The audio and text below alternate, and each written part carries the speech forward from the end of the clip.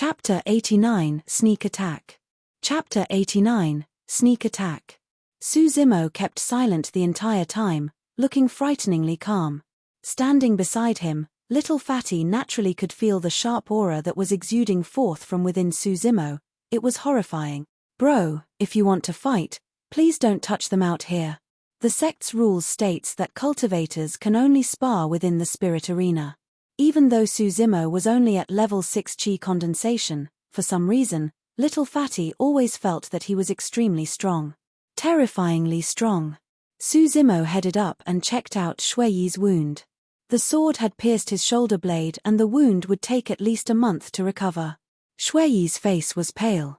When he caught sight of Su Zimo, he forced out a smile. Junior brother Su, you're here too. Su Zimo nodded his head. Senior brother, rest well. I'll make them pay for this. Don't. Shui Yi's expression changed as he tugged at Su Zimo's arm, shaking his head. Junior brother, don't fall into their trap. The reason why they did this was to lure up into the spirit arena so that they can cripple you, rendering you incapable of taking part in the year-end face-off. That's right, junior brother Su. You don't have to bother with our affairs. As long as you win Feng Haoyu in the year-end face-off, that'll be as good as making them pay, the other Weapon Peak disciples chimed in. Su Zimo shook his head.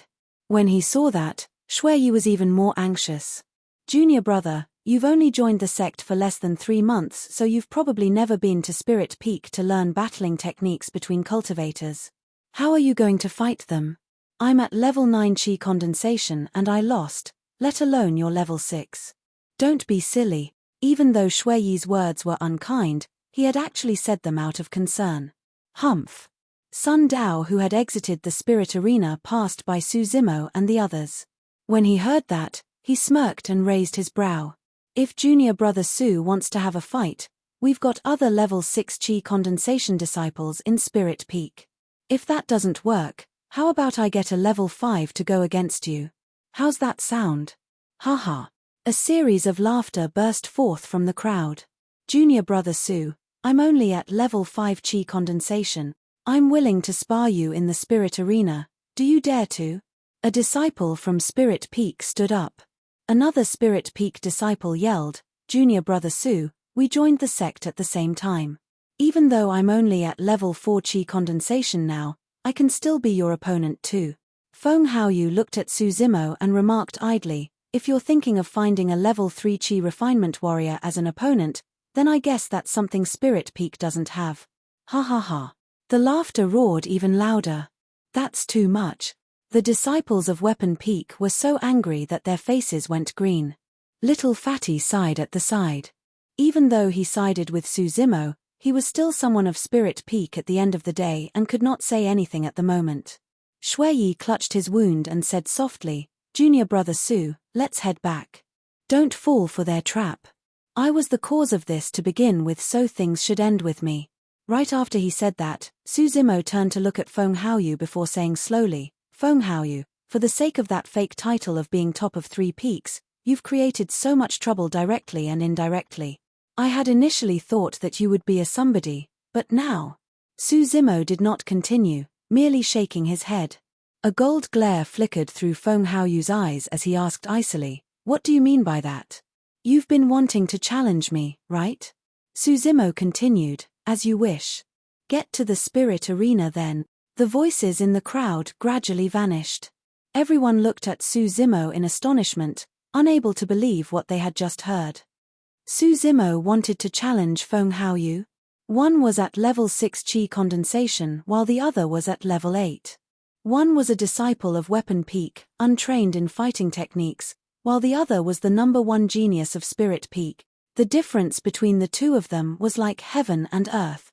Even little Fatty was stumped as well. While he believed that Su Zimo was strong, it wasn't to the extent of Feng Haoyu's strength.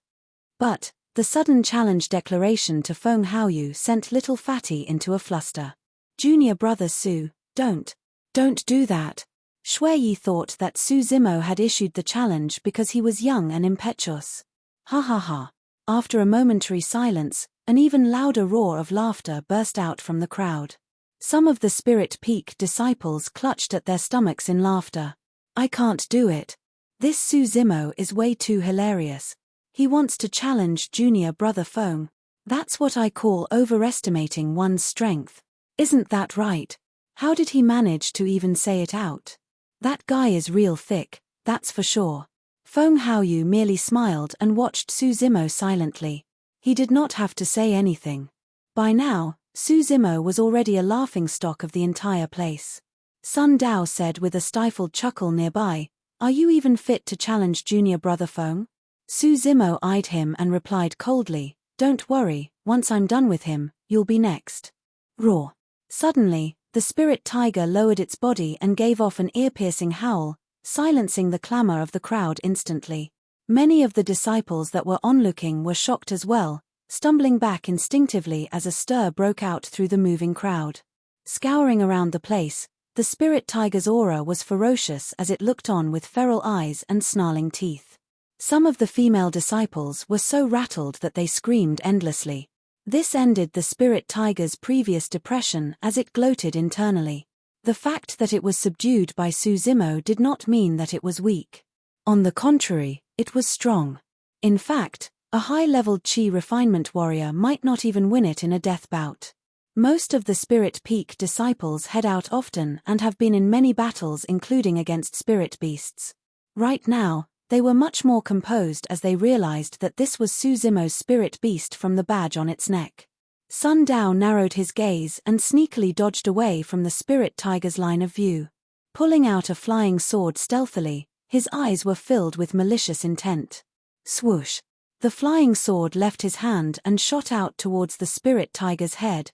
Sun Dao's attack was extremely sneaky without any warning at all. Coupled with the fact that there were more than 2,000 people around, the entire place was noisy with auras mixed together. By the time the spirit tiger noticed, the flying sword was already near to it. It was an extremely vicious move that was aimed on killing it without holding back at all. With its life at stake, the spirit tiger leapt to the side and slanted its head as quickly as possible. Sheeing. A stream of blood flashed by. A long, bloody wound appeared on the body of the spirit tiger as its skin peeled outwards with blood flowing endlessly. Roar. Crumbling to the ground, the spirit tiger's body shivered repeatedly. It howled out miserably with pain in its eyes. Suzimo's expression changed as he turned around sharply. Looking at the spirit tiger injured on the ground, his heart was filled with a strong killing intent. The reason why Suzimo did not realize the danger approaching was because Sun Dao's attack was not aimed for him. By the time he heard the sound of the flying sword, it was too late. Furthermore, Suzimo's attention was focused on Feng Haoyu with his back facing Sun Dao. He had not expected that someone would ignore the rules of the sect and strike outside of the spirit arena. When he saw Suzimo's eyes, little Fatty's heart skipped a beat. Shit, something bad is about to happen. Chapter 90, Strike. Chapter 90, Strike. Failed to pierce the spirit tiger's head, Sun Dao's eyes filled with a trace of disappointment as he harumphed coldly, "You got lucky, beast. You are courting death." A demonic red light shimmered through the depths of Suzimo's eyes as he hollered. Suddenly, he arrived in front of Sun Dao within a single step that crossed 20 feet. That was none other than the Plo Heaven Stride. Even though it looked plain, it was intimidating as Sun Dao was so rattled that blood drained from his face. He suddenly felt as though the being before him was not a human, but an ancient beast. Suzimo's killing intent was torrential. With a backhand slap, he whipped at Sun Dao's cheek. Bang! Sun Dao could not fight back at all. The last thing he knew was his vision blackening. He was knocked down by Suzimo. Crashing headfirst, a large pit formed around his head as he fainted on the spot with blood oozing from his eyes, nose, ears, and mouth. Hey! Above the spirit arena somewhere beyond the clouds where the eyes could not reach, a surprised murmur sounded out. A gigantic pair of wings that was barely visible appeared with a pair of eyes observing everything beneath coldly. Weird. How come that lad's blood has? A barely perceivable mutter could be heard from above the skies. At the spirit arena, the entire series of events caused an uproar. It started with Sun Dao's sneak attack that injured Su Zimo's spirit tiger. That was something that everything could still accept as reality. But what happened next had them all stunned. By the time little Fatty wanted to prevent it, it was already too late. No one had expected that Su Zimo would lay a hand on Sun Dao. Not just that, Sun Dao was knocked out with a single slap and no one knew if he was even alive still. Careless. It must be out of carelessness. That was the first thought across everyone's mind. Sun Dao was a level 8 Qi refinement warrior of Spirit Peak. The only possibility for him to be defeated by a level 6 Qi refinement warrior of Weapon Peak in a single move must be because he was being careless. It's over, it's over. Bro totally ignored the sect's rules and laid a hand on a fellow sect mate out of the spirit arena. Now, no one even knows if Sun Dao is still alive. This is bad. Little Fatty scratched his ears and cheeks anxiously, trying to think of a way out of this. Insolent. Audacious. Su Zimo, how dare you break our sect's rules and hurt a fellow sect mate? You're the one courting death. Many disciples of Spirit Peak rushed out from the crowd and surrounded Su Zimo, barking at him angrily with unfriendly looks. Watching everything nearby, Feng Haoyu's eyes filled with a taunting look as he gloated internally. Seems like I don't even have to do it personally anymore. What a witless fool, foo-foo. Su Zimo's expression was unchanged as he looked at the surrounding Spirit Peak disciples coldly. Squatting down, he applied ointment to the spirit tiger's wound. The spirit tiger endured through the pain and looked at Su Zimo with blinking eyes, feeling a sense of warmness gush through its heart. Lung Ru at the side nodded her head in acknowledgement as she saw that too. Everything aside, the fact that Su Zimo could maintain his composure in front of more than 1,000 Spirit Peak disciples was proof of his mental fortitude. She acknowledged that she wouldn't even be able to match Su Zimo's calmness. Everyone, please don't be rash. Don't get hasty now, guys. Little Fatty hopped out and bowed to everyone, giggling. If you guys make a move, that means that everyone would have broken the sect's rules too, right? Upon hearing that, many of the Spirit Peak disciples looked apprehensive as they stood rooted momentarily, feeling embarrassed to strike out. Feng Haoyu's gaze shimmered as he suddenly leaned and whispered to a Spirit Peak disciple beside him. Nodding in acknowledgement, that disciple rode his flying sword and dashed towards Spirit Peak's palace. A look of disgust flickered through Lung Ru's eyes when she saw that. She need not guess further. Feng Haoyu must have asked that person to snitch so that they could get seniors of the sect to deal with Su Zimo. Su Zimo, how dare you hurt our people on our premises? Do you really think Spirit Peak is that weak? Just as both sides were in a stalemate, Feng Haoyu suddenly remarked. When he heard that, little Fatty's heart sank. What a devious man. That statement was clearly meant to stir everyone's emotions so that Su Zimo would end up fighting with the disciples of Spirit Peak. The graver this matter became, the more severe Su Zimo's punishment would be. Indeed, right after Feng Haoyu said that, some of the initially hesitant Spirit Peak disciples looked much more resolute. Placing their hands slowly on their storage bags, they were ready to strike at any moment. Finally, one Spirit Peak disciple could hold it in no longer. Confident of his physical strength because he had cultivated a body tempering technique in the past, he harumphed coldly and walked forth, reaching for Su Zimo's hair while barking, Su Zimo, we're asking you a question. Don't act mute. Get lost. Without even turning back, Su Zimo flung his arm. Even though it looked flimsy, a loud crack sound akin to that of a whip rang out. Piak. Before that Spirit Peak disciple's palm could even reach Su Zimo, he was sent flying into the crowd by that slap. His teeth cracked as he coughed out blood, knocking out cold on the ground. Everyone was in an uproar. Little Fatty was almost on the brink of tears. He was trying his best to stop the situation from escalating, but now, everything he had done was in vain. Su Zimo's strikes were so swift that no one could react to it at all. Now, he had enraged all of Spirit Peak's disciples. The many Spirit Peak disciples summoned their flying swords which hovered in the air, ready to strike at any moment. Dozens of Weapon Peak disciples surrounded Su Zimo with their flying swords summoned as well. Both sides were pointing swords at one another as war was on the brink of breaking out. Feng Haoyu's eyes gloated even merrier. Don't fight, don't fight. When little Fatty saw that, he was even more troubled as he took out a huge axe from his storage bag. Pulling out a talisman with his left hand, he slapped it on Susimo's back. Instantly, a barrier of light appeared around Susimo's body. It was a protection talisman. Instead of using it on himself, little Fatty gave it to Susimo. That act had Susimo feeling extremely touched. What little Fatty did would undoubtedly offend his fellow disciples of Spirit Peak. Damned Fatty! Which side are you on? A Spirit Peak disciple shouted. Suddenly, little Fatty's expression turned grim. His smile disappeared as he hollered, "Fuck you. It's none of your matter whose side I'm on." That shout from little Fatty caused many Spirit Peak disciples to be stumped. Ever since he had joined the sect, no one had seen little Fatty get angry before. He was always smiling and friendly. In fact, he had even more friends than Feng Haoyu. Realizing that he may have acted inappropriately, little Fatty pouted his lips. "I'm a fatty and so be it, but I hate people calling me damned fatty." Suddenly, a shout boomed out from afar. "Everyone, disperse."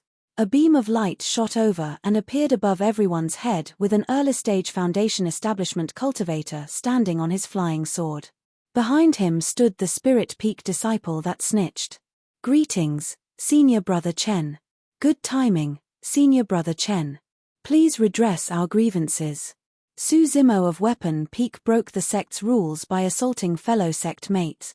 Many disciples of Spirit Peak cupped their fists and greeted, recognizing the man who had arrived. Little Fatty whispered hurriedly, "Bro, don't offend this person. He's an inner sect disciple of the disciplinary hall, Chen Yu. He must be here to cause trouble for you because he's on friendly terms with Feng Haoyu. Please just bear with it."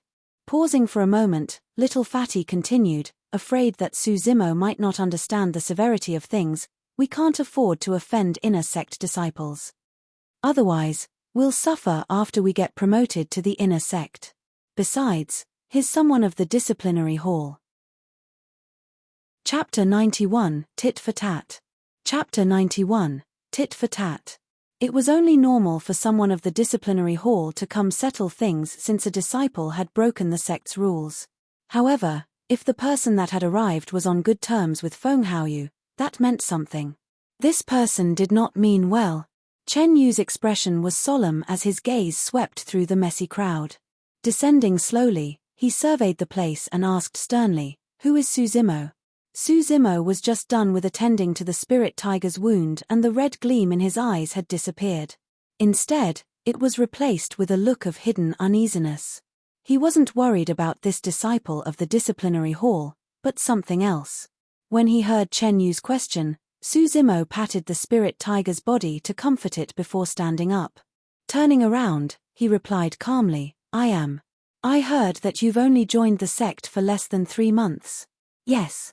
How dare you?" Chen Yu suddenly bellowed out coldly. Susimo remained silent.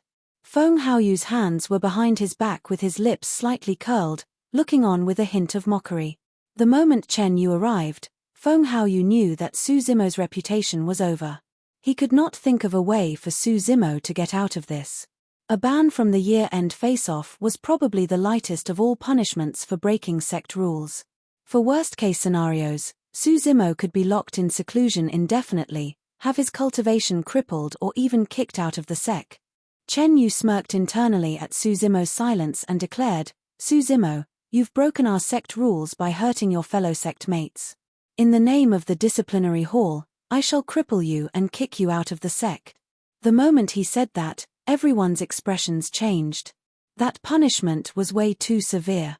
Even disciples from Spirit Peak felt that it was a little too cruel as they looked at Susimo with pity. Anyone who could join Ethereal Sect were all people who had exceptional endowments and mental fortitudes. Yet, he was going to have his cultivation crippled, turning him into a mere mortal. Not just that, he was even going to be kicked out of the sect. That was a blow that no one would be able to accept. Lung Ru frowned and looked at Susimo instinctively. To her surprise, the green-robed man's expression had not changed in the slightest bit. His eyes were indifferent as though he hadn't heard what Chen Yu had said. Is he utterly dejected or scared silly? But Lung Ru wouldn't have imagined in her wildest imaginations that Su Zimo's current calmness was because there was no fear in his heart, as he had already made up his mind. No one will be able to take away his cultivation. If Chen Yu dared lay a hand on him, he would dare to fight back or even kill, and in the worst-case scenario, even if his cultivation was crippled, he could continue with his demonic cultivation. He was not going to let things end so easily today. Little Fatty's expression was worried. After much conflicted thoughts, he could no longer hold it in as he said loudly, "Senior Brother Chen, I think that the punishment is a little too severe. Please show some mercy." "That's right, Senior Brother Chen. Su Zimo has only joined the sect for less than 3 months. It's understandable." "I agree. Similar things have happened in the past, but I've never heard of anyone having their cultivations crippled or kicked out of the sect." Many disciples of Weapon Peak chimed in to speak up for Su Zimo. "Humph." Chen Yu harumphed loudly and shouted, "All of you, shut up. Since you guys are not convinced, I'll explain to you why. Ignoring sect rules and hurting fellow sect mates is something that's subjective." However, this incident nearly escalated to a full-out bout between disciples of Weapon and Spirit Peak. That's unpardonable. If I was slightly later and disciples of both peaks end up fighting with severe injuries, who is going to bear the responsibility? The way Chen Yu put it made it seem as though the crime was truly heinous. Suddenly, everyone went silent. Right then, Su Zimo spoke. "Based on what you said, I didn't start the incident. Everyone saw that I wasn't the one who started the provocation. Sun Dao was the one who made a move first.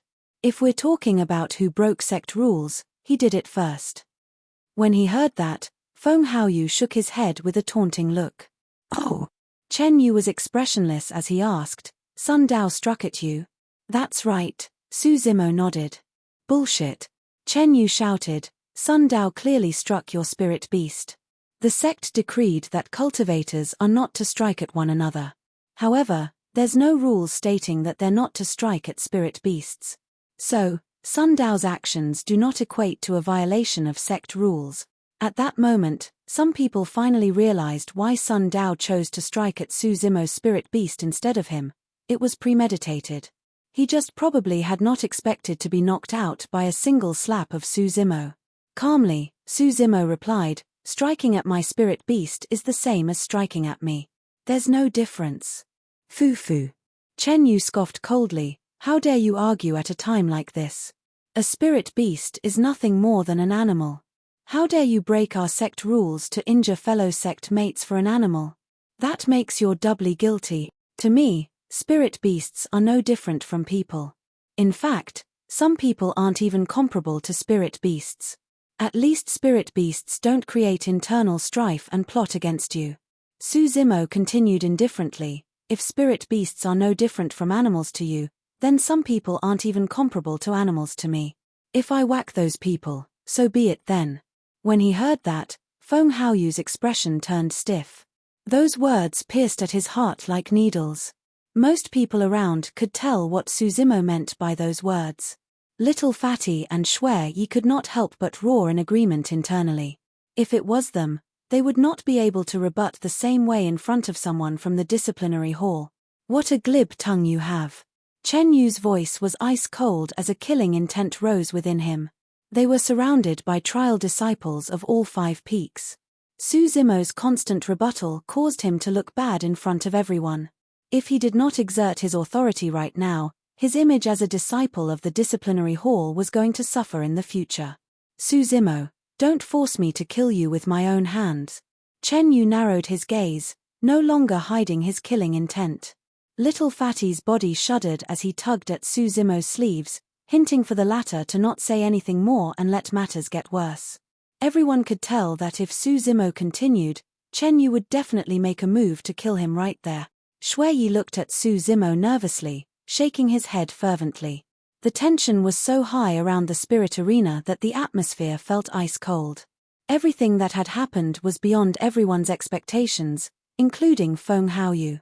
No one expected Su Zimo to be this stubborn and unyielding. Lowering his head, Su Zimo placed his palm on the storage bag and in the blink of an eye, a cold, gleaming saber appeared in his hand. "Pest!" Everyone gasped.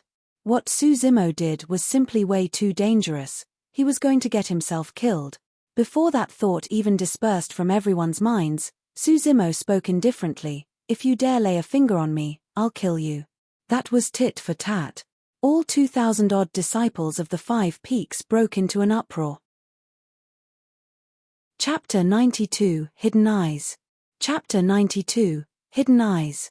Above in the clouds, the Hidden Eyes had not left and was watching everything unfold beneath keenly. When it heard Suzimo's declaration, an amused look appeared in those eyes. Brave lad indeed. Interesting. At the spirit arena, all the disciples were in shock. They were not even thinking about how a level 6 chi refinement warrior could go against a disciple of the disciplinary hall. All of their thoughts were on how Suzimo even had the courage to make such a declaration. There were only 2 possibilities: he was either stupid or insane. Everyone looked at Suzimo as though they were looking at a dead man. Initially, Chen Yu had only wanted to cripple Suzimo's cultivation and kick him out of the sect. But now, he could rightfully kill Suzimo on the spot. Well. Chen Yu's anger turned into laughter as he nodded his head repeatedly, remarking coldly, "To think that trial disciples of Weapon Peak have fallen to such a state where they don't even know what's good for them. Since you want to die, I'll grant you your wish." Slapping his storage bag, a flying sword appeared in Chen Yu's palm. Injecting spirit chi to it, the flying sword shone with a bright gleam as 2 bedazzling spirit lights appeared on the sword. It was a middle-grade spirit weapon. Suzimo narrowed his gaze. Right as he was about to move, an authoritative voice boomed out from the skies. "Stop!" A shadow appeared and sped over with a frightening speed. Soaring through the skies without the use of any items, it was a perfected golden core. Chen Yu turned his head slightly and frowned. He was not going to have the courage to strike in the presence of a perfected golden core. With a dark expression, Chen Yu glared at Suzimo and suppressed his killing intent for now. The person who had arrived as in his 50s. Arriving in lightning speed, his white robes fluttered loudly, exuding the aura of an immortal descending upon the world. On the sleeves of the man's white robe was an emblem of a flying sword. It was Spirit Peak's master, Wen Xian. Suzimo had seen this person before at the top of the front peak when he joined Ethereal Peak. "Greetings, Master." The many disciples of Spirit Peak shouted out. "Greetings, Peak Master." Disciples of the other 4 peaks bowed and greeted as well. The appearance of Spirit Peak's master naturally meant that there would be no fight. Heaving a sigh of relief, Little Fatty, Shuiyi, and the rest finally looked more relaxed. Spirit Peak's master would be the one to decide how this matter should be resolved. Suzimo hesitated for a moment before keeping his cold moon saber. "Peak Master, Suzimo. It's fine, I know everything." Chen Yu spoke right away, wanting to explain everything to Wen Xian but was interrupted by the latter's wave of his hand. Standing tall in the air, Wen Xian looked at Suzimo silently. Even though he looked calm, no one could read his thoughts at all. After a long time, he asked slowly, "Suzimo, do you acknowledge your wrongdoings?" Hearing that, Little Fatty, Shuiyi and the rest were delighted. That meant that there was a high chance Wen Xian wasn't going to punish Suzimo as heavily as Chen Yu did. Before the joy could disappear from the eyes of Little Fatty and the rest, Suzimo's reply caused their expressions to freeze up. A stir broke out amongst the crowd as well. "I'm not in the wrong." Suzimo raised his head and looked at Wen Xian, replying calmly. If Suzimo rebutting Chen Yu was understandable, his rebuttal of a peak master was definitely irrational. But in truth, Suzimo was never a rational man. Otherwise, he wouldn't have stood his ground instead of kneeling back in Pingyang town against perfected Kanglang's oppression. He would not have headed into Yang City's capital alone to kill the king of Yang despite knowing of the dangers. He would not have proceeded resolutely despite knowing that there was a high chance he might die in the hands of Joyful Clan's Foundation establishment cultivators. Right was right and wrong was wrong.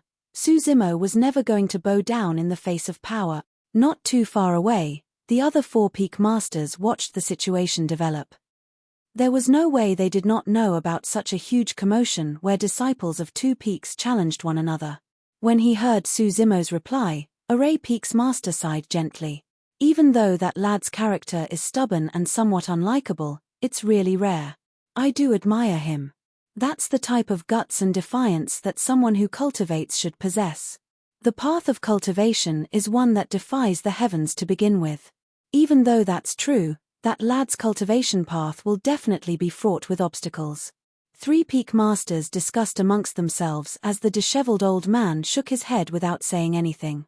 It wasn't appropriate for them to make an appearance since everything was happening on Spirit Peak. At the Spirit Arena. After hearing Su Zimo's reply, Wen Xian went silent for a moment. Su Zimo, let me ask you a question. Wen Xian spoke slowly. Today, you injured Sun Dao because he injured your spirit beast. If he killed your spirit beast, what would you have done? As though it had realized something, the spirit tiger growled softly. It had an intellect equal to that of a grown man, and it could tell that if Su Zimo were to bow down in defeat now, he would be able to get off with a light punishment. Its roar was to hold Su Zimo back. Turning to look at the spirit tiger on the ground, Su Zimo suddenly smiled. He already had an answer for that question. Su Zimo was bent on revenge against perfected Kang Lang for killing his steed, Zui Feng. Why would things be different now that this spirit tiger was his spirit beast too? Of course I'll kill him. You'd kill your fellow sect mate for a spirit beast? Yes. Give me a reason. Since the spirit beast chose to follow me, I naturally have to protect it properly too. Roar. Roar. Ignoring its wound, the spirit tiger struggled to stand up and walked to Su Zimo's side, growling in deep pain while rubbing its head against his arm. The spirit tiger had never truly decided that it wanted to follow Su Zimo. Besides, it could leave at any moment without the binding of a blood oath. That was until this moment when it had made up its mind to never leave this person for the rest of its life. Even if they had no blood oath, that would be the case. When the four peak masters heard the conversation, all of them frowned. No matter how much of a ruckus Su Zimo caused in the past, they could overlook it because nothing had blown out of proportion. But the fact that he expressed his willingness to kill a fellow sect mate over a spirit beast was a hard pill for them to swallow. Right then, even the perfected golden cause did not realize that in the depths of the clouds, a hidden pair of eyes was still watching everything silently. When it heard Su Zimo's reply, the pair of eyes gave a look of slight surprise before turning into a ruminating admiration. Master, I think that not only is this man heartless, he's merciless towards our sect mates as well. We're bound to be faced with greater turmoil if he remains in the sect. Finally, Feng Haoyu had spoken up. The meaning of his words was clear: kick Su Zimo out of the sect. Wen Xian was silent. Countless pairs of eyes watched him, awaiting his final decision.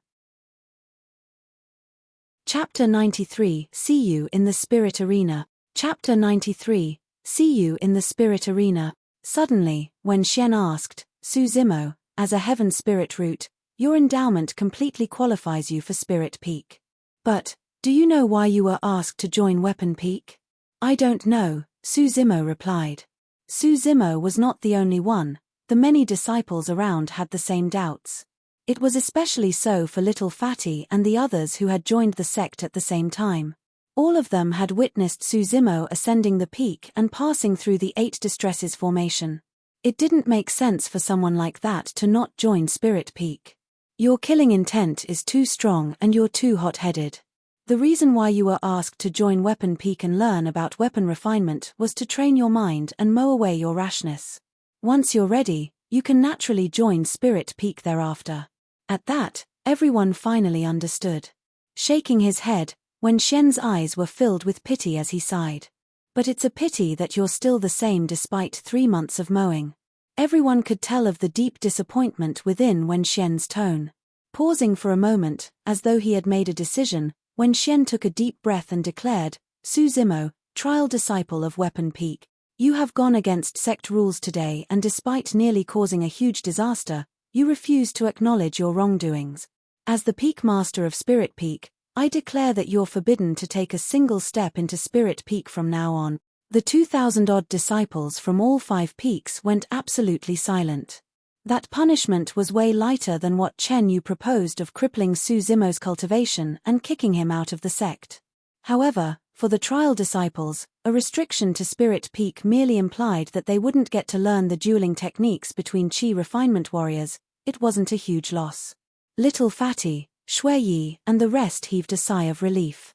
No matter what, being forbidden to enter Spirit Peak was way better than having one's cultivation crippled and kicked out of the sect.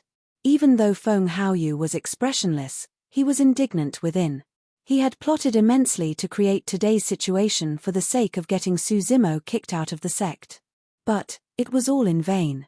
Even though that punishment seemed heavy, it would not prevent Su Zimo from taking part in the year-end face-off. To Feng Haoyu, that wasn't good news at all. Chen Yu's face dimmed as well. If not for Wen Xian's appearance, Su Zimo would have been a dead man to him. He was a step too late. If I had known, I should have just killed him instead of wasting time talking. That bloody brat is so insolent. How dare he go against me?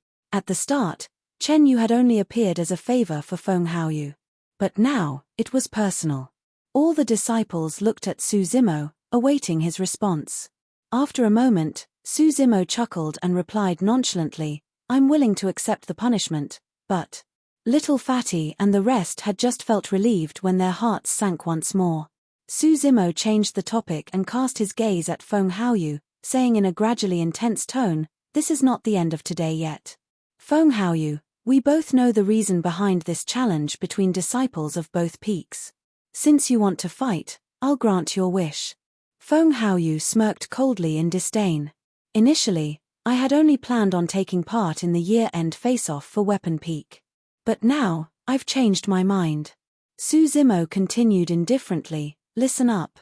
For the year-end face-off, not only would you fail to get top for Weapon Peak, you won't succeed for Elixir Peak as well." Feng Haoyu had boasted previously that he wanted to be the top of Weapon, Elixir, and Spirit Peak. But Su Zimo's intent was clear. He was going to stop Feng Haoyu. Only, the moment Su Zimo's declaration was said, a series of scoffs broke out from the crowd. Even though refining weapons and elixirs both require spirit fire, both are completely different things. In the cultivation world, there has never been someone who was both a weapon and elixir refinement master. Furthermore, the amount of time and energy a person had was limited. Spending a portion of it on refining of elixirs or weapons was already the limit, let alone mastering both or even being number one in time. By now, there was only half a year left to the year-end face-off. This was definitely not enough time. But of course, it was undeniable that Su Zimo had a level 3 spirit fire. If he were to spend the rest of his next 6 months on refining elixirs and weapons, he would definitely be quite a threat to Feng Haoyu. That's not all. Just as everyone was in deep thoughts, Su Zimo said something which caused a huge uproar. "Peak Master has forbidden me from stepping into Spirit Peak so naturally, I can't take part in the Spirit Peak face-off. But, once that is over, whether you're top in Spirit Peak or not, I'll issue you a challenge. See you in the Spirit Arena." All the 2,000-odd disciples froze dumbfounded. Su Zimo's final statement was beyond their imaginations. The fact that he could cultivate a level 3 spirit fire was something that every one of the 5 peaks knew about. Therefore, it was still understandable for him to want to go against Feng Haoyu in terms of refining elixirs or weapons. But now, he was declaring war against Feng Haoyu as a level 6 Chi refinement warrior. That was insane. If he was going to spend his next 6 months on weapon and elixir refinement, how was he going to have the time to raise his cultivation? And even if Su Zimo could reach perfected Chi condensation, he was not well versed in battles. Without a chance to step into Spirit Peak, how was he going to learn how to fight? How could he stand up against Feng Haoyu? He was just setting himself up to be humiliated. Foo. Right then, Feng Haoyu finally laughed as he nodded. "Amazing. Junior brother Su truly has an extraordinary spirit and courage. Since that's the case, I'll definitely accept the challenge at that time. I hope that you'll be able to give me a surprise." "Don't worry." Su Zimo chuckled as well. "It'll be a surprise for sure. I just don't know if you can still laugh thereafter." "Ooh." The various disciples of Weapon Peak sighed grimly. Deep in his thoughts, Little Fatty looked moody as well. Disciples of Talisman, Array, and Elixir Peak looked excited, awaiting the show at the end of the year. However, disciples of Spirit Peak were just waiting to see Suzimo make a fool out of himself. Before long, today's events would spread through Ethereal Peak and even inner sect disciples would get to know about it, piquing their interest to watch. No matter what, with today's incident, the year-end face-off was now different from those in the past. Everyone would be awaiting it. Lung Ru's gaze had been fixed on Suzimo for a long time now. Even though this man seemed refined, every single move, action, and sentence he made sparked her curiosity. Cold by nature, she was someone unconcerned about anything other than cultivation. But now, even she was anticipating it internally. She wanted to see what would happen to this green-robed man at the year-end face-off. Was he going to shine brightly or would he turn into a laughingstock? Chapter 94 – 3 Major Secret Skills. Chapter 94 – 3 Major Secret Skills. Summoning his flying sword, Suzimo supported the spirit tiger on it carefully before hopping on himself. He nodded to Shui Yi and everyone else. Fellow senior brothers, I'll make a move first. We'll leave as well. The many disciples of Weapon Peak summoned their flying swords and sped off after Suzimo, leaving Spirit Peak. Little Fatty hesitated for a moment before making up his mind and followed suit. Before long, Suzimo and the others disappeared from everyone's sights. Disciples of the other 3 peaks gradually dispersed from Spirit Peak as well. It was a momentary still to the current crisis. However, everyone knew that the year-end face-off would definitely create a huge stir. The eventual victor will be decided 6 months later. At the same time, a gigantic pair of wings tore through the skies from the depths of the clouds, flying into Ethereal Palace. If any disciples of the sect saw that, they would have recognized the owner of those wings as the mystical guardian beast, that terrifying crane. The crane's gigantic body landed into Ethereal Palace, but with a spin, it turned into a ravishing middle-aged lady, elegant with a head of red hair. Caw, caw. A cry came from a room as a smaller crane dashed over sadly upon sensing the aura of the red-headed beauty, flapping its wings furiously. That crane was the one who had deterred Suzimo and the others at the front peak of Ethereal Peak. Shaking her head and smiling, the red-headed beauty looked at the little crane dotingly and asked, "Why? You're sad about being locked up?" Caw. The little crane seemed as though it wanted to explain something. Looking at the pondering little crane, the red-headed beauty spoke gently after a while. "Child, I've been worrying about your future because I can't bear to see you being enslaved as someone else's spirit beast and losing your freedom. But I know that this day would come keeping you by my side since I can't protect you for the rest of your life." The little crane did not know why its mother had suddenly turned so moody.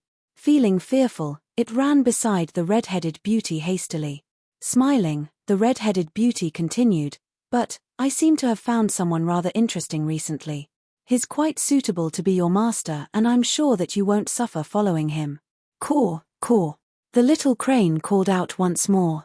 Rubbing the little crane's head, the red-headed beauty explained, "You can't follow me all the time. I'm old now and you've still got a long road ahead." Instantly, the little crane was dejected. After a while, as though it could not repress its curiosity, the little crane asked inquiringly. The red-headed beauty chuckled. "You know that man too. You've even fought him on the walls of the peak." Caw, caw, caw, caw. Stunned for a moment, the little crane turned extremely agitated as it shrieked loudly, looking furious and disdainful. "Foo-foo." The red-headed beauty laughed. "Yes, he's a little weak now, but you might not be a match for him. Besides, that man, he has some secrets in his body. It's hard to tell how his future will turn out. And of course, the most important thing is that you don't have to make a blood oath to follow him. You'll still retain your freedom." The little crane called out a couple more times, seemingly still disagreeable to the suggestion. The red-headed beauty nodded her head. "Of course, it's still your decision and I'll not force you. What I mean is that there's no harm for you to try getting along with him. If you like him, you can stay by his side. If you don't, you can just leave." The little crane cried softly. "Yes, of course I won't lock you up anymore as well. You can head out and play from now on as long as you don't get into trouble." Rolling its eyes, the little crane lamented. Chemph. I hate that man the most. He caused me to be locked up for so long and Mummy even wants me to follow him? He'd wish. Now that I'm out, I'll definitely find a chance to get revenge. The red-headed beauty could naturally read the little crane's mind through its expressions. However, she merely chuckled and did not expose him. In the skies not far away from Spirit Peak, 4 Peak Masters were present and Wen Xian joined them now that he was done. Wen Xian, my thanks. I owe you one, the disheveled old man cupped his fists. There was initially no need for a Peak Master to appear personally to resolve today's incident. The disciplinary hall could have settled it. However, worried that something might happen to Su Zimo, the disheveled old man requested for Wen Xian to settle this personally. Wen Xian waved it off. Let's not stand on courtesy between one another. Pausing for a moment, he continued, actually, I did not intend to forbid Su Zimo from entering Spirit Peak. It's just that the lad was so arrogant to speak of such brazen word. In a fit of anger, I made that decision so that he could suffer some setbacks. No matter what, I'm still thankful for you stepping in. The disheveled old man said, Qi refinement warriors are all around the same, so it doesn't matter whether he learns anything.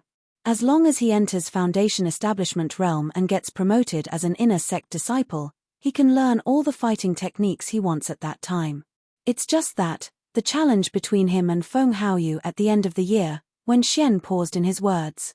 The disheveled old man shook his head. As you've said, if he loses, so be it.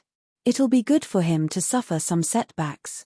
At least, suffering in the sect is better than losing his life out there in the cultivation world. Array Peak's master, Shen Yi, suddenly said, actually, Su Zimo is not entirely to blame for today's incident. That Feng Haoyu is quite a scheming fella, the brown-haired youth, Elixir Peak's master, remarked wistfully. Wen Xian frowned in displeasure and shook his head. Feng Haoyu is merely competitive, but he isn't bad by nature. The brown-haired youth shrugged his shoulders. Forget it, take it as though I've said nothing. Xian Yi hurriedly changed the topic as the 5 of them conversed idly for a while more before going their separate ways. Su Zimo had just arrived at his cave abode in Weapon Peak when Little Fatty caught up to him. Bro, hold on, Little Fatty called out. Turning around to see the descending Little Fatty, Su Zimo chuckled. Thank you for speaking up for me quite a bit today. That's nothing, Little Fatty waved it off casually. As though he had just recalled something, Su Zimo apologized. Because of me, you've offended quite a number of people today. I'm afraid things in Spirit Peak might be tougher for you in the future. Heh. Don't worry about it, bro. Even though I'm only level 7 Qi condensation right now, there's still 6 months more to the end of the year. I've got hope to reach perfected Qi condensation too. By then, there won't be many people who can match me.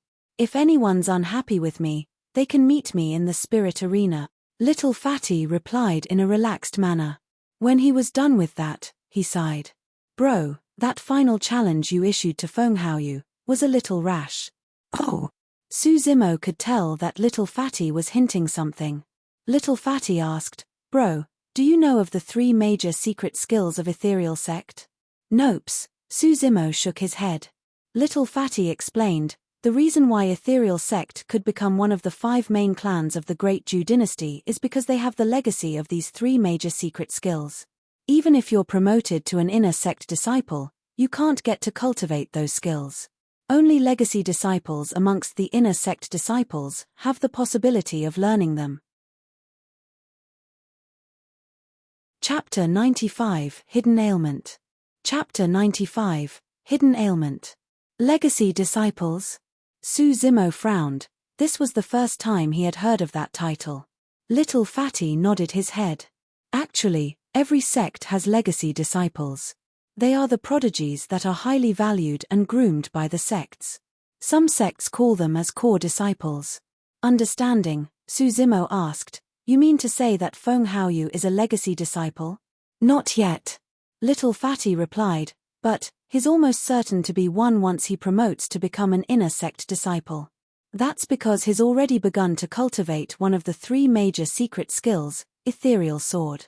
I heard it was because my master went to persuade the sect master personally. When he heard that, Suzumo's expression turned grim. The fact that he had the rights to cultivate the 3 major secret skills before becoming a legacy disciple was enough to tell how much the sect valued him. For the secret skill to be deemed as the support of one of the 5 main sects, it was definitely nothing to scoff at. But of course, to Suzumo, the factor that determined the victor wasn't on Feng Haoyu, but himself. Outside the spirit arena of Spirit Peak, the moment he laid his hands on Sun Dao, he discovered that he had a hidden ailment within his body. If he did not remove this hidden ailment, the fight against Feng Haoyu at the end of the year would not be favorable for him. Little Fatty went silent for a moment before chuckling. But bro, since you made this choice, I'll still be on your side. It doesn't matter if you're forbidden from Spirit Peak. I'll spar with you from time to time during these 6 months to raise your fighting power and help you familiarize with dual techniques. Alright, Suzumo nodded. It's just that we'll be a little tight on time. After all, you've got to raise your cultivation and learn about refining weapons and elixirs at the same time. No matter what, we'll just do what we can and hope for the best. After Little Fatty left, Suzumo brought the spirit tiger with him back to the cave abode. Sitting on his stone bed, Suzumo's eyes no longer concealed his worries. If this was before he had cultivated the marrow cleansing section, Suzumo was absolutely confident that he would be able to take down Feng Haoyu with just the horrifying might of his physical body and melee strength. But now, there were some logical yet unexpected changes in his body ever since he started cultivating the marrow cleansing section. Marrow cleansing implied the swapping of blood. Even though the new blood was extremely strong, it contained obvious signs of its demonic nature. Back on Spirit Peak, Suzumo's killing intent rose upon seeing his spirit tiger get injured. Subconsciously, that activated his blood and veins and he felt his body showing signs of demonic conversion. This was a feeling he had experienced back when he activated the sanguine ape transformation. Heaving a deep breath of air, Suzumo channeled his blood, causing a tremendous aura to surge forth from his veins into every part of his body. He could clearly feel his body expanding and strengthening. The expansion was even more obvious than his flesh being filled and his tendons tightening. This was a complete transformation. His clothes were torn apart by his body, turning into shreds. Even though he could not see his own appearance, Suzumo knew that he definitely did not look like the refined scholar he was right now. At the side, the spirit tiger glared uneasily. It wasn't just because it felt foreign towards Suzumo's appearance. The aura Suzumo was emitting was chilling and horrifying. Lowering his head, Suzumo caught sight of his left hand's fingernails growing out, jade white and sharp as blades. Merely making contact with them gave off the sound of metal clashing. With a single thought, those frightening nails retracted. The spirit tiger was entirely stumped. Suzumo's palms were no different from its own palms where it could retract and release its claws at any time. Green veins popped up and lined all over Suzumo's arms, thick like pythons coiling around in a frightening manner. How could this be the arm of a human? Using spirit chi, Suzumo conjured a water mirror. Through the shimmering light, he caught sight of a half-human half-demon appearance. With bloodshot eyes, it was like a mix of an ape and human. His arm trembled and the water mirror disappeared. His entire body was almost transformed save for his right hand that retained its appearance. Fair and tender with long nails, it looked like any other human's. His right hand had always been somewhat strange. Suzumo had started realizing it back when it could create a level 3 spirit fire. However, he did not know the exact reason why.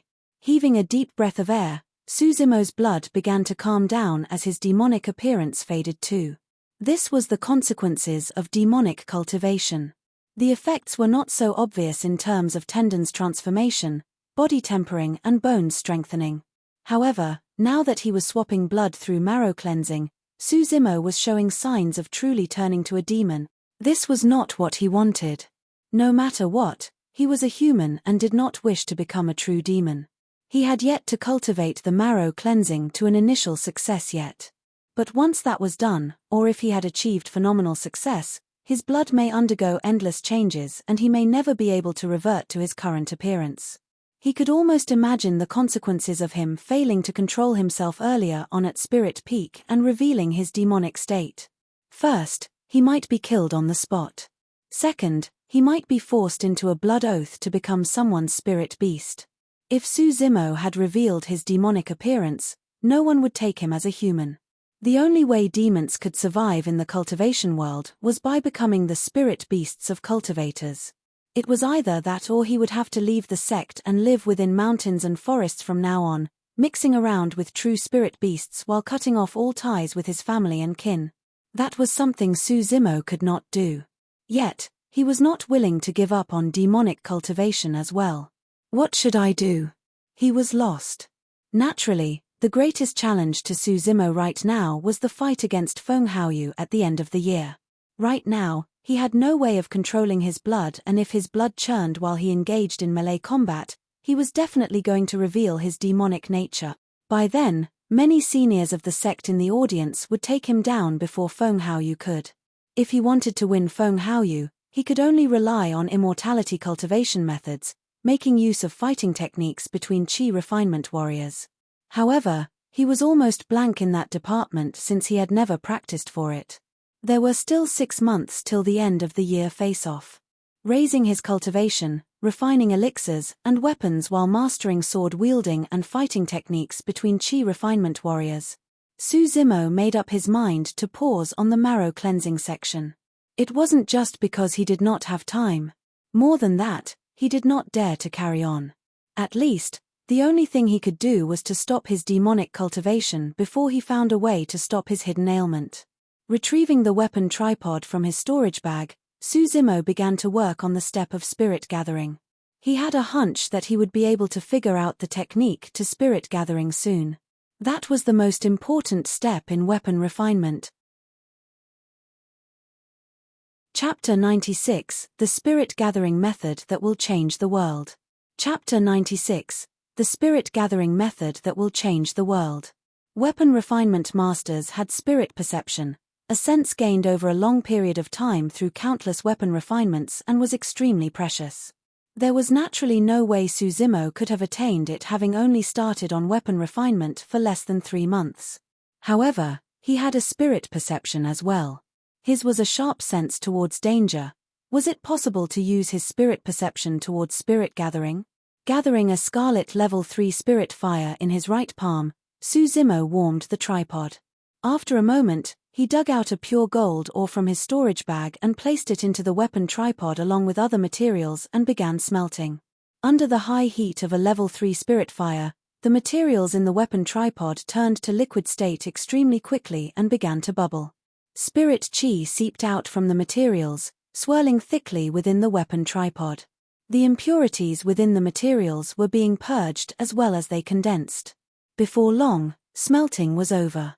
Extinguishing his spirit fire, Suzimo rested while waiting for the temperature inside the tripod to lower for forging. A while later, he suddenly stood up and created a pair of spirit hands, reaching into the weapon tripod to create. Before long, the shape of a flying sword appeared in the weapon tripod. Fourth step, tempering. The level 3 spirit fire made its appearance once more, heating the flying sword to a scarlet state as Suzimo hammered within. He had spent more than 3 months familiarizing himself with the first 4 steps of weapon refinement. By now, he was so well versed that every single step was fluid like water without any delays. Within 15 minutes, the tempering was over. He was at the most crucial step once again, spirit gathering. Heaving out a breath of air, Suzimo frowned. He had failed countless times at this step and had destroyed many flying swords. How could he solve this issue? Spirit perception, danger, spirit gathering, failure, flying swords destroyed. All of those terms and countless images flashed through his mind. All of a sudden, his eyes twinkled with a bright light. He had just thought of an idea. Suzimo's heart palpitated uncontrollably as his eyes could not conceal his joy of excitement. That idea could eliminate the problem of spirit gathering, and in fact, he might even attain a 100% success rate through it. Even advanced weapon refinement masters who could create superior-grade spirit weapons would not dare to claim a 100% success rate for creating inferior-grade spirit weapons. They would only dare to claim they had a high probability of success. Taking a deep breath of air, Suzimo suddenly kept away the weapon tripod. In theory, spirit gathering should be conducted within the weapon tripod. The reason for that was because no one could guarantee the success rate of spirit gathering. If they failed, the flying sword would explode on the spot and the shards would cause huge damage all around. The more spirit patterns gathered, the more destructive the impact of the explosion should the spirit gathering fail. In fact, it might even endanger the weapon refinement master's life. If it was done inside the weapon tripod, the shards of the broken flying sword would merely strike at the walls of the weapon tripod and the weapon refinement master would not be injured. Now that Su Zimo had removed the weapon tripod, he was exposing himself completely to the potential danger. This was a way too dangerous move. If any seniors of the sect saw this, they would definitely try to stop Su Zimo. However, the gleam in Su Zimo's eyes was only getting more intense by the moment. He was going to expose himself to as much danger as possible. That way, his spirit perception would unleash its full potential. Su Zimo manipulated the thick spirit chi in the surroundings and channeled it towards the flying sword. All of a sudden, a sense of danger rang in his mind. Instantly, he stopped his spirit pattern creation. The sword was unchanged and undamaged. Su Zimo heaved out a sigh of relief. If he had continued earlier, the flying sword would have exploded on the spot. His spirit perception had informed him of the danger beforehand. The cicada senses autumn coming before the wind even starts to blow. Adjusting himself, Su Zimo channeled the spirit chi towards the sword once more. Another warning. Stopping his motions, he continued to adjust without any hurry. For the following period of time, Su Zimo continued to test the waters with spirit gathering, abandoning each time he sensed danger. Time flew by and in the blink of an eye, an hour had passed. Finally, the spirit pattern on the sword was clear but Su Zimo had not sensed any danger. The spirit pattern was being etched in. Buzz. With a slight quiver, the sword gave off a clean, ringing sound that reverberated through the cave abode. Success. A clear spirit pattern could be seen gathering on the sword, shimmering brightly. Even though it was only an inferior-grade spirit weapon, he had created it personally. A never-before sense of pride rose in Su Zimo's heart as he looked at the flying sword hovering not too far away. Weapon refinement masters were in danger of exploding flying swords from failed spirit gatherings. However, with his spirit perception, Su Zimo could sense that danger beforehand. That was akin to a premonition of a failed spirit gathering attempt so that he could abandon it and readjust for a new attempt. This method of spirit gathering was something never seen before and it was difficult to replicate as well. It was a spirit gathering method unique only to Su Zimo. At that moment, Su Zimo did not know it yet. However, his act of removing the weapon tripod was something that would have a huge impact in the future of weapon refinement where countless weapon refinement masters would attempt to imitate. As the scarlet sword gathered its spirit pattern, the surrounding spirit chi was sufficient for a second pattern. A bold thought crossed Su Zimo's mind. Since he could have a 100% success rate with this spirit gathering method, he could attempt for 2 spirit patterns to create a middle-grade flying sword. Composing himself, Su Zimo continued to heat up the flying sword that was gleaming red. Swoosh! The spirit chi surged and gathered towards the sword. No! A warning rang out inside his mind as he stopped it right away. It was another arduous cycle of failing and attempting. In the blink of an eye, 4 hours had passed and he had not succeeded yet. Each attempt brought forth a warning to him. By now, the spirit chi within Su Zimo was almost spent and he was worn out mentally as well. He could no longer hold on. Seems like I thought too lightly of weapon refinement, Su Zimo shook his head. Right after he created the inferior-grade spirit weapon, he had a momentary hallucination that he would be able to craft a supreme-grade spirit weapon of his own before long. Now, he knew that it was way too idealistic of a naive thought. But no matter what, creating an inferior-grade spirit weapon was no longer an issue for Su Zimo. Furthermore, he had even created a spirit gathering method that was unique to himself. If he made good use of it, the day would definitely come where he could create a supreme-grade spirit weapon. Heaving a sigh of relief, Su Zimo dipped the scarlet flying sword into cold water for the final step, quenching. Sheeing. The moment the flying sword met with the cold water, White steam billowed out as the energy created through the mix of heat and coldness solidified the sword and spirit pattern. Looking at the unusually sharp flying sword shimmering in his palm, Suzumo let out a grin. Chapter 97 Elixir Refinement Beginner. Chapter 97 Elixir Refinement Beginner. For the next few days, Suzumo was in no rush to leave his cave abode. Instead, he chose to remain in seclusion to practice his self-invented spirit-gathering method. As he had expected, he was truly able to achieve a 100% success rate for spirit gathering after removing the weapon tripod. The pity was that he could only create a single spirit pattern each time. He had yet to succeed on a second spirit pattern. Initially, Suzumo thought that the materials used were the cause for it. However, he still could not create any results even after using the pure gold crystal. Puzzled, he decided to stop his efforts on weapon refinement for the time being. His victory at the year-end weapon peak face-off was assured with a 100% success rate of creating inferior-grade spirit weapons. He had 6 months left and he still had to raise his cultivation, learn fighting techniques and elixir refinement. Towards refining elixirs, Suzumo had zero knowledge. However, he had no intention of boasting about his current feats.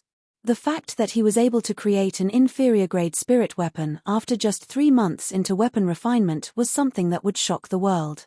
Furthermore, Suzumo's intention was to defeat Feng Haoyu completely during the year-end face-off. If news of his feat was spread now, there was a chance that Feng Haoyu could avoid the challenge. This day, Suzumo headed out of his cave abode and flew towards Elixir Peak on his flying sword. He intended to spend his time on learning the craft of refining elixirs. Because the 5 peaks weren't really far apart, it did not take long before Suzumo arrived on Elixir Peak. Every afternoon, inner sect disciples that were elixir refinement masters would head forth to explain more about the craft of refining elixirs, and disciples of all 5 peaks were welcome to learn. Elixir and Weapon Peak were similar in strength, both were the 2 weakest peaks in Ethereal Peak. However, there were slightly more disciples in Elixir Peak than Weapon Peak.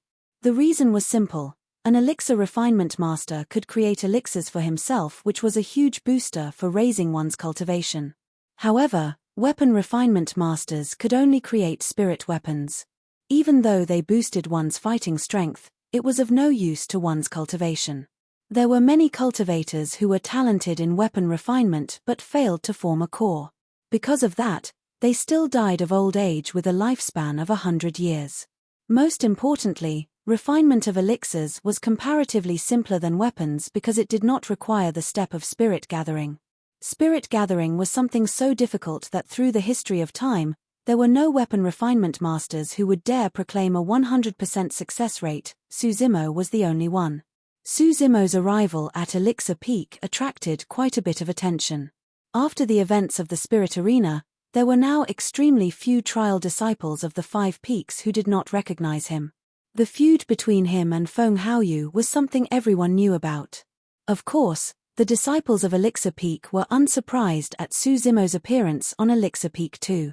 Afternoon. An inner sect elixir refinement master standing at the front of Elixir Peak Square gestured with their hands and the crowd gradually went silent. Fellow sect mates, there's a few things to know before you start on elixir refinement. The inner sect elixir refinement master said slowly, there are 9 grades of elixirs. Typically, a grade 1 elixir is suitable for chi refinement warriors. Grade 2, foundation establishment cultivators. Grade 3, perfected golden cores. If a chi refinement warrior were to consume a grade 3 elixir, not only would it not benefit them at all, they might even die on the spot. Suzumo nodded in agreement. The logic behind it was simple. It was the same as when he had devoured the scarlet flame fruit. If one's body was unable to endure the overwhelming energy, they would just rupture and die. Anyone who can create a grade 1 elixir is an elementary elixir refinement master. Grade 2, intermediate elixir refinement master. Grade 3, advanced elixir refinement master. My name is Bo Shuezhen and I'm an intermediate elixir refinement master. The many disciples below looked at him in awe. Have you guys heard of the saying that every medicine contains 30% poison? Bo Shuezhen continued, "It is the same for elixirs in the cultivation world as well. However, the poison now refers to the impurities contained in the elixirs. The less the impurities, the better the quality of the elixir. If an elixir could contain at least 89% impurities, it would truly be a poisoned elixir for cultivators." The crowd chuckled. "Senior Brother Bo, how do we differentiate between the qualities of elixirs?" A disciple from Array Peak who had just started on learning about elixirs as well asked. Bo Shuezhen's gaze paused momentarily on Su Zimo before chuckling. "I see that we have disciples from Weapon Peak around as well. Actually, the difference in quality for elixirs is the same as spirit weapons, both have obvious patterns. The only difference is that they are called spirit patterns in weapon refinement, whereas for elixir refinement, they are called elixir patterns. There are 5 different tiers of qualities for every grade of elixirs. The lowest quality would show a single line of elixir pattern. Of course, an elixir refinement master would not have to gather the pattern personally. That is merely a representation of the amount of impurities within. An inferior grade elixir would have a single elixir pattern with an impurity content of 40%. A middle grade elixir would contain 2 elixir patterns at 30% impurity. Following that logic, a superior grade has 3 patterns and supreme grade has 4. If one could create an elixir with 5 patterns, it would be 100% pure, and that's called a perfect elixir. The mention of that had Su Zimo's heart skipping a beat. If it was as Bo Shuezhen had mentioned and the same theory applied to spirit weapons, since a supreme grade spirit weapon had 4 spirit patterns, could there be an even stronger perfect spirit weapon with 5 spirit patterns gathered? In theory, Su Zimo was right, perfect spirit weapons did exist. The reason why no weapon refinement masters in the sect had mentioned it was because spirit gathering was way too difficult. Notwithstanding 5 spirit patterns, one could even count with their fingers the number of weapon refinement masters who could create supreme-grade spirit weapons in the whole Great Ju dynasty. If one were to say that spirit perception was a sense gained through experience, one would have to require immense luck to gather 5 spirit patterns and create a perfect spirit weapon. Luck, affinity, status, providence, environment, harmony, situation, mental state, a perfect blend of a myriad of factors were required for the possibility of creating a perfect spirit weapon. And that was with the prerequisite that the weapon refinement master himself was at the paragon of weapon refinement. Bo Shuezhen's voice rang out once more. There are 6 steps for elixir refinement as well. The first step is material selection, which involves the choosing of spirit herbs and elixir recipes. Every elixir requires a different recipe. Within the sect, you can exchange for recipes using contribution points. Outside, you'll have to purchase them with spirit stones. Naturally, the rarer the recipe, the more expensive they will cost. Even grade 1 elixirs have different types and functions.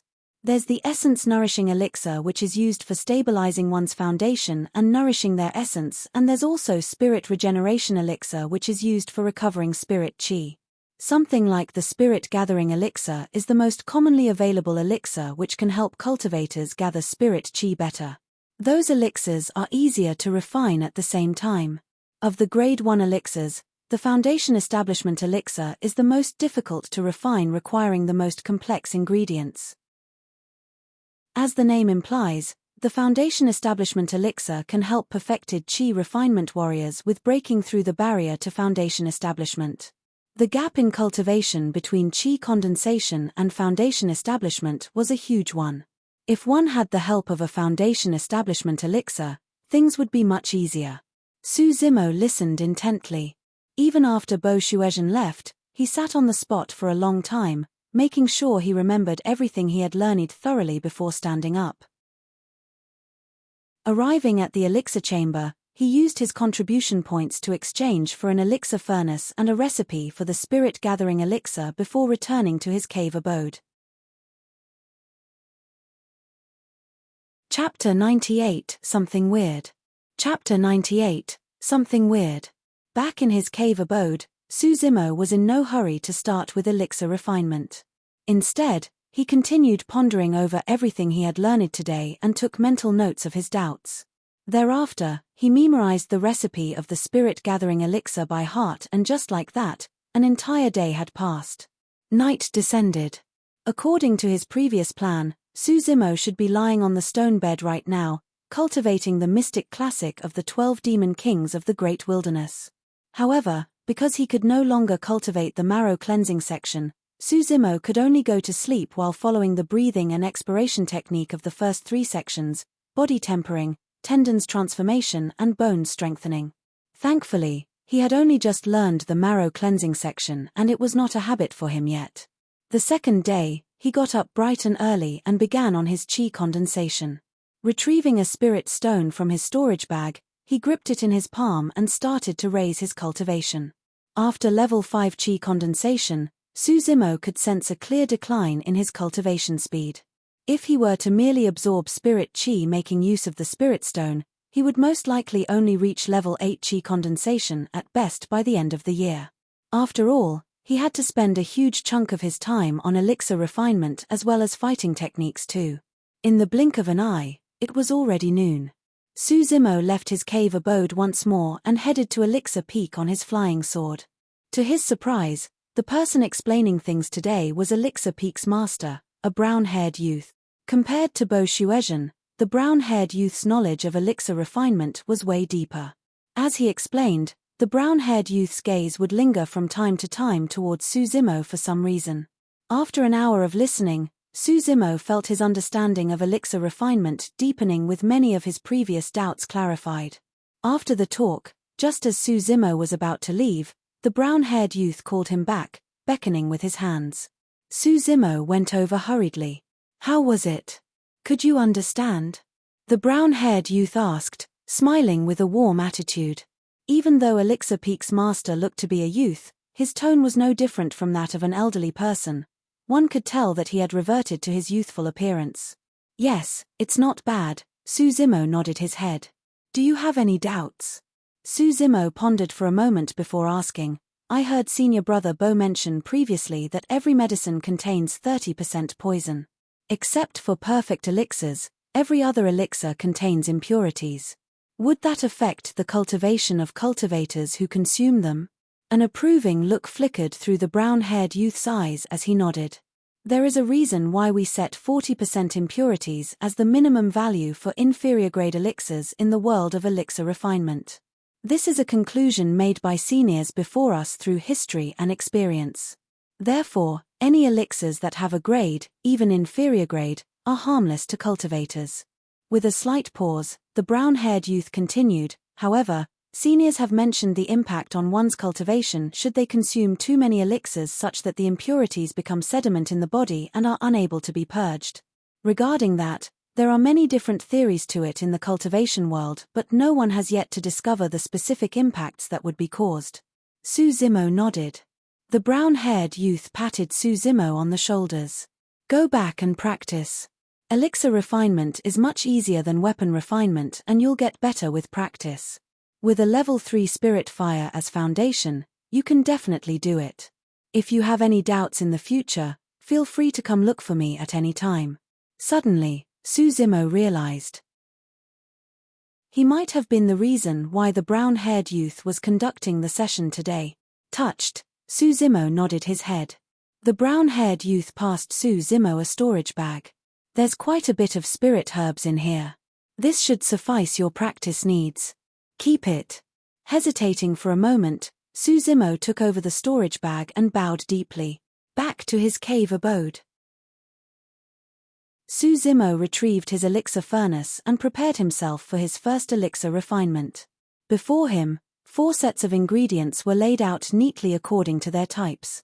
Suzimo had already memorized the recipe as well. The first step of choosing materials was completed. Second step, extraction. As the name implies, this step requires the use of spirit fire to purge away the impurities within the spirit herbs so as to extract its essence. Unlike weapon refinement, the level of spirit fire did not determine the outcome of extraction for elixir refinement. Spirit herbs had a high spirit content and was less rigid, requiring the continuous heating of a strong fire. Most spirit herbs are fragile and the temperature they can endure is different too. If the temperature was too high, the spirit herbs would turn into ashes and one would have to conduct a new extraction.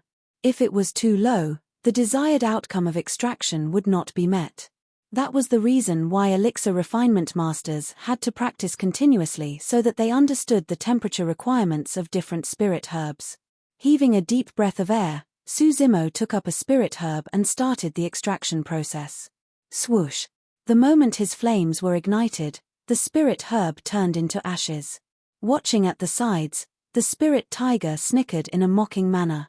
Suzimo glared at the spirit tiger and regained his composure, taking up another stalk of spirit herb for a new attempt. Failure. Again. Another failure, another attempt. Suzimo's gaze was resolute and firm as he attempted repeatedly, adjusting the temperature time and again. Finally, under the heat of the flames, the stalk of spirit herb turned into essence in powder form. Placing the tuft of powder into a corner of the elixir furnace, Suzimo continued with the extraction of another spirit herb. It was another round of failures until he finally managed to place another tuft of powder into the elixir furnace, separate from the first tuft. After a full 4 hours, Suzimo's forehead was filled with sweat and his spirit chi was almost exhausted. Finally, he had managed to extract the essence of 4 stalks of spirit herbs, placing them in 4 corners of the elixir furnace. Heaving a sigh of relief, he sat down in a lotus position and started recovering his spirit chi unhurriedly. After a while, Suzimo got up and started with the third step of elixir refinement, synthesis. This step required the mixing of the powdered essence in a specified ratio and order.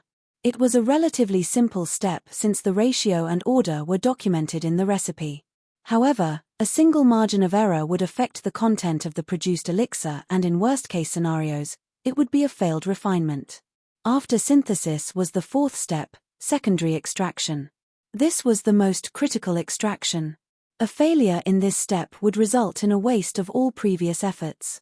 The fusion of 4 different spirit herb essences would result in a structural change such that high heat could be endured. This was the time where a furious flame was required.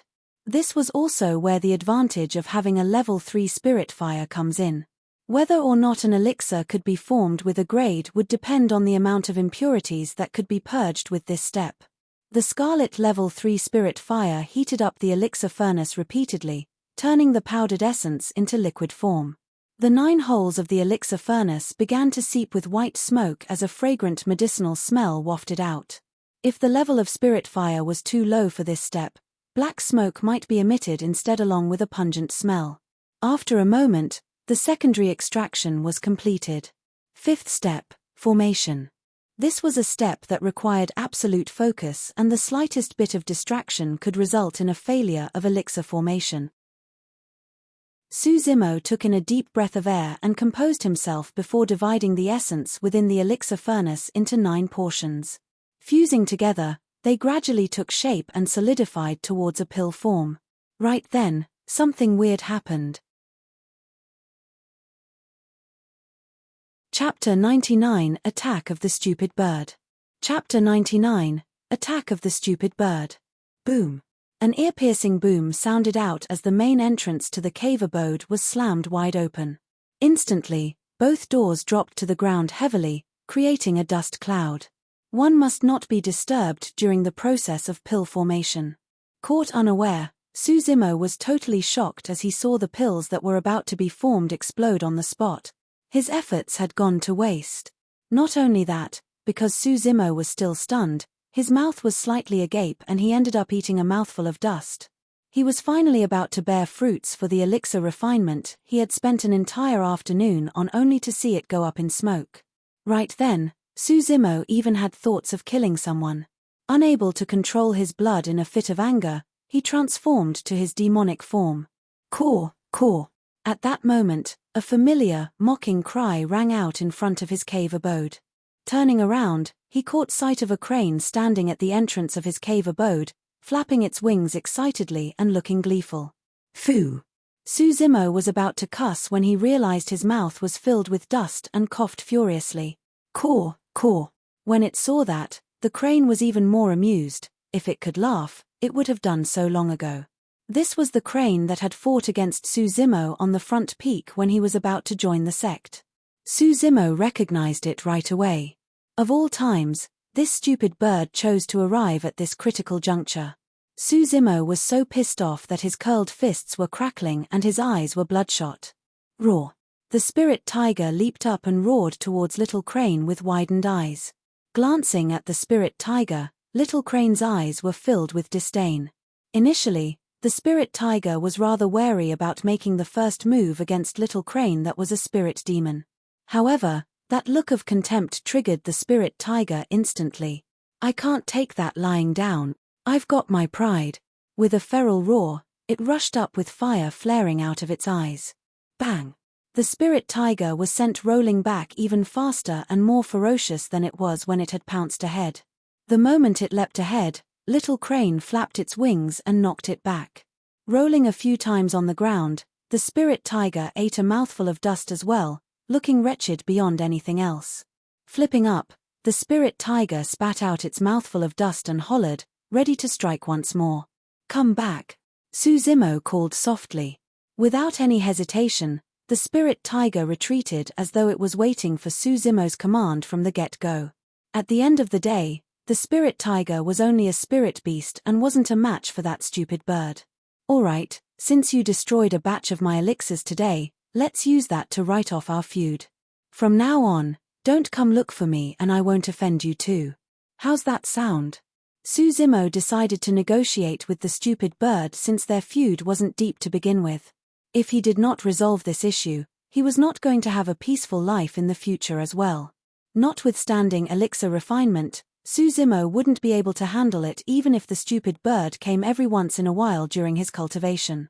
"Caw, caw." Little Crane raised its head in disdain. Suzimo frowned. The stupid bird did not seem as though it wanted to let things end here. "On account that your elder is the mystical guardian beast of the sect, I don't wish to hurt you. You should not continue to bother me," Suzimo said slowly with a stern and blackened expression. "Caw, caw, caw, caw." Little Crane continued to cry out with a taunting look. Without saying anything more, Suzimo patted his storage bag as a blood-red bow appeared in his hands. Arrow, load, and strung bow like a full moon. The entire process was fluid like water as though he had practiced it countless times. Swoosh! The sound of an arrow tearing through the air rang out as a black light streaked past Little Crane, missing it by an inch. The speed of the arrow was so fast that Little Crane jumped in shock, totally caught unprepared. Suzimo declared coldly, "That arrow was just a warning shot. If you continue to bother me, I'll kill you with my next arrow."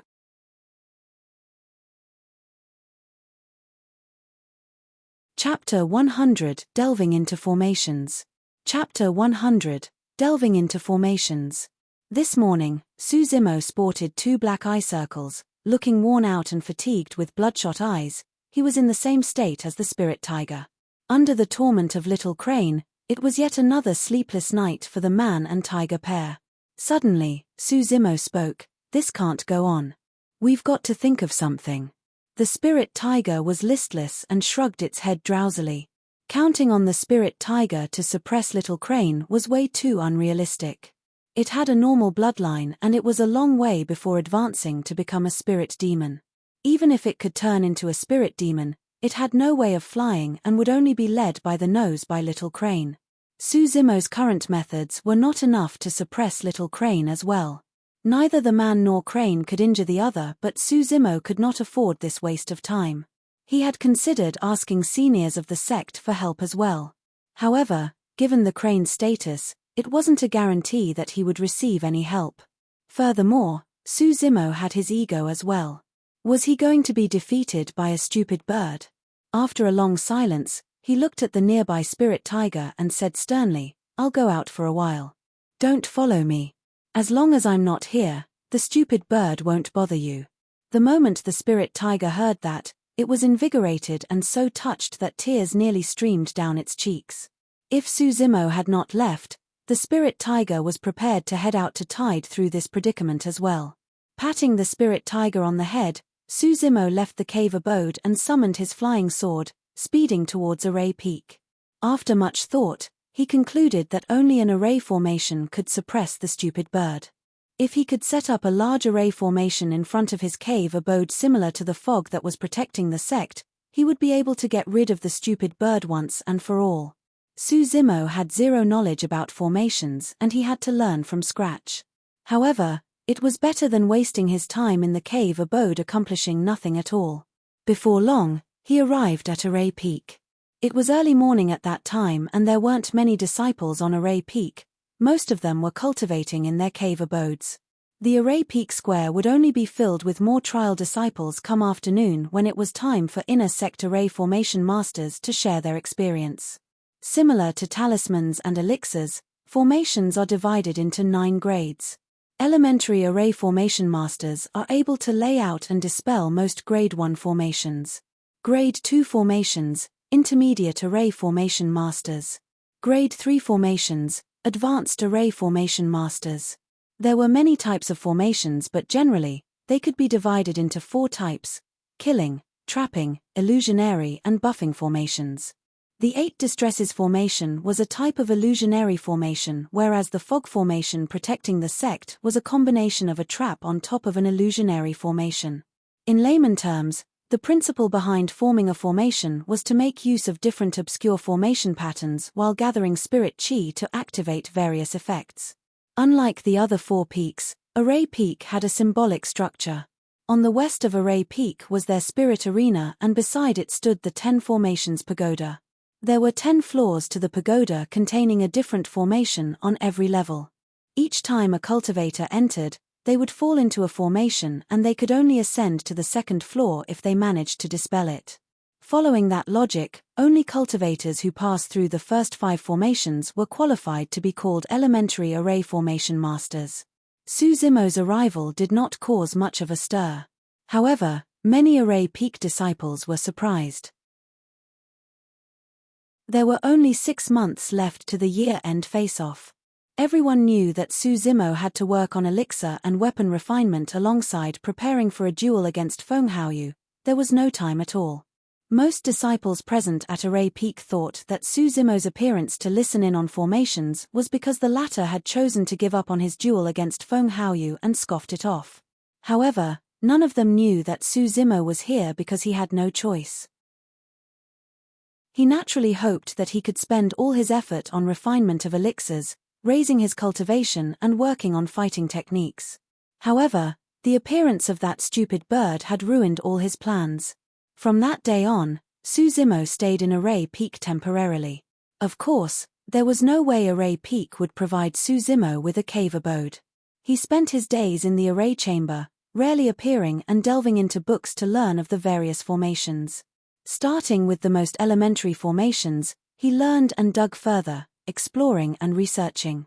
There was naturally no way Little Crane would let Suzimo off. However, it was embarrassed to create a ruckus inside Array Chamber where Suzimo was hiding. Instead, it merely gloated internally. "PH, you can't hide in there forever." Suzimo spent the next period of time on Array Peak. Not only had he memorized all the Grade 1 formations in Array Chamber, he was now researching on Grade 2 formations. As Little Crane was a spirit demon level beast, Suzimo had to rely on the power of Grade 2 formations to suppress it. Grade 1 formations could kill, trap or bewitch spirit beasts. However, spirit demons were way stronger and could break through Grade 1 formations with sheer brute force. Suzimo spent less than a month to memorize and comprehend Grade 1 formations. The reason why he progressed so quickly was because he was putting all of his effort and time into formations. In the cultivation world, there weren't many people who would be this extreme. However, Suzimo was forced to a corner by Little Crane and could only use every single moment he had on learning about formations. Compared to Grade 1 formations, Grade 2 were much more complex. Suzimo spent more than 2 months before he memorized and understood most of the Grade 2 formations. 3 months. He had spent a whole 3 months in Array Peak. It was undeniable that Suzimo was a smart person with a talented endowment. That was something that Dai Yu had discovered when he first cultivated the mystic classic of the 12 demon kings of the Great Wilderness. Coupled with the pressure from Little Crane, Suzimo's wholehearted efforts into learning about formations were rewarded handsomely. There were 2 floors in the array chamber and the 2nd floor was filled with Grade 2 formation manuals with almost nobody around. Because Suzimo had spent his later 2 months on the second floor of Array Chamber, most Array Peak disciples thought that he had left long ago and gradually forgot about him. This morning, Suzimo came forth from the Array Chamber. The sun was a little piercing to his eyes after such a long time. Standing in front of the Array Chamber, Suzimo recalled everything he had learnt for the past 3 months before heading towards the 10 Formations Pagoda. No matter how much he understood and knew about formations, he had to give it a test. The 10 Formations Pagoda was the perfect test to determine where Suzimo was after 3 months of formation studies. On the pagoda's left was Array Peak's Spirit Arena.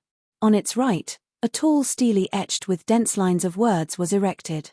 The upper portion displayed names, the middle portion displayed the number of floors cleared and the final portion displayed the time taken. Suzimo glanced at it casually. Because it was in the morning, there were no other trial disciples near the 10 Formations Pagoda. There was only an elderly person who was sitting upright with a stoic expression on his face, looking hale and hearty with vigor. Chapter 101, Challenging the 10 Formations Pagoda. Chapter 101, Challenging the 10 Formations Pagoda. Senior, I want to challenge the 10 Formations Pagoda. Is there anything to take note of? Suzimo came to the elder and asked respectfully. Although Suzimo had stayed at Array Peak for 3 months, this was his first time coming to the 10 Formations Pagoda. The elder paused for a while on Suzimo's face. He sized him up and asked, "You look very unfamiliar. You're not a disciple of my Array Peak, are you?" "I'm from Weapon Peak," Suzimo nodded. "Oh." The elder replied casually. He looked at the sect badge on Suzimo's waist and passed him a wooden badge, saying in a deep voice, "Take this badge. If you can't hold it or encounter danger inside, break this badge immediately. You will be transported out safely. There are dangers to be encountered within the 10 Formations Pagoda." Suzimo was slightly stunned.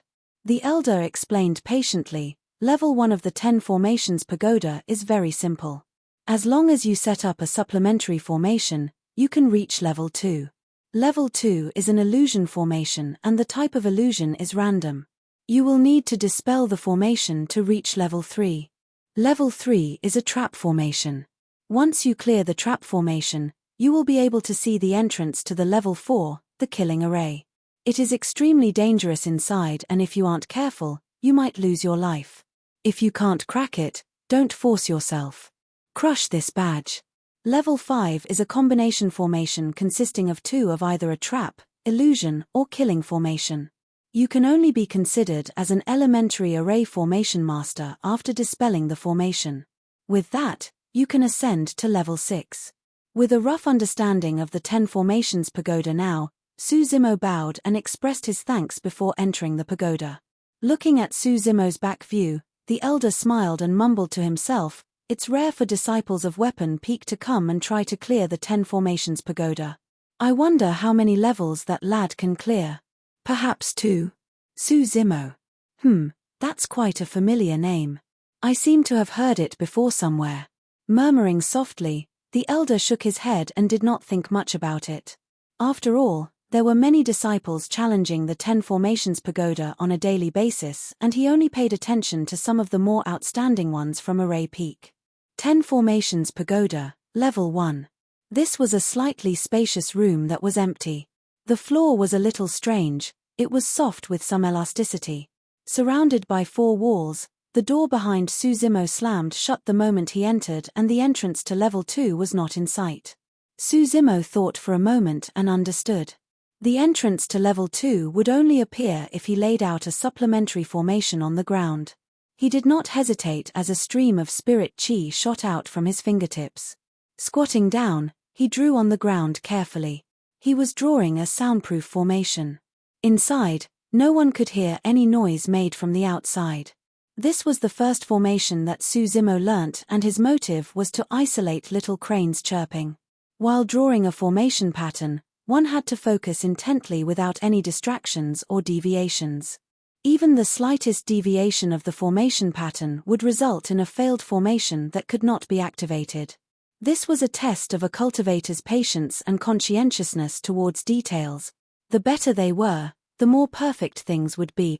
Array formation masters were all meticulous people. If the setting up of a formation was seen as a game of chess, the array formation master would be the player. A chess game was unpredictable and a single misstep could lead to a loss. For array formation masters, any mistakes in their spirit patterns would render their previous efforts wasted. The soundproof formation was relatively simple and its patterns were not complex as well. Before long, Suzimo had drawn the formation on the ground. A spirit stone was placed in the eye of the formation as it shone brightly on the ground. The soundproof formation was activated. Crack, crack, crack. At the same time, a stone door appeared on a wall in the south, revealing a stone staircase made of granite that led to level 2. The soundproof formation that Suzimo had just drawn on the ground slowly disappeared as well as the ground returned to normalcy while the spirit stone he placed in the eye rebounded to him. What an ingenious setup! Chuckling, Suzimo picked up the spirit stone and headed to level 2. The moment he entered level 2, his body broke into a shudder. He was faced with a towering mountain covered in clouds and surrounded by water and greenery. There was a magnificent palace that looked like a paradise. Suzimo realized that he had entered an illusionary formation. From level 2 on, the disciple's ability to dispel formations would be tested. The principle of dispelling formations was simple. One had to locate the core of the formation, also known as the formation eye. The higher the grade of the formation, the more formation eyes there were. Grade 1 formations only contained a single formation eye. Grade 2 formations had 2. If one wanted to dispel a grade 2 formation, it wasn't enough to merely locate one formation eye. They had to find and destroy both in order to dispel the formation. Even though it sounded simple, a formation eye was difficult to locate within the formation. Take the illusion formation before Suzimo for example. The eye could be a simple blade of grass, a cloud floating above, a stone on the mountain or even a fish swimming within the river. A formation contained a world within itself. If it was someone who knew nothing about formations, they might not be able to locate and destroy the formation eye within its parallel world even if they spent their entire life and effort. However, array formation masters could locate the formation eye based on their understanding of formations and guts alongside logical analysis. One thing was certain, formation eyes were definitely far from ordinary. Even if they may look to be normal, careful analysis would uncover their unusualness. Brilliant array formation masters would make sure to conceal their formation eyes so carefully that it would be difficult to detect. Euro. Right as Suzimo entered level 2 of 10 Formations Pagoda, a group of disciples from Array Peak were headed towards it. The leader amongst them wore black robes, looking cold and cool. His eyes were indifferent with his hands behind his back. Even though he was only at level 9 Qi condensation, he had an air of superiority. This was Zhong Wen, a publicly recognized talent amongst the trial disciples and a genius of the sect. He was the top of Array Peak and was already an elementary array formation master. He was currently stuck at level 7 of the 10 Formations Pagoda. Today, he came to challenge the 10 Formations Pagoda again to see if he could clear level 7. Even if he couldn't, he wanted to break the record of his previous clear time of level 6. Knowing that Zhong Wen was here to challenge the pagoda today, many disciples from Array Peak came to watch and surrounded him. Senior Brother Zhong, I wish you success this time. Be the first person in the history of our sect to clear level 7. Senior Brother Zhong is a level 9 Qi refinement warrior right now and he still has many chances before entering Foundation establishment. Who knows, he might even be able to clear level 8 in the future. Many disciples of Array Peak complimented him. Zhong Wen was only in his 20s. Even though he seemed mature, he definitely felt gleeful upon hearing those words. No matter what, it was a proud accomplishment for anyone to be the top of any one of the 5 peaks. His gaze lingered on the stele at the right of the 10 Formations Pagoda, pride flashing through his eyes.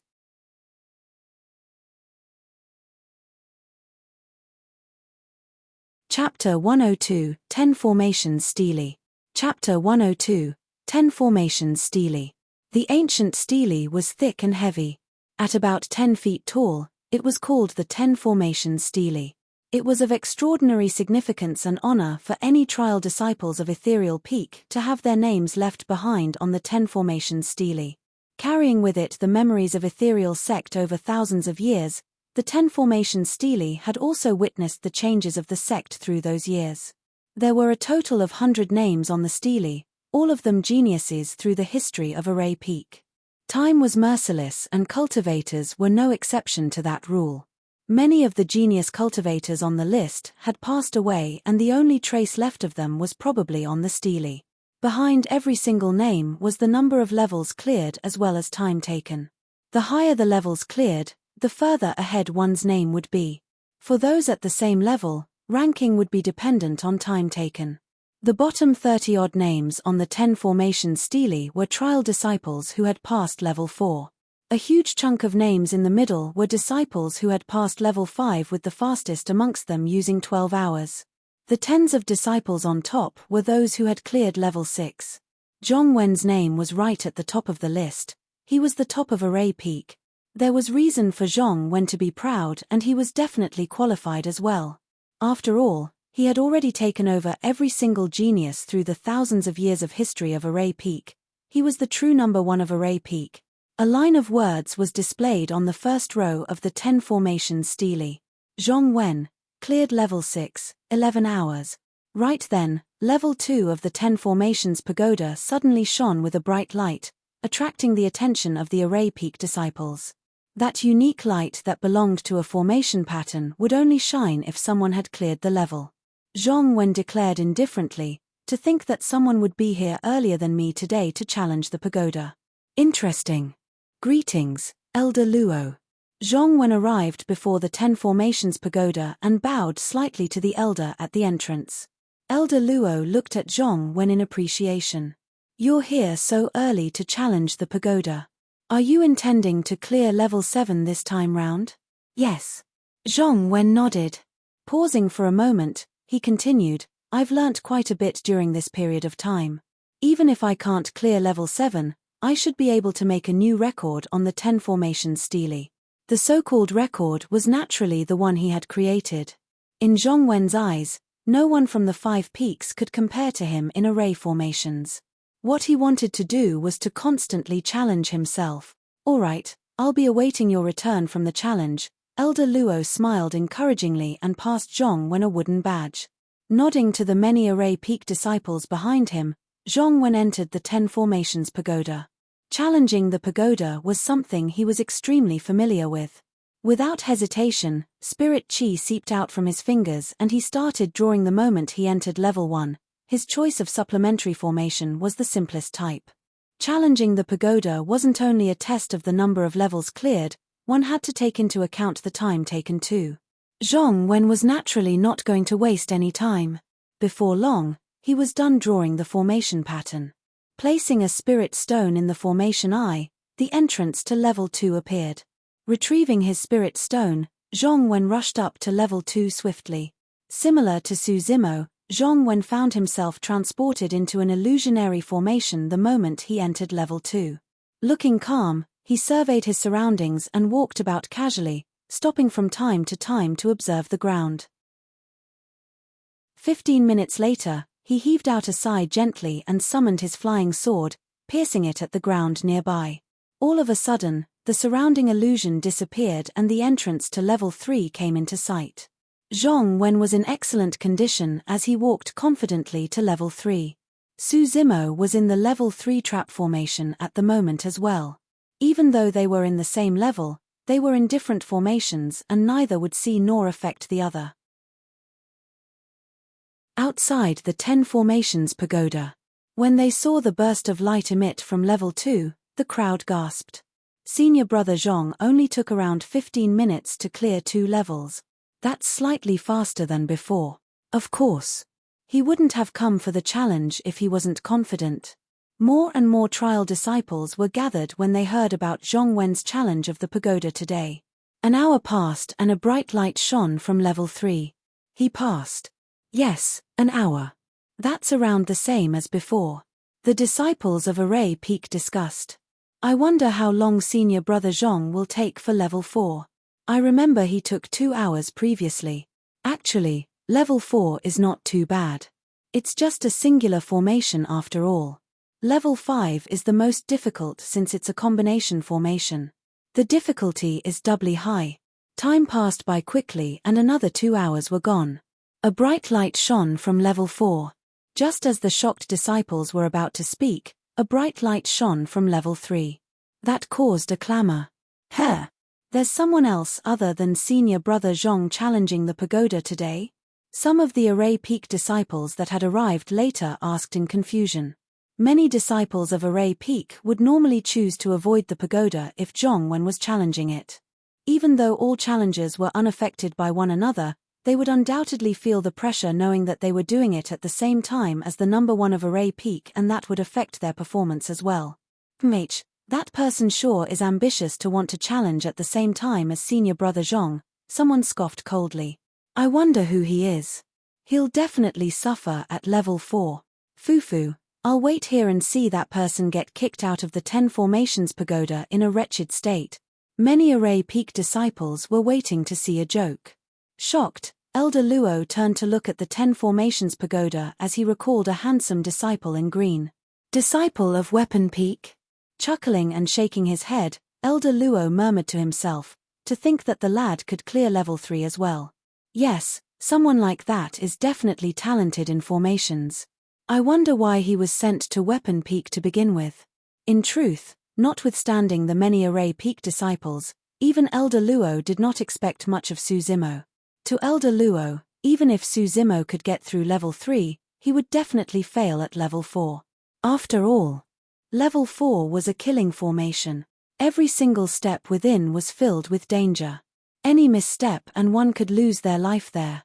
Under such tense circumstances, most people would be so rattled that they would instinctively break the wooden badge and be transported out, let alone compose themselves to dispel the formation. For a first-timer like Su Zimo who had never experienced a killing formation, it was a level he couldn't possibly clear. Not only did level 4 test one's understanding towards formations, it also tested one's determination and courage in life and death. How should one maintain their composure within a treacherous situation to calmly analyze the formation while detecting the loophole within? That was the key to clearing level 4. However, neither the Array Peak disciples or Elder Luo understood Su Zimo.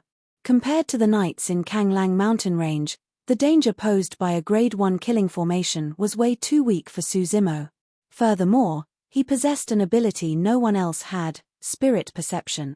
The current state of Array Peak was akin to a calm lake where Su Zimo's appearance was like a pebble dropping into the lake. Right then, no one realized that the pebble would not merely cause a few ripples. Instead, it was about to whip up a torrential tide that would shock all 5 peaks and the sec. Chapter 103, 17 seconds. Chapter 103, 17 seconds. Su Zimo, who had just entered level 4 of the 10 formations pagoda, did not know that someone had cleared it previously. He did not know that there were more Array Peak disciples gathered outside and that he was starting to gain attention as well. Level 4 was the killing formation. Amongst the formations, killing formations were the most powerful. If a cultivator was stuck in it without any means of dispelling and he wasn't strong enough, he would definitely die within. Cultivators could hold out temporarily against the formation. However, there would come a time where they would get exhausted and by then, they would be destroyed by the formation. However, killing formations were the easiest to dispel across the various formations. The main goal of a killing formation was to kill and destroy everything. As the saying goes, things would reverse at extremities. In this world, there was no such thing as absolute destruction. Therefore, life force was bound to exist within the destruction. If one could locate the life force, the killing formation would naturally be dispelled. Not far ahead was a volcano spouting billowing ashes. The moment Su Zimo was transported in, a rumble boomed out from the mountain. Immediately after, scarlet lava gushed out from the peak of the volcano as gigantic flaming rocks plummeted down from the skies endlessly in an earth-shattering manner. Suffocating black smoke filled the air and blocked one's vision. It was as though the world was ending in an apocalypse. Faced with such devastating destruction, most cultivators would shatter their protection talisman and run off instinctively, finding a place to hide from the falling lava. However, that was an extremely unwise move in reality. This was a formation. Unless they dispelled it, cultivators had no way of escaping. That also meant to say that no matter the speed of the cultivator, they wouldn't be able to escape the radius of the falling lava within the formation. With a calm expression, Suzimo summoned his flying sword and leapt down. Instead of retreating, he advanced. All the plants on the ground were burnt to a crisp as bubbling lava that emitted a scorching heat flowed. In the blink of an eye, the ground beneath Suzimo had turned into a scarlet sea of lava, leaving only rocks that had yet to melt. For other array formation masters, they would have to analyze how to dispel the killing formation while avoiding its power. However, that was no the case for Suzimo. Through the dangers of the killing formation, there was only a single spot where Suzimo's spirit perception had no reaction to. That must be where the loophole of the killing formation was. Because illusionary and trap formations merely aimed to bewitch and restrain instead of kill, Suzimo's spirit perception was of no use since he could not sense any danger. He had to rely on his own capabilities to dispel those two types of formations. However, his spirit perception worked in killing formations, turning everything else into mere decorations. Before long, Suzimo arrived on a single rock. It looked ordinary like any other rocks protruding from the lava and only had room to fit a single person. However, one could avoid all the dangers in the killing formation just by standing motionlessly on the rock. If anyone else saw this, their jaws would definitely drop wide open. As the torrential lava rained down through the world, a man in green stood without suffering any bit of damage at all. However, locating this rock was not enough to dispel the killing formation. After all, the volcano was spewing continuously and Suzimo did not know when it would stop. He can't wait here forever. After pondering for a long time, he looked at the seemingly ordinary rock he was standing on and smiled. Logically speaking, this should be the formation I. However, if it was a wrong deduction and the killing formation was not dispelled by destroying the rock, the person trapped in the formation would fall right into the lava and be burnt to a crisp. The array formation master who had set this formation had indeed gave it much thought. This was not just a test of the cultivator's dispel capabilities, it was also a test of their courage. Would you dare to break away your only lifeline? In reality, the array formation master's mindset was actually aligned with how killing formations worked. Both required the trapped cultivator to seek life through desperate times. Smiling, Suzimo stomped down on his foot. Bam! The rock beneath him broke apart and Suzimo's body descended. Right as he was about to drop into the lava, everything around him disappeared and reality set in once more. The entrance of level 5 had appeared. Suzimo strolled towards it. At that moment, outside 10 Formations Pagoda. When the light of level 4 shone not long after level 3's light was lit up, the discussions of the disciples outside came to a halt. Everyone looked at the nearby 10 Formations Pagoda with widened eyes and gaping mouths. They could not recover from the shock. Elder Luo sensed it and looked back. When he saw the light of level 4 shining, he was stumped as well. That lad had cleared level 4? Also, it was so fast. It seemed like it only took 17 seconds. How was that possible? Countless questions surfaced in Elder Luo's mind as he frowned. What did I just see? Level 4's formation pattern had lit up as well. From the moment he stepped into level 4 to the lights shining, it only took a few seconds. How could he be so fast? Who is that person? After a brief moment of silence, sounds were heard from the crowd as the Array Peak disciples discussed fervently. Even the number 1 of Array Peak, Zhong Wen, took 2 entire hours to clear level 4. How did that man dispel level 4's formation using just a couple of seconds? I've got it. Suddenly, a disciple exclaimed, there must be 2 people in 10 Formations Pagoda other than senior brother Zhong. So, someone had cleared level 3 previously and another person cleared level 4. Right. That must be the case. Another disciple nodded furiously in enlightenment. Yes, it must be a coincidence that someone had managed to clear level 4 right after the first person cleared level 3. Damn, that scared me. I told you it was impossible. The Array Peak disciples relaxed slightly as the crowd calmed down. After all, many of them were unable to dispel level 4's formation yet.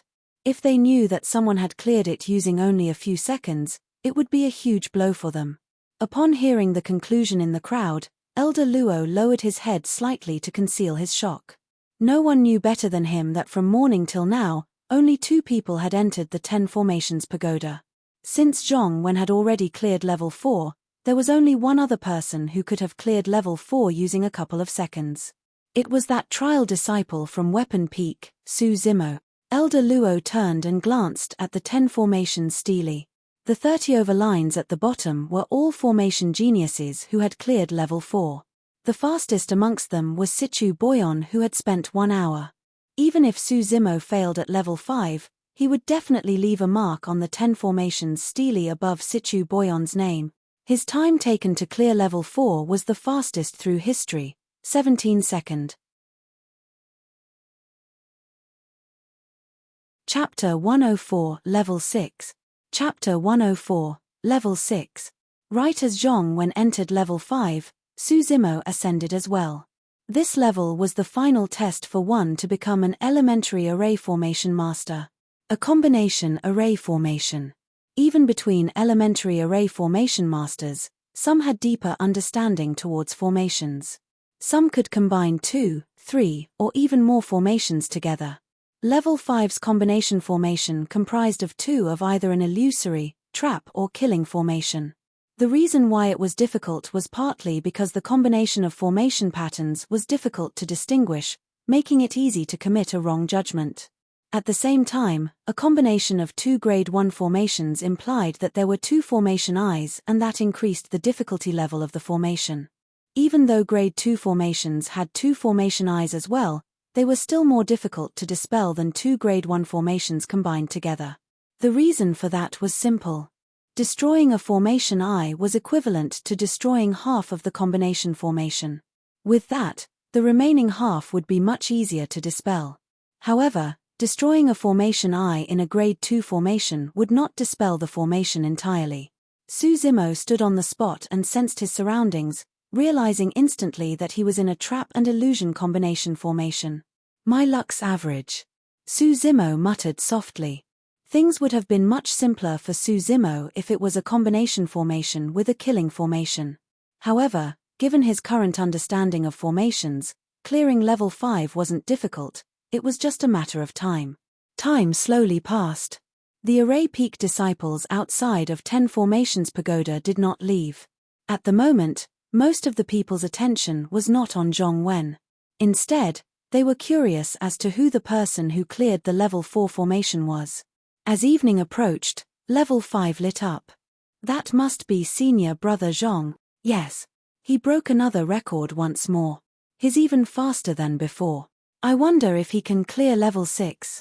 The disciples began to discuss once more. From level 6 on, it was a test of the Array Formation Master's understanding of grade 2 formations. Similar to level 1, level 6 only required laying a supplementary type of grade 2 formation. The formation patterns of a grade 2 formation were much more complex than a grade 1, and its difficulty was doubly so. Any slight mistake would render the formation a failure.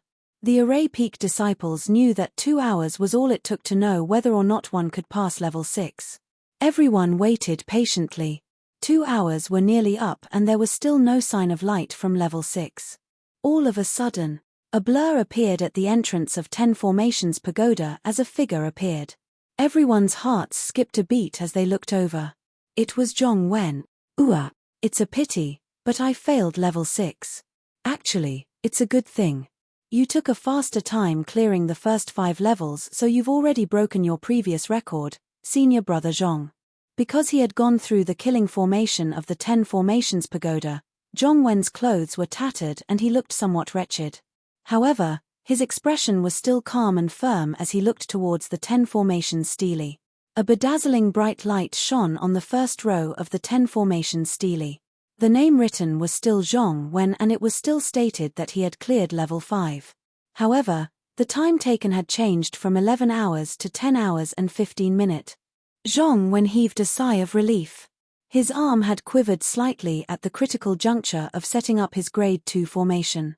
As such, there were some deviations in his formation patterns and his previous efforts were wasted.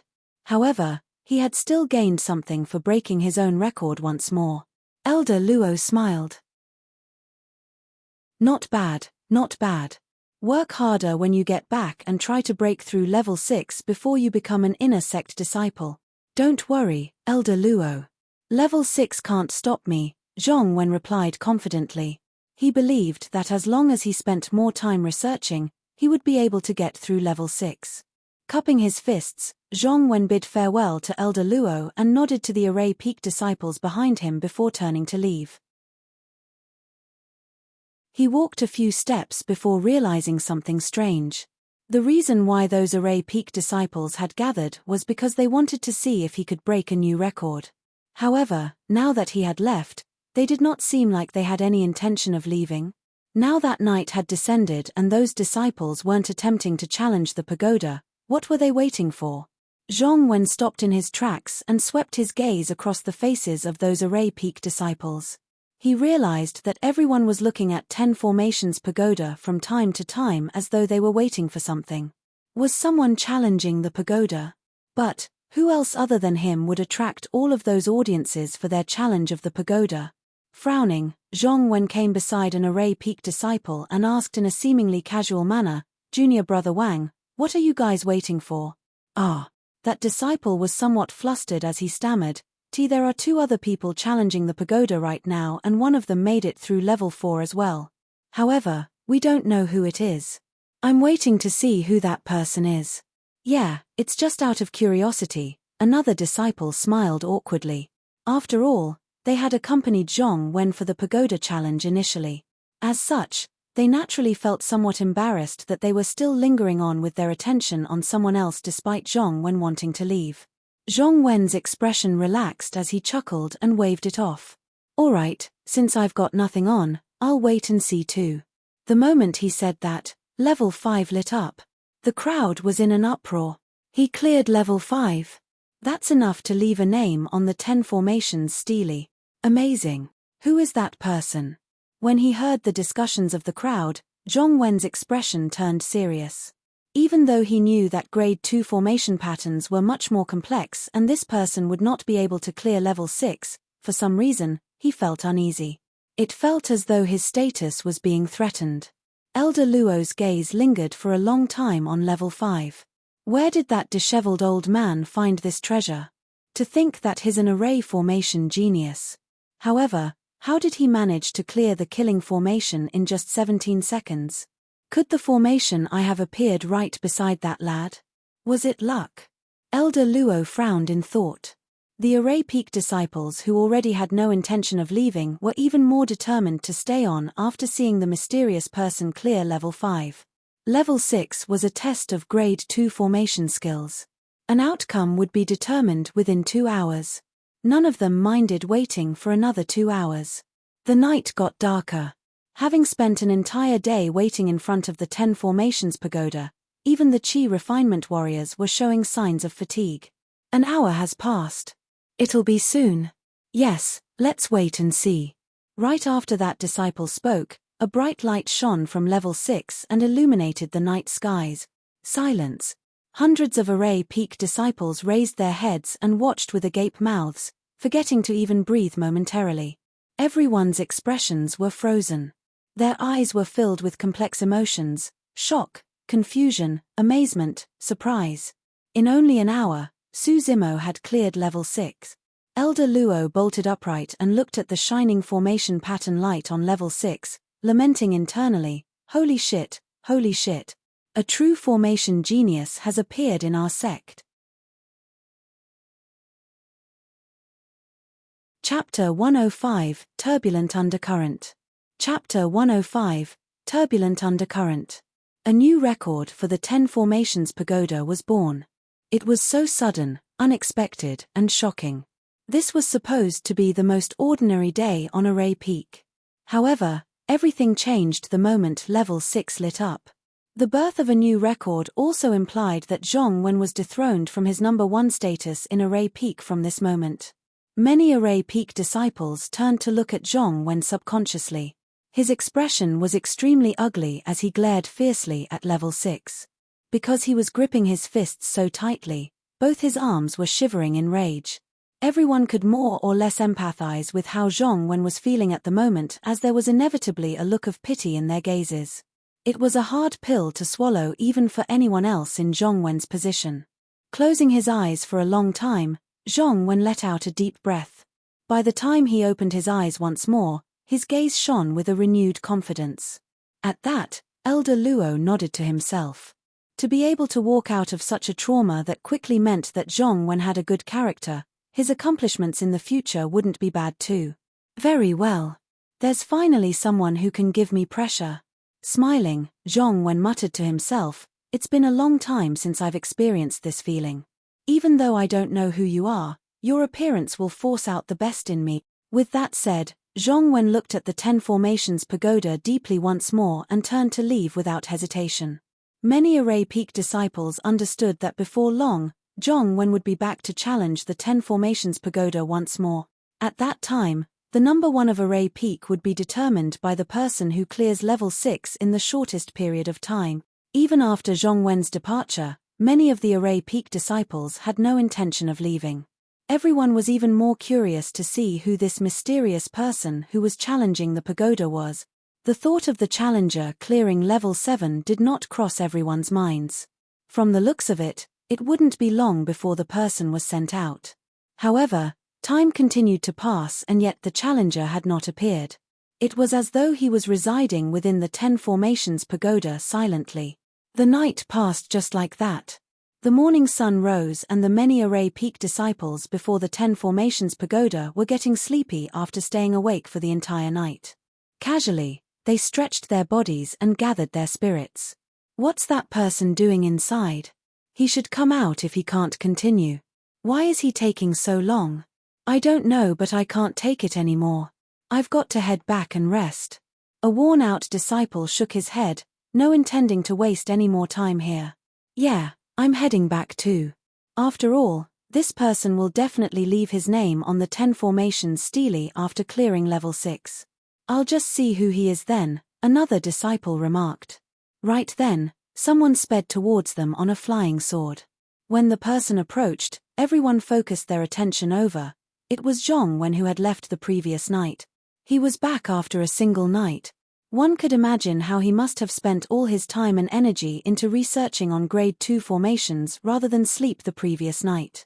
Arriving before Elder Luo, Zhong Wen declared deeply, "Elder, I'd like to challenge the 10 Formations Pagoda." Very well.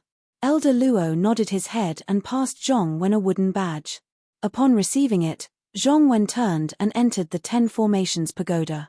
Upon seeing that, the disciples who planned on leaving hesitated. Cough, cough. Perhaps we can hold out for another day to see if senior brother Zhong's able to take down that person and reclaim the first spot on 10 Formations Stele. Fair enough, let's wait another day. The disciples ultimately lost to their curiosity and chose to stay. In the blink of an eye, yet another day had passed and it was dusk. The challenger had yet to appear. As for Zhong Wen, he was at level 6 once more. After a while, level 6 lit up and everyone was shocked. He cleared it. How long did senior brother Zhong take? More than an hour. That means he still lost. Yeah, by a little. The many Array Peak disciples sighed.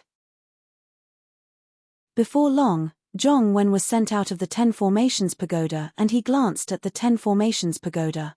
The first row of the 10 Formations Stele shone brightly. Even though it was still his name, the words at the back had changed. Zhong Wen, cleared level 6, 1 hour 15 minute. Looking at the 10 Formations Stele, Zhong Wen frowned and asked around, "That person is not out yet?" "That's right," one of the disciples yawned and replied listlessly. The record on the 10 Formations Stele would only be updated when the challenger left the 10 Formations Pagoda. That mysterious person who had cleared level 6 merely took an hour, faster than Zhong Wen. However, for Zhong Wen's name to still be on the 10 Formations Stele, that meant that the challenger was still inside the 10 Formations Pagoda. That person has lasted for so long in level 7? Zhong Wen scoffed coldly internally, let's see how long more you can hold out. Taking one last look at the 10 formations steely, Zhong Wen left. The difference between the both of them wasn't great at merely 15 minutes. He had the confidence of surpassing that challenger during his next challenge of the 10 formations pagoda. Many Array Peak disciples could not wait any longer and chose to head back and rest for the night before returning the next morning.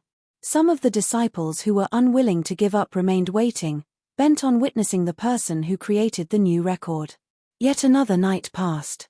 By now, the disciples that were waiting outside the 10 formations pagoda were in a mess. Some of them were asleep while others would open their eyes and look towards the 10 formations pagoda drowsily from time to time. There was no activity in the 10 formations pagoda throughout the entire night. The challenger had yet to appear. Disciples who were impatient had already asked Elder Luo about who the person was and if he was still inside the 10 formations pagoda. However, Elder Luo merely shook his head and did not reveal the person's identity, merely stating that the person was still within. That's strange. How is that person not out yet? He's already spent 2 whole nights in level 7. We're already exhausted from just waiting and doing nothing. It's hard to imagine how that person is going to survive while spending a great deal of effort on dispelling the formation. Right then, a disciple suddenly remarked, wait, aren't there 2 other people in the 10 formations pagoda other than Senior Brother Zhong? Why is the other person not out yet?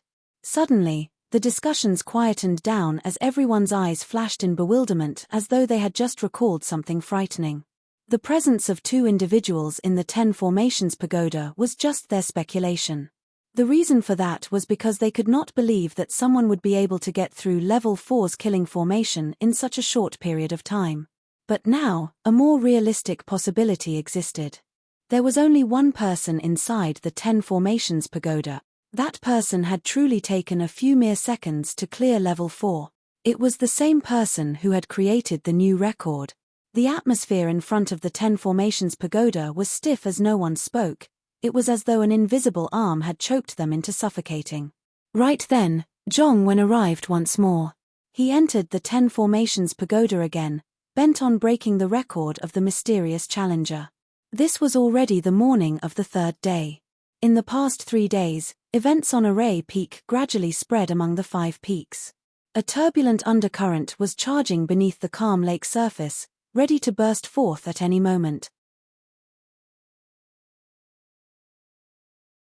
Chapter 106, Things are getting interesting now. Chapter 106, Things are getting interesting now. Initially, a new record on the 10 formations steely wasn't something trial disciples of the 5 peaks would be concerned about. That was because everyone knew that it must have been broken by Zhong Wen, and because of that, they were already used to it. However, when they heard that the new record was broken by an unknown, mysterious disciple, it piqued everyone's curiosity. Following that, news spread of how Zhong Wen had returned to challenge the pagoda once more, but he still lost to the mysterious challenger. Right now, it was his 3rd attempt and the outcome was unknown. A clash between 2 top geniuses of Array Peak was akin to the year-end Array Peak face-off being brought forward. It wasn't just the young and inquisitive trial disciples who were interested. Even the 5 peak masters were aroused with slight curiosity. The number of people gathered before the 10 formations pagoda was increasing as time went on. Other than Array Peak, disciples of the other 4 peaks came as well to witness the final outcome. Led by Feng Haoyu, a group of talents from Spirit Peak arrived. Little Fatty was among them. After 3 months, Little Fatty was already at the peak of level 8 chi condensation. Lung Ru's appearance caused a huge stir as many disciples turned their gazes towards this ice-cold beauty. In less than a year, she was regarded by quite a number of people as the top beauty of all 5 peaks. It wasn't just because of her looks, it was also because she was extremely strong. Right now, she was the same as Feng Haoyu at the peak of level 9 chi condensation. She was his biggest competitor for the year-end Spirit Peaks face-off. More than that, Lung Ru had displayed a shocking talent in the craft of talismans. She also stood a high chance of taking the number 1 spot on Talisman Peak's year-end face-off. Disciples of Elixir, Talisman, and Weapon Peak had arrived to watch the show with Shuiyi and the others among them. There were still 3 months left to the year-end face-off. This challenge of the 10 Formations Pagoda was probably the biggest event in all 5 peaks till then. In the blink of an eye, the third day was already half gone. As dusk arrived, level 5 of the 10 Formations Pagoda lit up, indicating that Zhong Wen was about to challenge level 6 once more. If he could clear level 6 within an hour, he would be able to reclaim his honor as the number 1 of Array Peak. Little Fatty squeezed through the crowd to get to Shui Yi and whispered, "Senior brother Shui, why haven't I seen bro at all recently? I've not seen him for a couple of days now as well. But I think things should be fine, don't worry," Shui Yi consoled. Little Fatty frowned and murmured, "Strange. I haven't seen him in 3 months and his cave abode was empty too. I was contemplating to help bro sharpen his fighting techniques." Shui Yi smiled without saying anything. In his opinion, Su Zimo might have realized he had no hope of winning at the end of the year and made an excuse to leave. That way, he could avoid the year-end face-off. Even though he might get mocked by others for it, it was better than losing in front of everyone. Right then, level 6 burst forth with a bright, bedazzling light of formation patterns. He did it. How long did it take? Around 45 minutes. It's less than an hour, as expected of senior brother Zhong. He is backed by a strong foundation of knowledge towards array formations after all. As the discussions went on, some of the Array Peak disciples who were closer to Zhong Wen heaved a sigh of relief. Before long, Zhong Wen was sent out of the 10 Formations Pagoda. At the same time, the top row of the 10 Formations stele shone brightly as the words shuffled. Zhong Wen, cleared level 6, 45 minute. Not bad, not bad. Elder Luo nodded with a smile. Congratulations, senior brother Zhong, you're still the best. You've cleared level 6 with such speed. Some disciples of Array Peak hurriedly congratulated him with cupped fists. Hands behind his back, Feng Haoyu nodded to Zhong Wen. Given Feng Haoyu's haughty character and status within the 5 peaks, he was already giving face to Zhong Wen by showing that gesture. Zhong Wen smiled and raised his voice. "Everyone, please quiet down." The noisy crowd gradually calmed down. "It's all thanks to your care and concern that I'm able to return to the top of the 10 Formations stele. It's been a tiring few days, everyone, but..." Zhong Wen changed the topic and with a sharp gaze, looked towards the 10 Formations Pagoda intently and declared, "The person I must thank the most is that unknown challenger. I've mentioned previously, his appearance will force the best out of M-." Before Zhong Wen could even finish saying me, his pitch changed and his pupils constricted as though he had witnessed something horrifying. Everyone looked in Zhong Wen's direction. Level 7 of the 10 Formations Pagoda was lit up. The light was a little blinding. Before anyone knew it, Elder Luo was already standing up and looking at level 7 with a blank look of disbelief. The atmosphere in front of the 10 Formations Pagoda had turned extremely strange. No one spoke. Everyone was mesmerized by the light coming from level 7 that they forgot to breathe. It was as though they had lost their souls. Zhong Wen's expression changed a couple of times before settling on an ashen look with a dim gaze. He had lost. He had lost completely. Right then, he tried countless times to muster his courage and gather his confidence, but he couldn't do it. The shining light of level 7 gave him a pressure that no one could understand. It was a pressure called despair. He knew better than any other disciples among the 5 peaks about the obscurity of Grade 2 formations.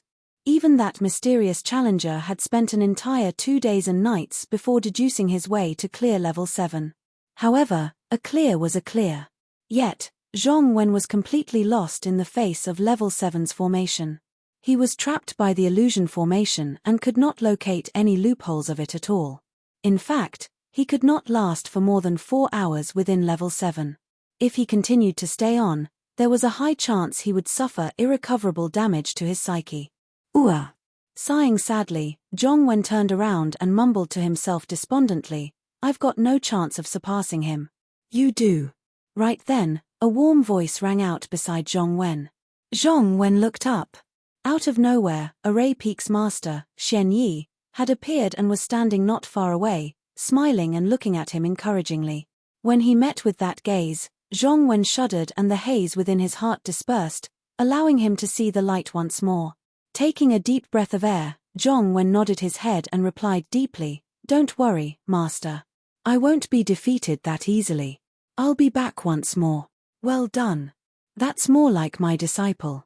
With his confidence regained, Zhongwen left the 10 Formations Pagoda once more. Xianyi looked at the fading level 7 light and a trace of curiosity flashed in his eyes. He floated towards Elder Luo and set up a soundproof barrier with the wave of his hand, asking, "Who is inside? When did someone like that appear in our array peak?" "That lad is not from our peak," Elder Luo chuckled bitterly and shook his head. Xianyi frowned and asked, "What's his name?" "Su Zimo." Xianyi's heart skipped a beat and his expression turned odd. Sensing the change in Xianyi's expression, Elder Luo asked, "Why? You know that person? His name does sound somewhat familiar, as though I've heard it somewhere." Xianyi did not reply him. He seemed to have thought of something fun as he smiled. Things are getting interesting now. Chapter 107, Gradual Emergence. Chapter 107, Gradual Emergence. Elder Luo was flustered as he urged, "Don't beat around the bush." "Who is he?" "The one that slashed at me on the front peak." "That's the lad," Xianyi chuckled. "Him?" Elder Luo realized what was going on. However, he was even more puzzled and frowned. Hasn't he already issued a challenge to Feng Haoyu and caused a huge stir about wanting to prevent the latter from getting number 1 for elixir and weapon peak? What has that got to do with us? If he can challenge the 10 Formations Pagoda, he must have put in quite a lot of effort on learning formations. Why do you think he's doing this instead of spending his time on refining elixirs, weapons, and raising his cultivation? I've got no idea too. Xianyi shook his head and smiled. But, don't you think that this is really interesting? So what if it is? He's not a seed from our peak, sigh, Elder Luo replied regrettably. Xianyi looked at the 10 Formations Pagoda meaningfully and whispered, "I'm just curious now to see how many levels he can clear." Gradually, night arrived. Many array peak disciples left while disciples of the other 4 peaks waited to see who the challenger was. Little Fatty rolled his eyes and stopped an array peak disciple casually, asking with a grin, "Senior brother, why aren't you guys waiting anymore?" "Heh. Junior brother, this is where you lack experience." The person replied mysteriously, "Think about it. Even if you wait here the entire night, you might not get to see who the person is. You might as well come back tomorrow morning. Furthermore, even if that person can clear level 8, it'll take at least 2 days and nights too." Little Fatty nodded his head in agreement. "Senior brother, you're really smart. That does make sense." The mysterious person had taken 2 days and nights to clear level 7. Even if he could clear level 8, it wouldn't be that soon. At that thought, Little Fatty headed back to rest. There was no activity in the 10 Formations Pagoda for the next 2 days as more than half of the gathered disciples had lost their patience and left. Zhongwen arrived at the 10 Formations Pagoda on the morning of the 6th day, ready to challenge it once more. Before night arrived, he was sent out by the pagoda. Even though he had cleared the first 6 levels even faster than before, he still failed at level 7. Just as he was about to leave, level 8 lit up. Level 8. That person has cleared level 8. That's a full 3 days and nights. That means that he's been inside for a whole 6 days now. What sort of a body does he have to withstand such a draining experience? In fact, many disciples did not know that Su Zimo's physique was much more terrifying than they had thought. Moreover, he was tortured by Little Crane endlessly back in his Weapon Peak cave abode, and it was almost 10 days of sleepless nights back then. It could be said that Su Zimo's current achievements in array formation was forced entirely by a stupid bird. When he saw the glowing light of level 8, Zhongwen felt a bitterness surge within him. He no longer had any hope. The difference was too great. Once again, he looked at that familiar name at the top of the 10 Formations stele.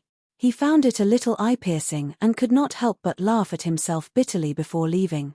When he saw Zhongwen's back view, Elder Luo shook his head and sighed. What a pity. If that person had not appeared, Zhongwen would have been a really great genius of array formations. By now, the disciples of the various peaks had a rough grasp of the timing for the 10 Formations Pagoda. Based on that logic, the mysterious person was going to take even longer to clear level 9. With the year-end face-off approaching, most disciples would naturally not choose to spend their days wasted here. Moreover, it was already dark and everyone dispersed to rest in their cave abodes. Before long, it was peaceful at the 10 Formations Pagoda once more. Elder Luo was the only one still guarding as he stood up and stretched. Xianyi walked over from afar and said, "Elder Luo, go and rest first. I don't think there'll be much activity for the next few days now that the lad's at level 9.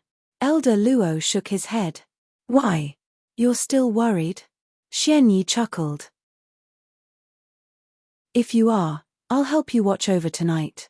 Elder Luo let out a mysterious smile and asked, "Do you know what type of formation is at level 9? Killing." Xianyi was puzzled as to why Elder Luo would raise that question. Elder Luo asked once more, "Do you know how long that Suzimo took to get through level 4's killing formation?" Realizing that there was something more to it, Xianyi's eyes gleamed as he made a guess, 15 minutes. Elder Luo snickered, beating around the bush slightly before replying slowly, 17 seconds. Pest. Xianyi's expression changed entirely as he gasped, "How could that be?" After a deep silence, Xianyi asked in a testing manner, "Is it a coincidence?" Gazing at the 10 Formations Pagoda, Elder Luo remarked softly, "We'll know soon if that's the case." All of a sudden, the moment Elder Luo said that, level 9 lit up the night skies. Xianyi and Elder Luo exchanged glances, both could tell of the other's shock. How long did he take this time round? Around 47 seconds. Seems like that lad really does have a method to get through killing formations. Level 10 comprises a combination array formation of 2 types. If one of them is a killing formation, the combination formation would be extremely easy for that lad. If he manages to clear level 10. Suzimo, who had just entered level 10, did not know that he would cause such a huge commotion among the 5 peaks with his challenge of the pagoda. He had reaped a lot from this challenge. Even though he had spent a lot of time studying in the array chamber, that was all just theory without any practical aspect. However, Suzimo had witnessed and learned from the various methods and techniques deployed by different array formation masters in setting up the formations in the 10 Formations Pagoda. Observing carefully in level 10, Suzimo smiled. It was a combination formation comprising of a killing and trap formation. A killing formation was almost non-existent for him, and the only thing he had to dispel was the trap formation. "Seems like my luck's better this time round." A deep fatigue could be seen from Suzimo, but still, his eyes remained clear and resolute. For 6 whole days, Suzimo had not rested at all as he spent his time dispelling formations. Even though it didn't expend much spirit chi, he was physically and mentally exhausted. It was a huge toll on one's mental state to dispel formations.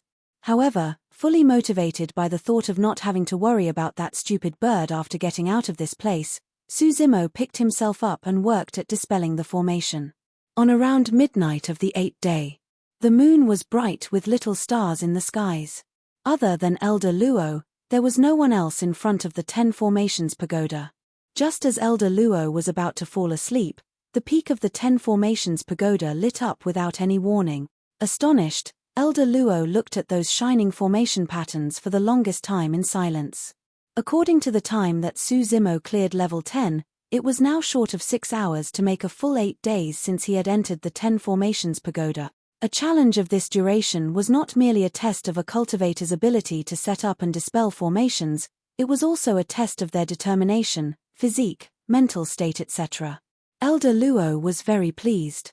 It was as though he was looking at the gradual emergence of a monster in array formations from this pagoda that he was guarding in a corner of Tianhuang mainland. Chapter 108 Sword Formation. Chapter 108 Sword Formation. Level 10 of the 10 Formations Pagoda. When Suzimo dispelled the formation, he saw a man clad in white robes. Hands behind his back, the man's black hair was casually draped over his shoulders and swayed gently against the breeze. Standing at the exit on the top of the pagoda, the man was back facing Suzimo, looking as though he was part of the night skies. Even though Suzimo could not see the person's face, he caught sight of a hexagonal, obscure emblem on the person's sleeve. It was Array Peak's master, Xian Yi. Su Zimo furrowed his brows slightly. Was this an illusion formation? Could level 10 be made up of 3 instead of 2 different formations? There was an illusion formation left after he dispelled the killing and trap formation. This is not an illusion. You've already cleared the 10 formations pagoda successfully. Xian Yi's voice suddenly rang, gentle and calm, as though he could read Su Zimo's thoughts. Certain powerful array formation masters were experts of games and could deduce the other party's thoughts with just some clues. Su Zimo did not get careless despite hearing Xian Yi's reply. After all, similar circumstances could happen within an illusion formation as well. It was hard to differentiate between reality. Standing on the spot, Su Zimo observed for a long time. When he sensed no aura of formation patterns, he advanced and cupped his fists. Greetings, Peak Master. Xian Yi did not turn around, merely asking, "How long have you been studying formations?" 3 months. Su Zimo did not hide anything. A shocked expression flashed through Xian Yi's eyes and disappeared quickly. 3 months. Xian Yi mumbled repeatedly to himself. After a long time, he turned slightly and smiled at Su Zimo, nodding. "Come on, stand beside me." Momentarily startled, Su Zimo continued walking forth until he was beside Xian Yi. "Tired?" Xian Yi asked with a smile. Su Zimo nodded his head. Right then, the only thing he wanted was to head back to his cave abode and sleep in silence without a care for the world. "I've heard about your challenge with Feng Haoyu as well. Why did you suddenly come and learn about formations despite not having much time?" Xian Yi was curious. The image of that stupid bird flashed through Su Zimo's mind as he shook his head with a bitter chuckle. There's a long story behind it. It's less than 3 months until the year-end face-off. I'm not concerned about elixir and weapon refinement, but I heard that you challenged Feng Haoyu to a fight after the Spirit Peak face-off? Xian Yi asked. Yes. Are you confident? Hesitating for a moment, Su Zimo shook his head. No. He would be confident if not for his concern that his demonic self might be exposed. However, in terms of pure cultivation techniques, Su Zimo was far inferior. Xian Yi replied deeply, actually, the killing methods of qi refinement warriors are rather simple because the spirit qi in their dantian is limited. Even at perfected qi condensation where their dantian opened up like a vast sea, it will still be in spirit qi state. One can only deploy stronger spirit arts when they advance to become a foundation establishment cultivator and their spirit chi's quality condenses into liquid form. Su Zimo's heart skipped a beat as he recalled when he was being pursued by Joyful Sect. Some of the foundation establishment cultivators deployed strange techniques like the ground caving and vinewood twining skills which caused him great trouble. Those must be the spirit arts that Xian Yi was referring to. Between qi refinement warriors, the only thing that they compare is one's mastery of sword wielding. Xian Yi continued, in terms of sword wielding, one of our sect's 3 major secret skills, Ethereal Sword, is famous through the northern region of Tianhuang and is ranked at the top. Feng Haoyu is already cultivating it. Su Zimo could tell what Xian Yi was implying. In other words, he had no chance of winning against Feng Haoyu who was already cultivating Ethereal Sword. In the hazy, starry night, both men stood at the peak of the 10 Formations Pagoda. One was clad in white and had a graceful bearing while the other was clad in green with a delicate, handsome face. If any trial disciples of the 5 peaks saw this scene, their jaws would drop in shock. Every single peak master was a golden core. What sort of status did they bear in the sect?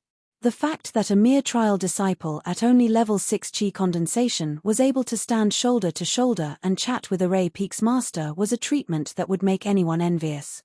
Noticing Su Zimo's silence, Xian Yi spoke once more. Initially, I had not meant to say these things to you.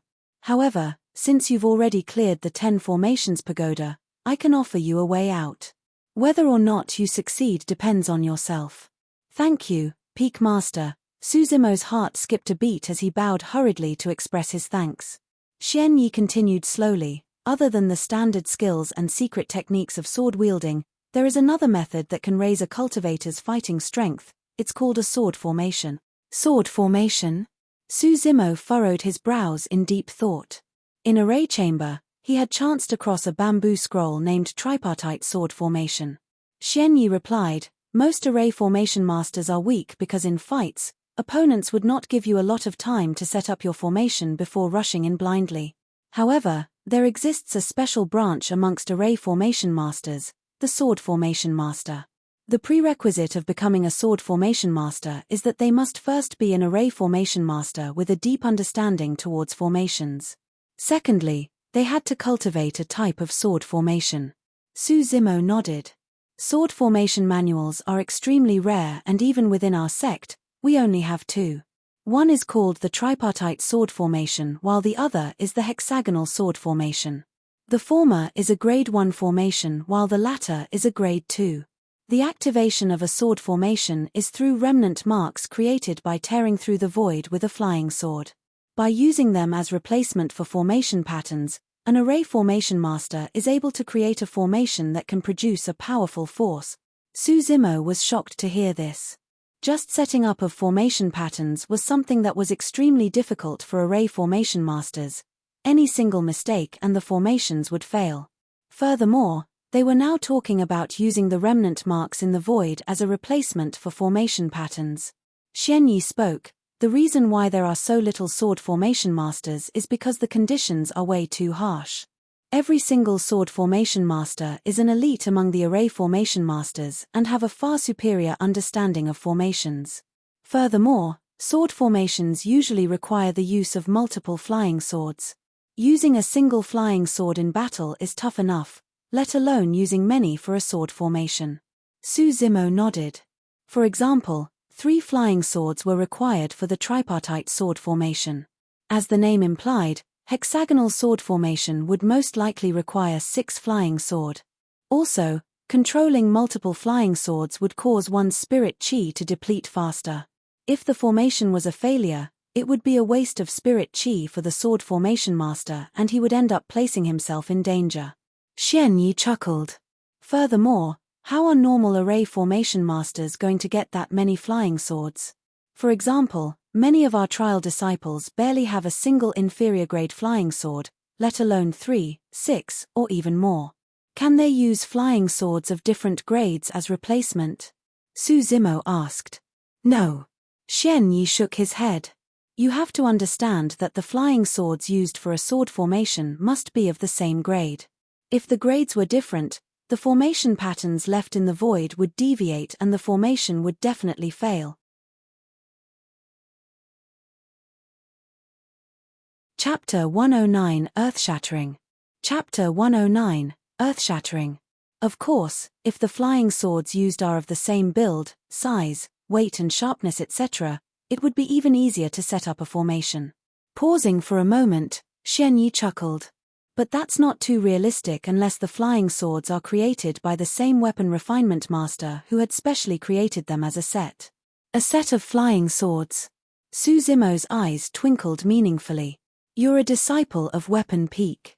Even though you have yet to become a weapon refinement master, I'm sure you understand how difficult it is to refine weapons. It's already difficult enough to create a single graded spirit weapon, let alone a set. The mention of that had Suzimo's heart skipping a beat. Everything else aside, it wasn't really difficult for him to create a set of almost identical inferior grade flying swords.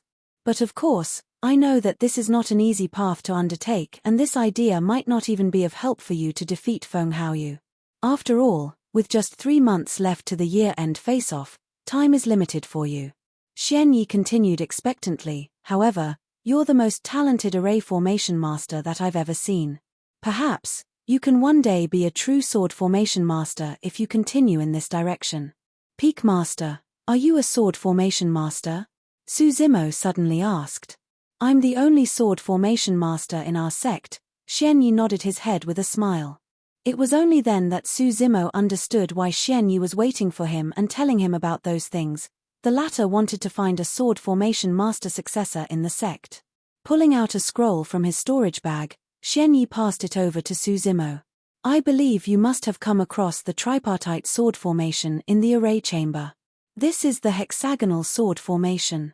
Burn it after you memorize it, do not spread it. Su Zimo received it with both hands and nodded his head.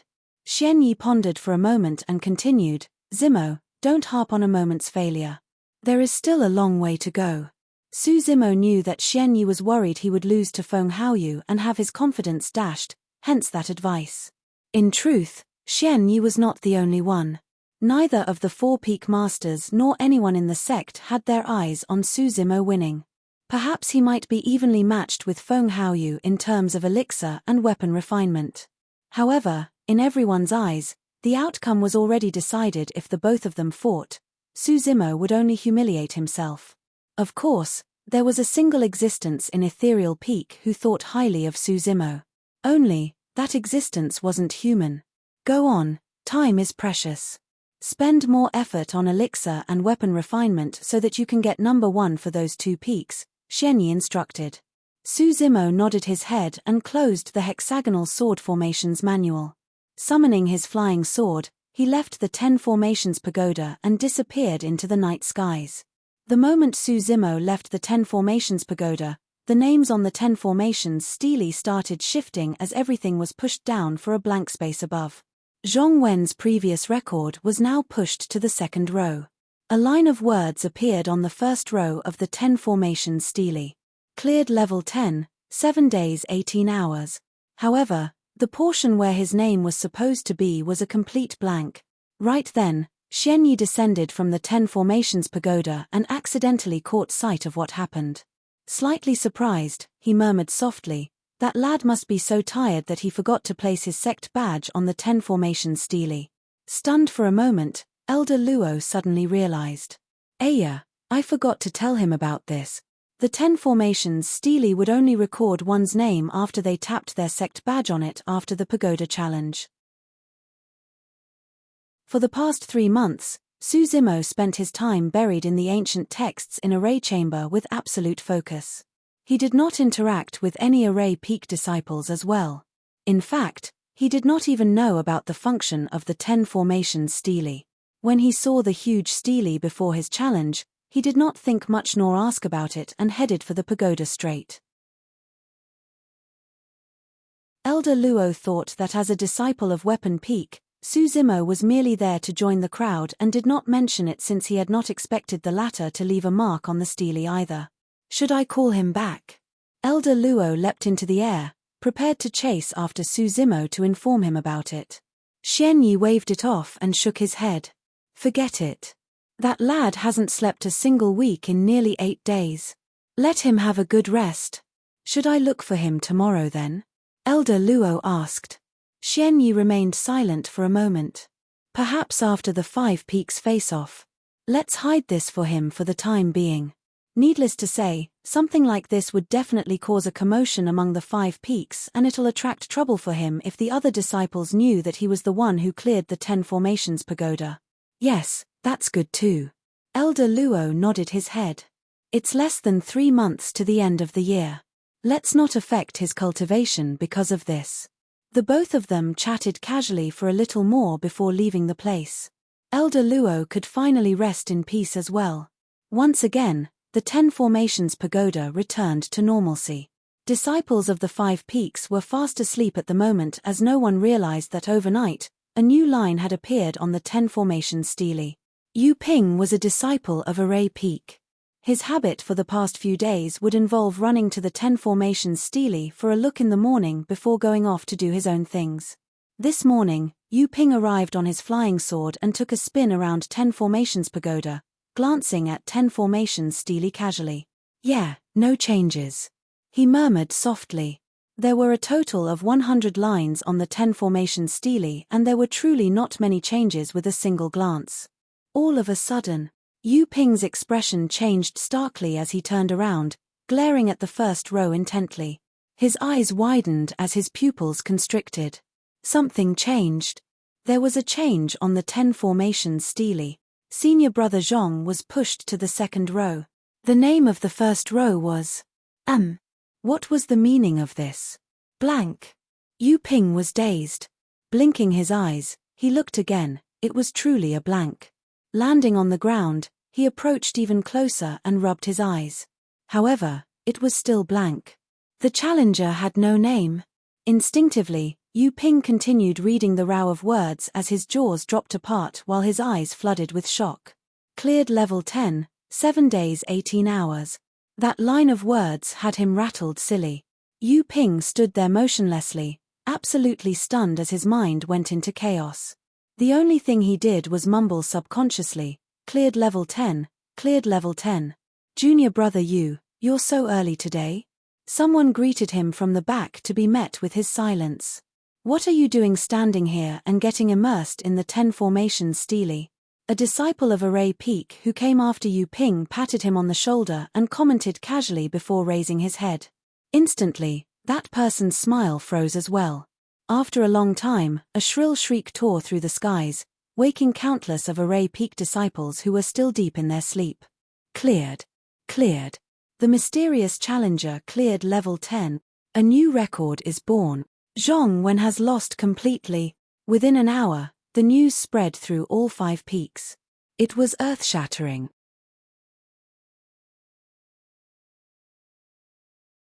Chapter 110, Just Who Was It? Chapter 110, Just Who Was It? This day, the 5 peaks quaked as countless of trial disciples rushed towards Array Peak. Not just that, more than half of Ethereal Peak's inner sect disciples rushed over because of the news as well. Logically speaking, the birth of a new record on the 10 formations steely shouldn't have created such a stir. However, it was said that the record was downright broken. There were only 10 levels to the 10 formations pagoda and the challenger had cleared them all. Before long, many sect disciples gathered before the 10 formations pagoda and in the skies, many were still continuously streaming in on their flying swords. Spirit Peak's Feng Haoyu, Leng Ru, and Little Fatty were among them. Shui Yi and the others from Weapon Peak came over too. Zhongwen looked at the first row on the 10 formations steely with a deep sorrow in his eyes. Had he known that this would be the case, he need not have tried repeatedly to challenge the pagoda previously just to beat this person. The both of them were not even on the same level of understanding towards formations. One can be called an intermediate array formation master after clearing level 10 of the 10 formations pagoda. Becoming an intermediate array formation master at the Qi condensation realm is way too terrifying. Not only is this record unprecedented, no one should be able to surpass it in the future. This guy spent close to 8 days without eating or sleeping. How did he manage to survive? The fact that the challenger did not leave his name piqued everyone's curiosity as countless guesses were made. Just who is that person? There must be a reason why the mysterious challenger did not leave his name. No matter how hard everyone tried, they would not be able to guess the reason was because Su Zimo did not know the purpose of the 10 formations steely and neither did he know how to leave his name on it. Could it be senior brother Liu? Other than senior brother Zhong, he's the only one with the deepest understanding of formations. I saw senior brother Liu a couple of days back. It can't be him. Or could it be senior brother Seng? He hasn't appeared for the past few days. There's a chance it's him. I heard that senior brother Seng left to do a sect mission. Everyone continued discussing fervently with wild guesses. I think this senior brother must be the true genius hiding within our Array Peak. Definitely someone handsome and extraordinary. Most importantly, he is someone indifferent to fame and isn't cocky. A female disciple of Array Peak muttered to herself, immersed in her fantasy as her eyes swooned with love. I think that he probably wants to reveal his identity at the year-end face-off and shock everyone, another disciple deduced. All the gathered disciples looked on with awe. Clearing level 10 meant that one could set up a grade 2 formation. In Elixir and Talisman Peak, the geniuses were barely able to refine grade 1 elixirs or talismans. In Weapon Peak, no one could even create an inferior grade spirit weapon. From that perspective, that mysterious challenger had already surpassed all the trial disciples in the 5 peaks. Within the crowd, Feng Haoyu suddenly chuckled and shook his head. The Tao of formations is merely a supplementary skill at the end of the day. In the cultivation world, one's true strength is what matters in life and death situations. With that statement, Feng Haoyu turned around to leave with a bunch of Spirit Peak disciples behind him. What's he getting cocky for? He thinks he's a somebody just because he's good at fighting? Isn't that right? If this mysterious senior brother were to set up an array formation for him, he'd have to obediently surrender. Listen to how salty he sounds. That's the number 1 of Spirit Peak? How crass. Instantly, many Array Peak disciples were displeased as they mocked behind Feng Haoyu's back. To them, Feng Haoyu's disdain of that mysterious challenger was equivalent to his disdain of Array Peak and indirectly, them. Furthermore, even though the Tao of Formations was a supplementary skill, it was extremely important. If a sect was weak but possessed an extremely strong array formation master, he could set up a sect-protecting formation to withstand powerful enemies. That was why some sects in the cultivation world who had strong array formation masters were almost impenetrable. Amazing. That's amazing. Little Fatty rubbed his chubby palms and declared, "It'd be such a pity if I don't get to know someone so amazing. Just who is this person?" Lung Ru's gaze lingered for a long time on the 10 formations steely before she nodded her head. Impressive. With that, Lung Ru left Array Peak too. When the many disciples beside Lung Ru heard that, they could not help but yelp. She had a cold and aloof nature and barely spoke. Even a genius like Feng Haoyu had not received an appraisal as such from her. However, that single word she said was enough to tell of her thoughts. Little Fatty squinted his eyes and looked around the crowd for a long time as though he was searching for someone. After a while, he found nothing and frowned, murmuring to himself, "Where did bro disappear to recently? He isn't even here to take a look at such a huge commotion. No, I've got to go take a look at Weapon Peak." His mind made up, Little Fatty summoned his flying sword and sped towards Weapon Peak. In the distant skies, 5 golden cores stood among the clouds, watching the rare spectacle on Array Peak. They were the 5 Peak Masters. Just who is the person who challenged the pagoda? Even I'm curious, the brown-haired youth of Elixir Peak said with a gaudy tone. 4 pairs of eyes landed on Xian Yi as when Xian chuckled. Say it. I don't believe that you don't know who it is as Array Peak's master. Hands behind his back, Xian Yi smiled in silence. Stop beating around the bush. Say it. Talisman Peak's master, a cold-looking woman, barked. Xian Yi's smile froze on his face. Ha ha. The disheveled old man rubbed his hands in laughter. You wouldn't want Qi Shan to get angry. If she throws a bunch of talismans on your face, you'll know what's true suffering. No, no. The brown-haired youth shook his head with a serious expression. Qi Shan won't bear to attack Xian Yi. Qi Shan's face blushed for a brief moment as she glared at the disheveled old man and brown-haired youth with grit teeth. You damned fogies. Nothing good comes out of your mouths. With an awkward expression, Xian Yi looked at Qi Shan warily before coughing. I really can't reveal this. Hey. When Xian was puzzled.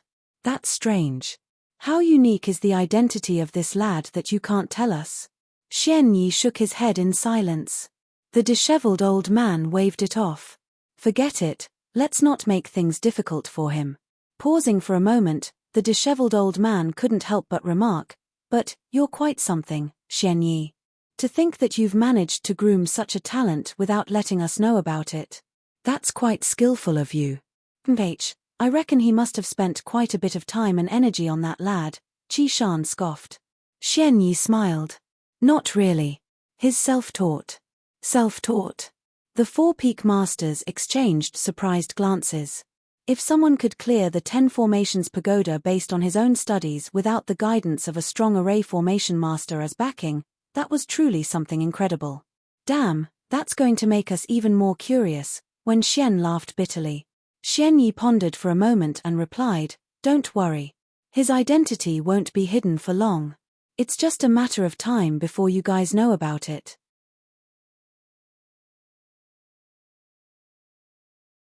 Chapter 111, Displeasure of Little Fatty. Chapter 111, Displeasure of Little Fatty. Weapon Peak. Little Fatty arrived at the entrance of Su Zimo's cave abode. The door of the entrance was destroyed by Little Crane and Su Zimo had not fixed it. Looking inside, Little Fatty caught sight of a green-robed man in deep sleep on the stone bed with a ferocious spirit tiger guarding at the side. A twinkle appeared in Little Fatty's eyes as he cast his flying sword aside and rushed in. When the spirit tiger saw Little Fatty, it growled softly but did not show any animosity. It naturally knew that Little Fatty was Suzumo's friend. If anyone else had barged in as such, the spirit tiger would have rushed in front of Suzumo to block. Bro, wake up. Little Fatty was already yelling before he approached.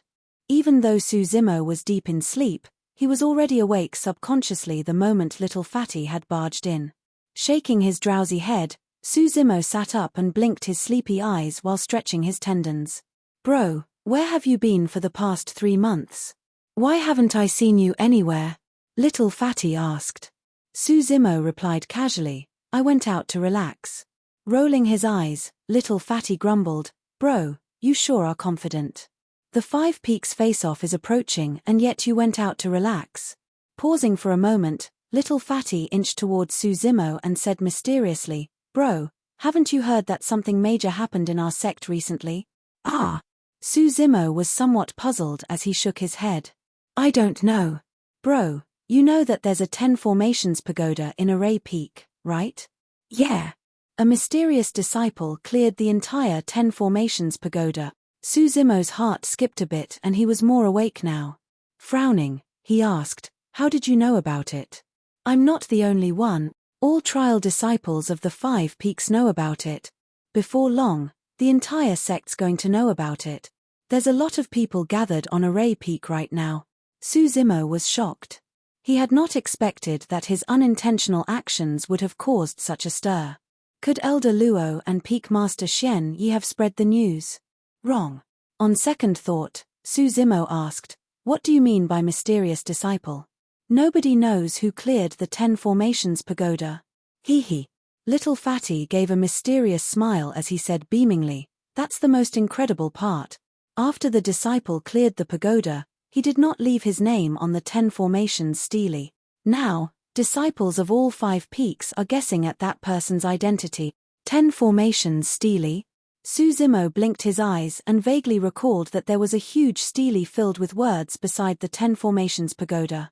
What do you mean leaving a name on the 10 formations stele? Suzumo asked once more. Little Fatty explained the use of the 10 formations stele. After clearing the pagoda, one has to tap their sect badge on the 10 formations stele for their name to be recorded. Suzumo froze for a moment and muttered to himself, So, there's such a thing. That incredible person cleared all 10 levels in one go and left gracefully just like that. How admirable. Little Fatty's eyes were filled with awe as though he was imagining a cultivator's extraordinary demeanor amidst the ethereal clouds, leaving as he flicked his sleeves. In reality, Suzumo was thoroughly exhausted that night and had barely managed to return on his flying sword. There was no way he was that carefree. Little Fatty noticed that Suzumo was distracted and seemingly disinterested. He then reached for Suzumo's arm, saying, Bro, let's go. I'll take you to Array Peak and you'll see just how amazing that person is. Discreetly, Suzumo avoided Little Fatty's hand and shook his head. I'll give it a pass. Suzumo did not have much time to begin with. Now that he had spent 3 months on Array Peak without refining elixirs, raising his cultivation or practicing sword wielding, he was left with less than 3 months to the end of the year. How would he have the mood to join the crowd? Furthermore, he was that mysterious challenger. Suzumo wasn't curious in the slightest bit. At the same time, Suzumo realized that if word were to spread out, it would bring quite a bit of trouble for him. He decided to hide it for the time being. Bro, it's a huge crowd on Array Peak right now. It's absolutely unprecedented. It'd be such a pity if you didn't go take a look. Little Fatty did not give up and continued persuading. Suzumo chuckled and replied casually, I know nothing about formations too. What's the big deal about challenging the pagoda? That statement was casually thrown out by Suzumo. However, Little Fatty was instantly displeased. Bang! His chubby palm slammed down heavily on Suzumo's stone bed, giving off a dull thud. Suzumo was dazed. Bro, that's not a nice thing to say. Little Fatty kept his smile and his expression was unprecedentedly serious. Perhaps that mysterious disciple might not be your match in terms of weapon refinement. But bro, you should not underestimate him like that. What do you mean, what's the big deal about challenging the pagoda? Do you know what it implies for someone to be able to clear level 10 of the 10 formations pagoda? Suzimo asked automatically. What? Little Fatty was stunned at Suzimo's question. After holding it for a long time, his face flushed and he could not give a reply either. Naturally, Little Fatty was not really angry. It was just a moment of indignance for that mysterious challenger. Suzimo looked at Little Fatty's embarrassed face and could not help but smile. Actually, I'm that mysterious disciple. Bro, stop messing around. Little Fatty waved his hand to interrupt him. Suzimo. Little Fatty said in a deep voice, Bro, you have to understand that through the generations of trial disciples in the history of the sect, there have been many geniuses. However, the best among them have only cleared level 6. Look at that Feng Haoyu. He may seem impressive now, but it's not like there hasn't been another genius with a wind spirit root in the sect. He's just one of them. However, this mysterious disciple that cleared level 10? He's the first person through the thousands of years of history of our sect. Suzimo could only nod his head in agreement. Think about it, bro, wasn't it incredible when you got through the 8 distresses formation and destroyed the spirit testing gate? Just like you, the accomplishment of this mystery disciple is unprecedented. With a stoic face, Little Fatty said earnestly, Bro, you've got to be humble. Humility is important. You can't look down on others casually. That won't do. Alright, I got it. I'll check it out when I've got time. Suzimo was sweating profusely for this conversation. When he saw that Little Fatty had no intention of stopping, he changed the topic. It's been a long time since I've cultivated. I've got to seize the opportunity to raise my cultivation. Little Fatty scanned Suzimo with the spirit-peering art. He was still at level 6 chi condensation. Bitterly, Little Fatty said, Bro, look at you. You were already at level 6 chi condensation 3 months ago, but you haven't progressed at all. How are you going to fight Feng Haoyu? Bro, even if you know you can't win him, you've got to pick yourself up and not give up. The path of cultivation is like going against the waters. If you don't advance, you get pushed back. You've wasted 3 months just like that. What should I say about you? Sigh. Suzimo.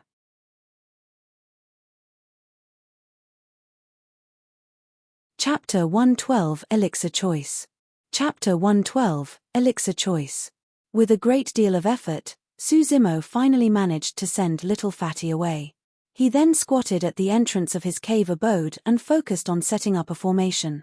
He set up a grade 2 formation, smoke gathering formation. Because the stupid bird's identity was unique, Suzimo did not dare to set up a killing formation. It would suffice for him to set up a trap formation and restrain the stupid bird. Standing at the side, the spirit tiger watched. Even though it did not understand what was going on, it realized that Suzimo's return must mean that the latter had found a way to suppress that stupid bird. He was gone for a full 3 months. It wasn't a short period of time. Suzimo took an entire day to set up the smoke gathering formation. However, he had no intention of stopping right after. He continued to set up another soundproof formation outside the smoke gathering formation. That way, Suzimo wouldn't be affected no matter how the stupid bird cried within the trap. Thereafter, he made an imprint using the Spirit Beast badge on the Spirit Tiger's neck so that the latter would have unrestricted access to the cave abode. By the time everything was set up, it was night. Suzimo looked at the night skies without feeling sleepy in the slightest bit. It was less than 3 months to the year-end face-off. He did not have much time left. According to his original plan, he would have been able to reach perfected chi condensation through sufficient use of spirit stones. Now that he had spent so much time on Array Peak, he would only be able to reach level 9 chi condensation at max come the end of the year. After all, he did not have much progress on elixir refinement yet. Against Feng Haoyu's perfected chi condensation, Suzimo knew that he had no chance of winning. Furthermore, Feng Haoyu was cultivating one of the 3 major secret skills, Ethereal Sword. Suzimo's only chance of winning was on the 2 sword formation manuals. He had to master the tripartite and hexagonal sword formation before the year-end face-off and become a sword formation master. Suzimo did not sleep the entire night as he summoned his elixir furnace and started with refinement. Previously, he had a chance of refining grade 1 elixirs. However, it exploded due to Little Crane's interference, wasting all his previous efforts. After 3 months of not refining elixirs, Suzimo's technique was clearly rusty. Unable to control the temperature of the flames precisely, the spirit herbs were burnt to ashes. It was only till midnight when he finally found the feeling and got into the groove. Failing many times in between, Suzimo finally managed to refine a cauldron of elixirs come early morning. Usually, a cauldron would contain 9 elixirs. However, the complexity of the refinement increased with the recipe and as such, the number of elixirs were reduced. For example, among grade 1 elixirs, the most difficult of them was the foundation establishment elixir, and each refinement would only produce a single elixir, nothing more. Spirit gathering elixir was the most simple to refine amongst grade 1 elixirs. 9 spirit gathering elixirs burst forth from the holes in the elixir furnace and hovered in midair. 8 of the elixirs had 3 elixir patterns etched on them. Those were superior grade elixirs. 1 of them had 4 elixir patterns, a supreme grade elixir. Looking at the 9 elixirs that he had refined floating in the air, Suzimo's eyes flickered as he pondered. It was out of his expectations that he had managed to produce elixirs of such quality with his first attempt. Refinement of elixirs was unlike that of weapons.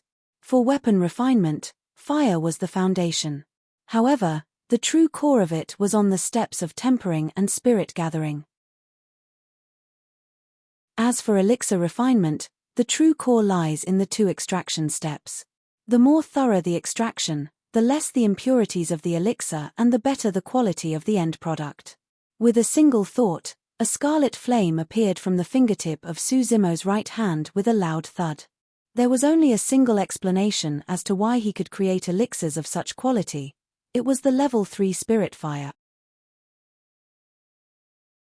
He could vaguely sense that the level 3 spirit fire produced by his right hand was unlike normal level 3 spirit fires.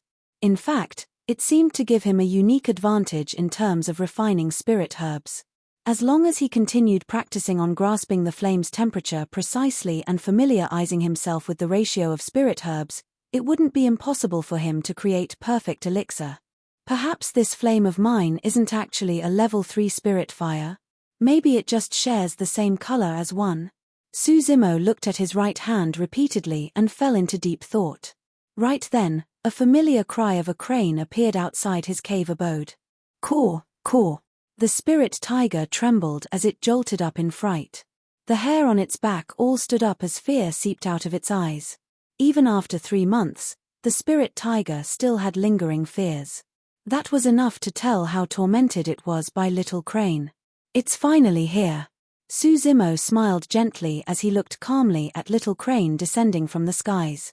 Flapping its wings, Little Crane looked at Suzimo with a taunting and gleeful expression. Its meaning was clear: small fry, even if you hide outside for 3 months, you'll have to come back sooner or later. You can't escape from my grasp. Right as Little Crane descended upon the entrance of the cave abode, a bright, bedazzling light shone from the ground. The formation pattern shone brightly as the smoke-gathering formation was activated. Caw. Little Crane's expression changed as it panicked. It wanted to soar into the skies, but it realized that no matter how it tried, it could not fly out of that small region. It was trapped.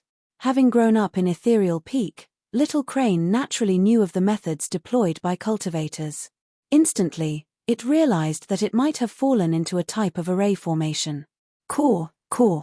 Enraged, Little Crane shrieked sharply and loudly. However, its voice reverberated around the soundproof formation and could not pass through.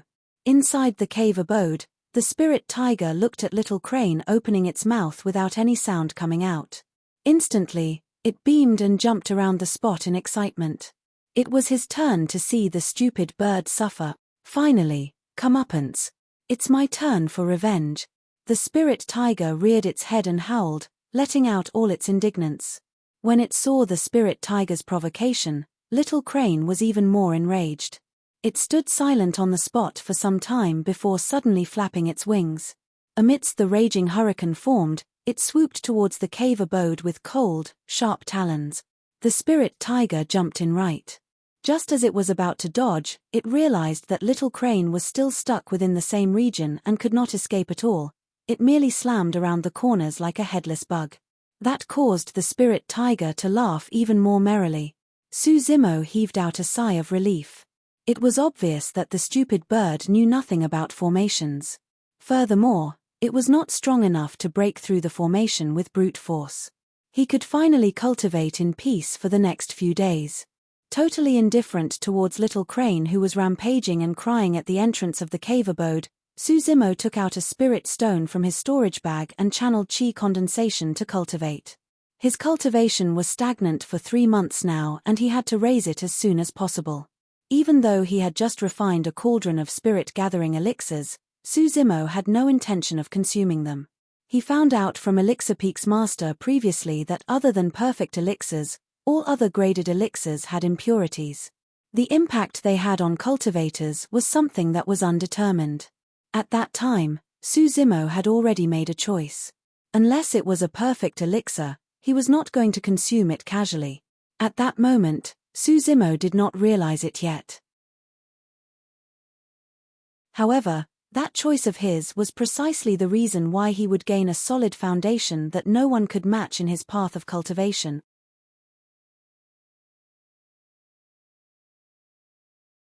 Chapter 113 How Sinful. Chapter 113 How Sinful. After 3 days, Suzimo finally refined a cauldron of spirit-gathering elixirs with a perfect elixir. He placed that perfect elixir carefully into a jade bottle and kept it in his storage bag.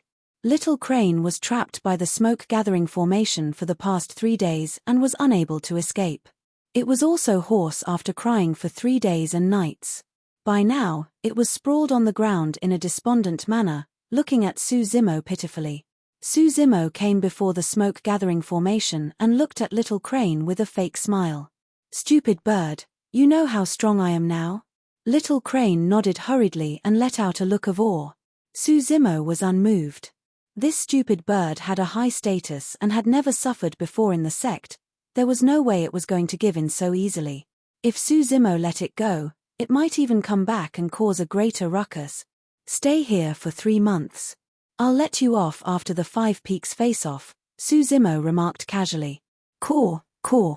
Instantly, Little Crane's expression changed as it yelled at Suzimo as though threatening him.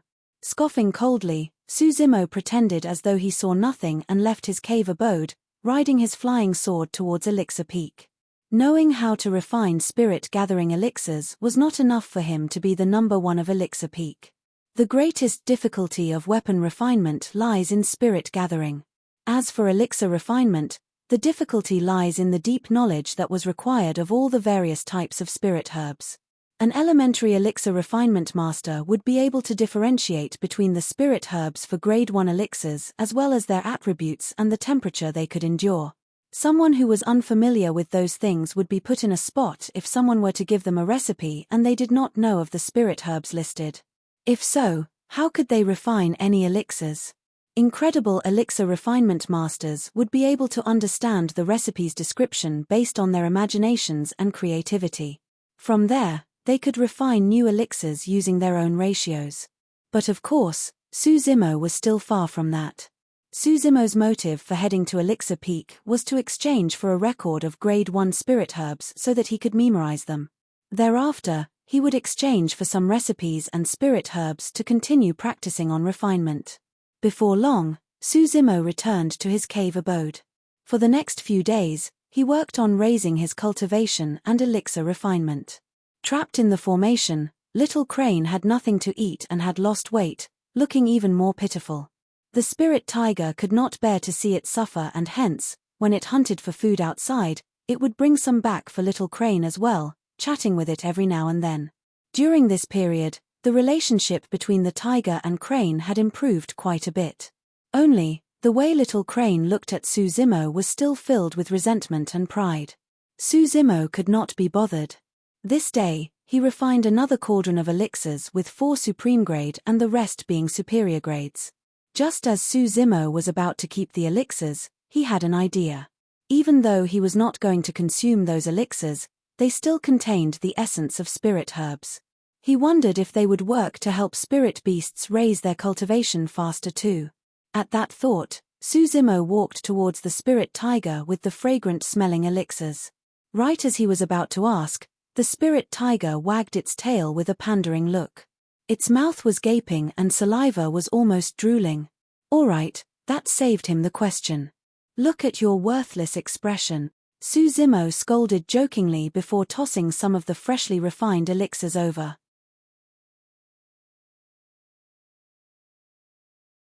The spirit tiger leapt into the air and opened its mouth, catching an elixir and chewing in satisfaction. When Little Crane, who was trapped in the formation, saw that, it was stunned. That works too. It was completely stupefied. It had taken elixirs in the past before.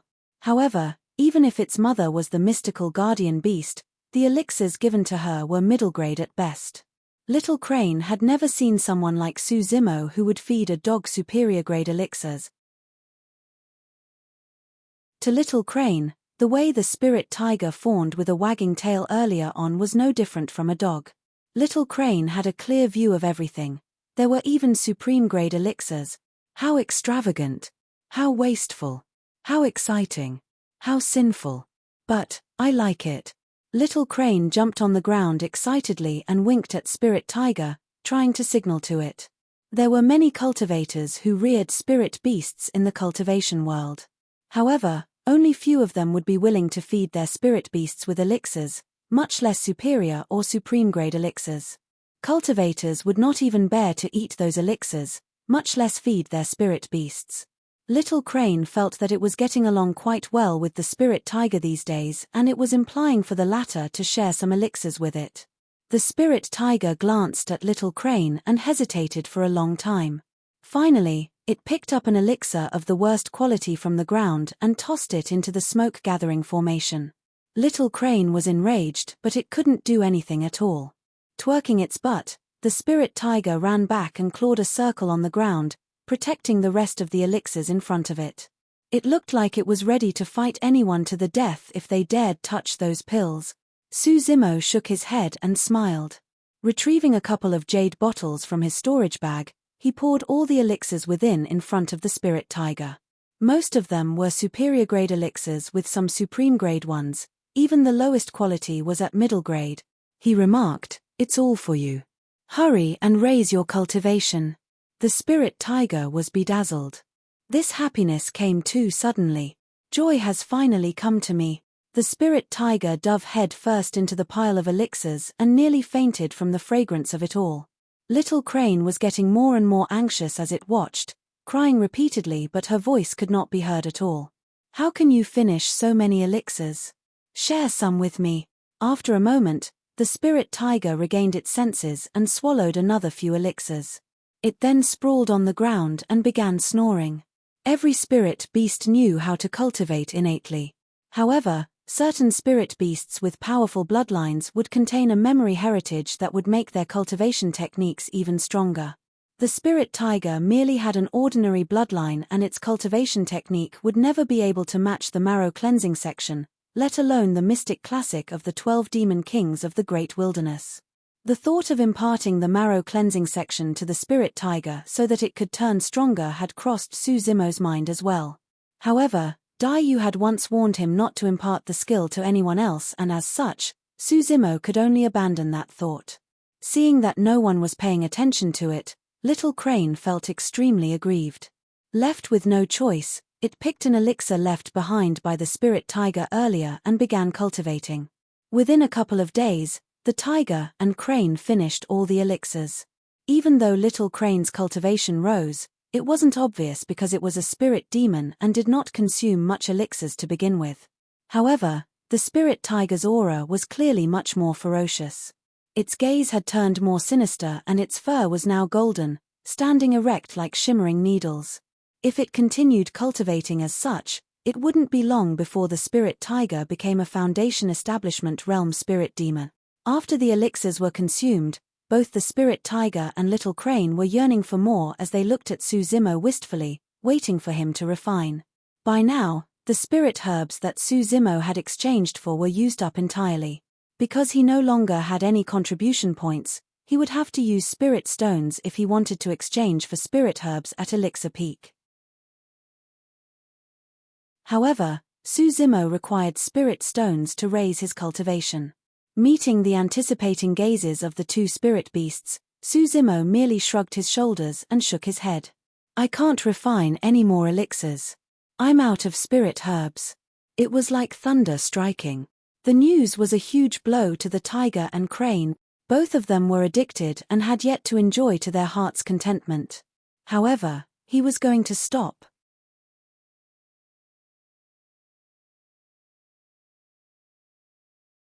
Chapter 114, Trump Card. Chapter 114, Trump Card. The reason why Suzumo wanted to stop refining elixirs was because he no longer needed it. Similar to weapon refinement, Suzumo no longer had to waste time on it now that he could refine inferior-grade spirit weapons. There were 2 months left to the year-end face-off. At the moment, Suzumo's cultivation was at level 7 chi condensation. Coupled with the perfect elixirs he had refined previously, it was not going to be an issue for him to reach level 9 chi condensation by the end of the year. However, perfected chi condensation was impossible for him. At perfected chi condensation, the dantian would open up like a vast sea of chi and one would be much stronger than at level 9. That was something that required elixirs, spirit stones, and a long period of cultivation. Even cultivators with heaven spirit roots were no exception to that rule. During this period of time, Little Crane had consumed quite a bit of Suzumo's elixirs. Even though it was still trapped in the smoke-gathering formation, its relationship with Suzumo had improved. Despite that, Suzumo did not dare to let Little Crane out. This day, Little Fatty arrived at Suzumo's cave abode once more. When he saw that Suzumo's cultivation had risen, he felt relieved and thought that Suzumo had finally picked himself up. At the moment, Little Fatty's cultivation realm was at the peak of level 8 chi condensation. By the end of the year, he was definitely going to hit level 9 chi condensation. Even though his progress was already very fast, it was still slightly inferior compared to Feng Haoyu and Lang Ru. In theory, the cultivation speed of heaven spirit roots should not lose out to variant spirit roots. Suzumo had vaguely sensed that Little Fatty's physique was different. Even though it could not be compared to his, it was definitely much stronger than most other chi refinement warriors. There was a possibility that Little Fatty had used a portion of his spirit chi on tempering his body. That might be why he was not on the same level as Feng Haoyu and Lang Ru. The reason for Little Fatty's arrival was naturally to impart to Suzumo the various methods of sword-wielding and fighting between cultivators. As Xian Yi had mentioned, the fights between chi refinement warriors were relatively simple and there weren't many things to mention. Most of it had to be learned through practical experience. For that month, Little Fatty stayed in Suzumo's cave abode. As the both of them sparred daily, Suzumo's sword-wielding skills were becoming more and more proficient. Initially, Suzumo was at a complete disadvantage. Each time Little Fatty summoned his flying sword, he could suppress Suzumo in less than 3 moves. However, as time went on, Suzumo was gradually able to match Little Fatty evenly. Subsequently, the spirit tiger even joined the fights and attacked Suzumo together with Little Fatty. At the beginning, Suzumo was not used to being attacked by Little Fatty and the spirit tiger together. However, as his sword-wielding skills improved, he was able to hold his ground without losing out. During this period of time, what puzzled Little Fatty at the most was that despite being at level 7 chi condensation, Suzumo was completely able to match him who was at level 8. That implied that the quality of Suzumo's spirit chi was far superior compared to Little Fatty's. But that didn't make any sense. Both of them had heaven spirit roots, so why would there be a level of difference between their spirit chi? Little Fatty had asked about it before as well, but Suzumo merely shook his head, indicating that he was unclear too. In truth, Suzumo had a theory. It was because a change in quality would occur after spirit chi enters his body through his right hand, causing it to be even purer within his body. Vaguely, Suzimo had the feeling that his right hand might have something else that Dai Yu left for him.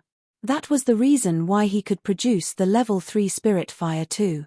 However, everything was so strange that Suzimo would naturally not mention it to anyone else. This day, little Fatty had plans to leave.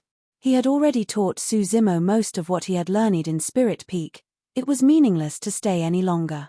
Before he left, little Fatty suddenly declared mysteriously, "Bro, I know it seems like we're rather evenly matched recently. But, actually, I have a trump card." "Oh." Suzimo raised his brow. A smug look flashed through little Fatty's eyes as he chuckled. "Bro, I've actually been cultivating a body tempering technique that takes up quite a bit of spirit chi. If not for that, I would be able to hit perfected chi condensation by the end of the year." Indeed, Suzimo had guessed correctly. When he saw that Suzimo did not have a stark reaction, little Fatty thought that it was because he did not understand the benefits of body tempering. Because of that, he rushed forward excitedly. "Bro, you haven't fought with cultivators who had tempered bodies before. If I make use of my trump card, you'll definitely lose for sure. Is that so?" Suzimo chuckled and asked. When he heard that, little Fatty glared at him and harumphed gently, "Bro, if you still don't believe me, we can have another spar so that I can show you my technique." "Very well." Suzimo nodded in agreement. Little Fatty summoned a fatty. It was a pseudo-spirit weapon. Among the 5 peaks, there were not many trial disciples who had an inferior-grade spirit weapon. Because little Fatty had just joined for less than a year, he naturally did not have one too. During their normal spars, Suzimo naturally did not use the inferior-grade flying swords that he had created. Instead, he would also use a pseudo-spirit weapon. Go! A stream of spirit chi shot out from both their fingertips into their flying swords. Shuttling through the cave abode, both flying swords clashed against one another. Cling! Clang! The sounds of metal clashing echoed as sparks flew. In terms of sword wielding, both of them were evenly matched and neither party's flying sword could break the other's defense. Right then, little Fatty hollered and slapped on his storage bag, summoning a gigantic axe. The gigantic axe looked to be the same size as little Fatty and it appeared extremely strange when he wielded it. While their flying swords were fighting in midair, little Fatty took advantage of the chance and tunneled forth. A golden light shone on the surface of his body as he suddenly arrived before Suzimo, swifter than ever. Swoosh! The gigantic axe tore through the voids and descended from the skies menacingly. Before it got close, Suzimo's hair was already pushed backwards. "Ha ha, bro. You lost." Little Fatty burst out in laughter. As the gigantic axe was about to strike Suzimo's head, little Fatty hurriedly held back. Right then, with an unchanged expression, Suzimo suddenly reached out and grabbed the incoming axe. Bang! Even though the gigantic axe had met with flesh, the sound that echoed felt like it was defeated. The gigantic axe could not advance anymore. Little Fatty's face turned pale with fright as he rushed over and asked in panic, "B-bro, are you alright? Why did you grab my weapon?" Suzimo had already tossed the axe onto the ground and retracted his nails discreetly. Holding up Suzimo's hand, little Fatty checked it back and forth. There was no damage done at all. He was alright. Completely unharmed. Little Fatty's gaze towards Suzimo changed gradually. No matter how strong his body was, there was no way he would dare to receive a weapon with his bare hands that was akin to courting death. However, little Fatty had witnessed the scene unfold right before his eyes. Before little Fatty managed to retract his momentum, Suzimo had already stopped the axe. The feeling was no different from chopping an unshakable mountain. "Bro, you." Little Fatty's eyes were filled with astonishment. Suzimo chuckled casually. "I've also cultivated body tempering techniques before. You've got to help me hide it." For sure. Definitely. Little Fatty nodded instinctively.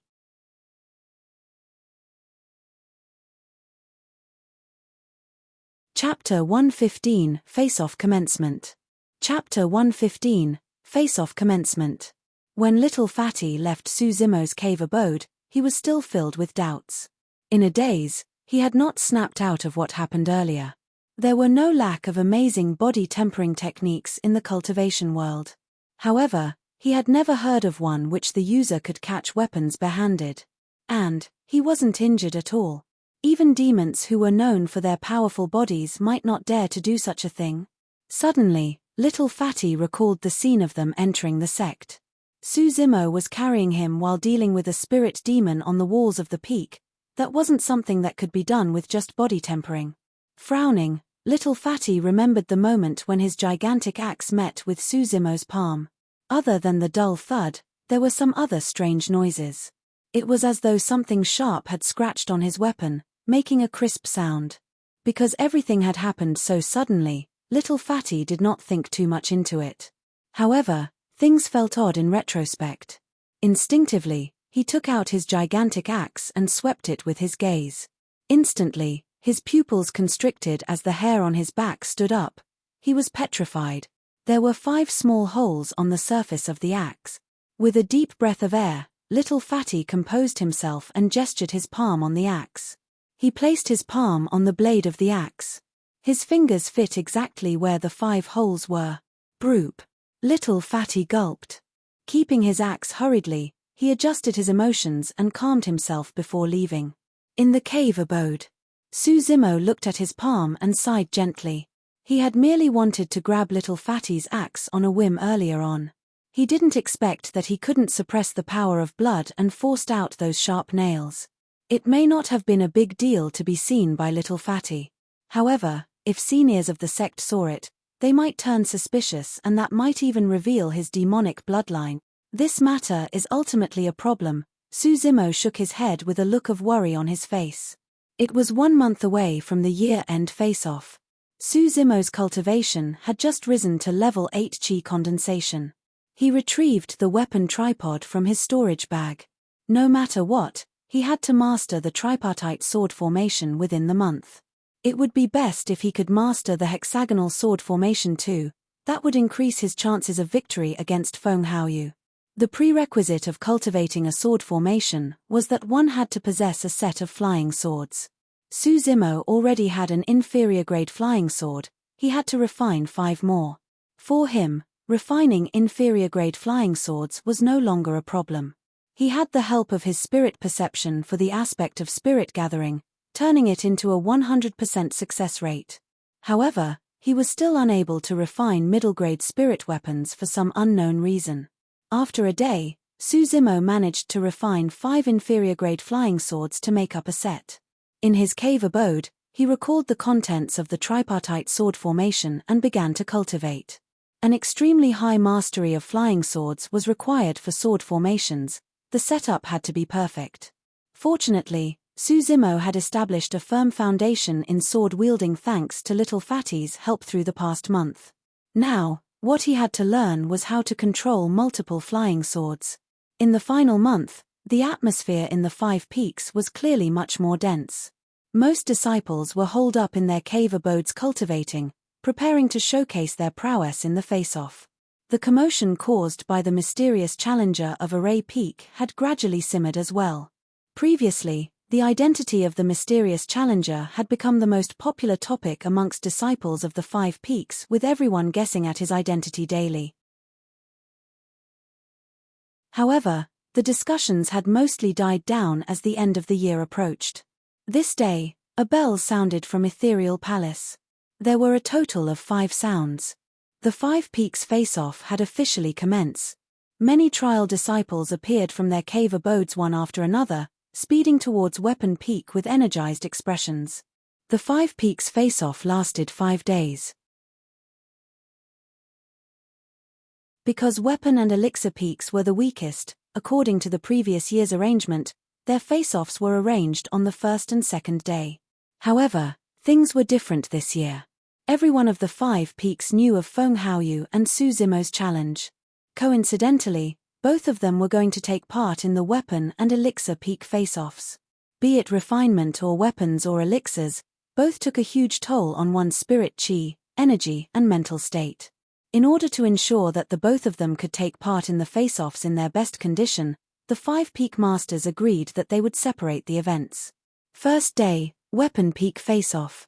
Second day, Talisman Peak Face-Off. 3rd day, Elixir Peak Face-Off.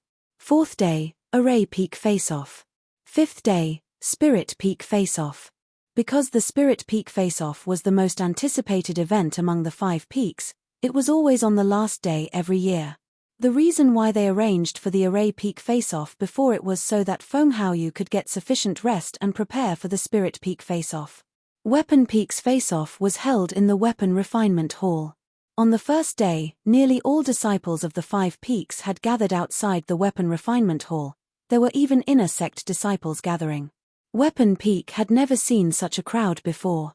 At a glance, the entire place was densely packed with people. The reason for this was because Weapon Peak's face-off was the first round of challenge between Feng Haoyu and Su Zimo. All eyes were on this. Everyone wanted to know who would have the last laugh in weapon refinement, the talent of Spirit Peak, Feng Haoyu, with his Wind Spirit Root, or Su Zimo with his level 3 Spirit Fire. Prior to this, disciples of the 5 peaks had already secretly wagered on the outcome. The 5 peak masters sat right at the front of the Weapon Refinement Hall. There were more than 100 participating disciples standing below. As for the spectating disciples, they could only stand outside and were not allowed to enter lest they disrupted the weapon refinement process. Make way, make way. A holler sounded from outside the crowd as though someone had arrived. The crowd parted to the sides, revealing a passageway. Hands behind his back, a purple-robed Qi refinement warrior strode in. With a haughty expression, he entered the Weapon Refinement Hall. It was Feng Haoyu. Amazing. His already at perfected Qi condensation. Temph, that's not all. I'm telling you, senior brother Feng already hit perfected Qi condensation more than a month ago. Right now, he's only a single step away from entering Foundation Establishment realm. I wonder what cultivation Su Zimo is at right now. If he's too far apart, there won't be anything to look forward to for their sparring. Right then, someone shouted among the crowd. Su Zimo is here. Everyone looked over. Not far away, Su Zimo arrived on his flying sword. Still clad in green robes, he looked calm as though he was in no pressure at all. Ha! A disciple could not help but scoff. Am I seeing things? He's only at level 8 Qi condensation? Fufu, you were right. The difference between them is 2 levels. The outcome is obvious without them even fighting. Another disciple shook his head and laughed, his ears clearly filled with disdain. If I were Su Zimo, I would admit defeat as soon as possible lest I get beaten up too badly in public and embarrass myself.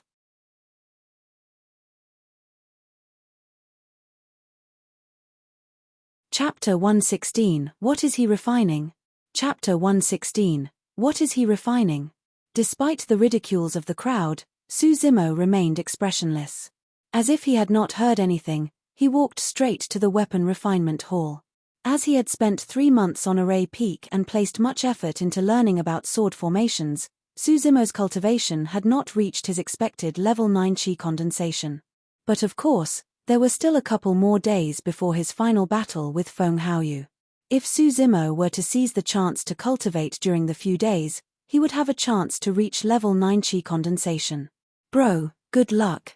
Little Fatty's voice rang out from the crowd as he thumped his fist towards Su Zimo. Smiling, Su Zimo nodded his head and entered the Weapon Refinement Hall. Within the hall, Shui Yi and the others nodded their heads to greet Su Zimo. Junior brother Su, don't let those nasty remarks distract you. Calm yourself and you'll definitely win, Shui Yi whispered when Su Zimo walked by him. Yes. You too, senior brother Shui. Su Zimo replied with a smile. Don't worry. I've managed to cultivate a level 2 spirit fire by now.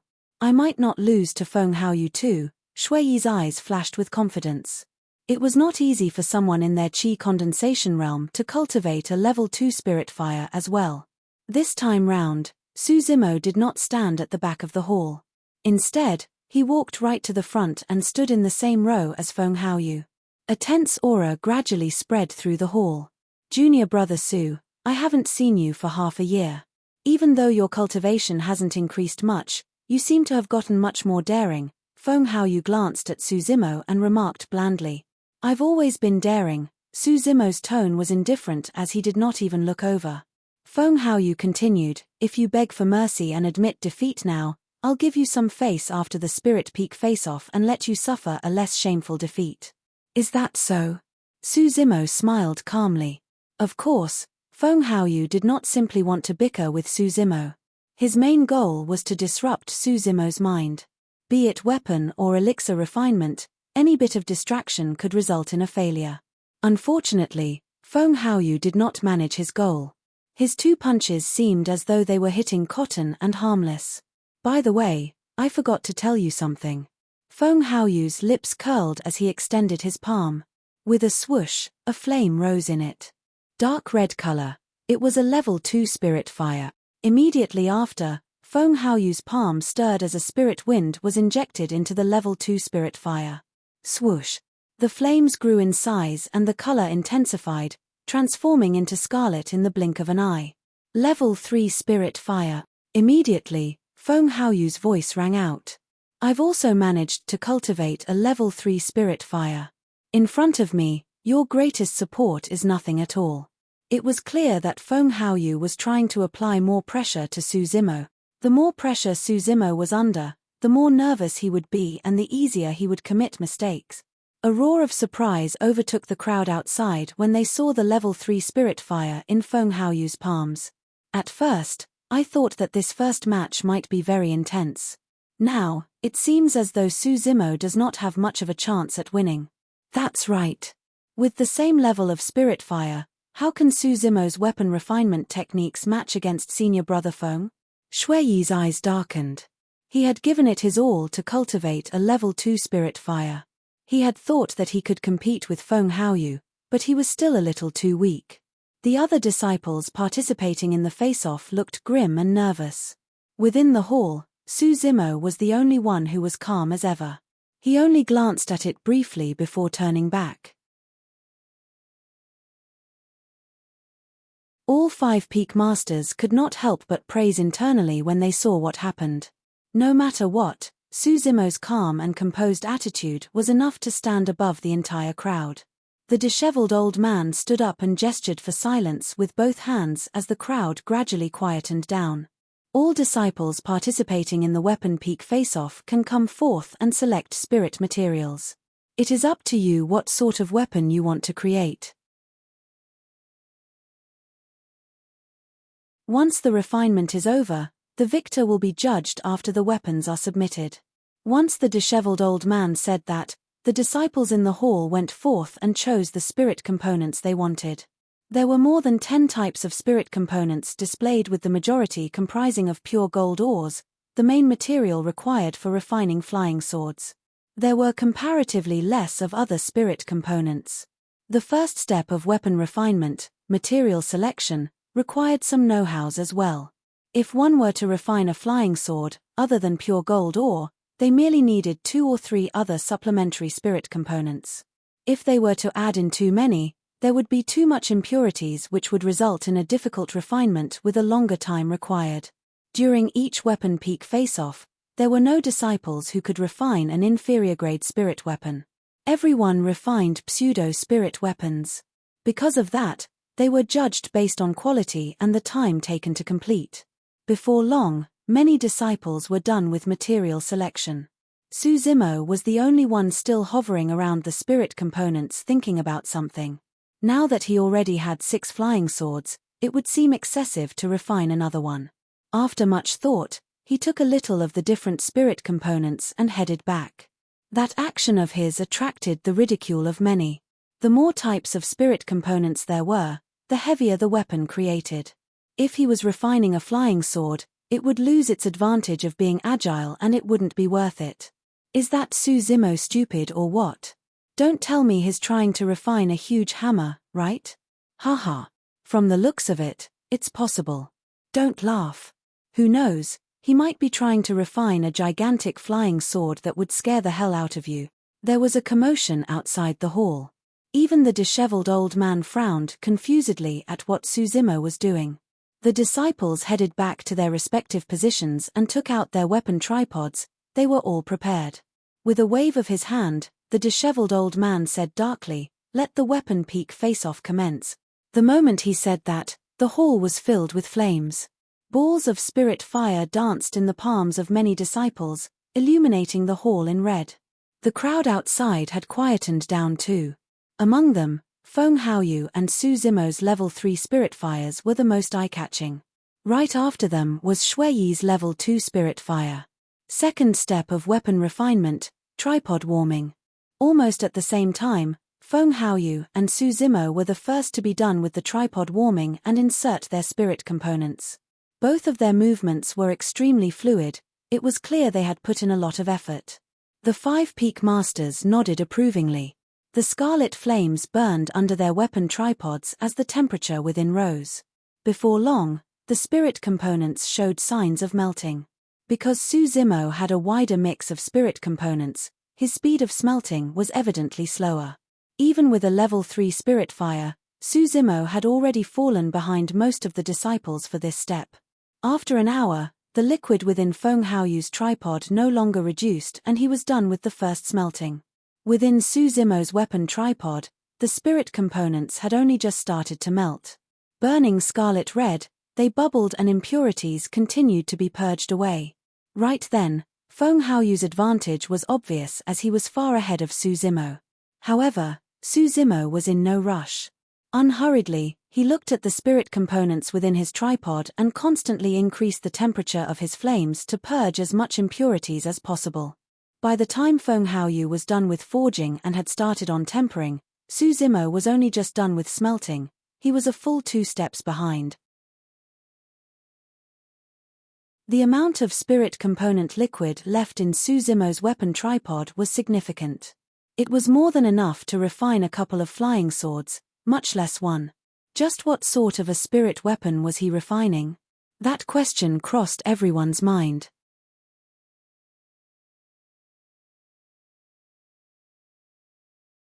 Chapter 117, Scared Away.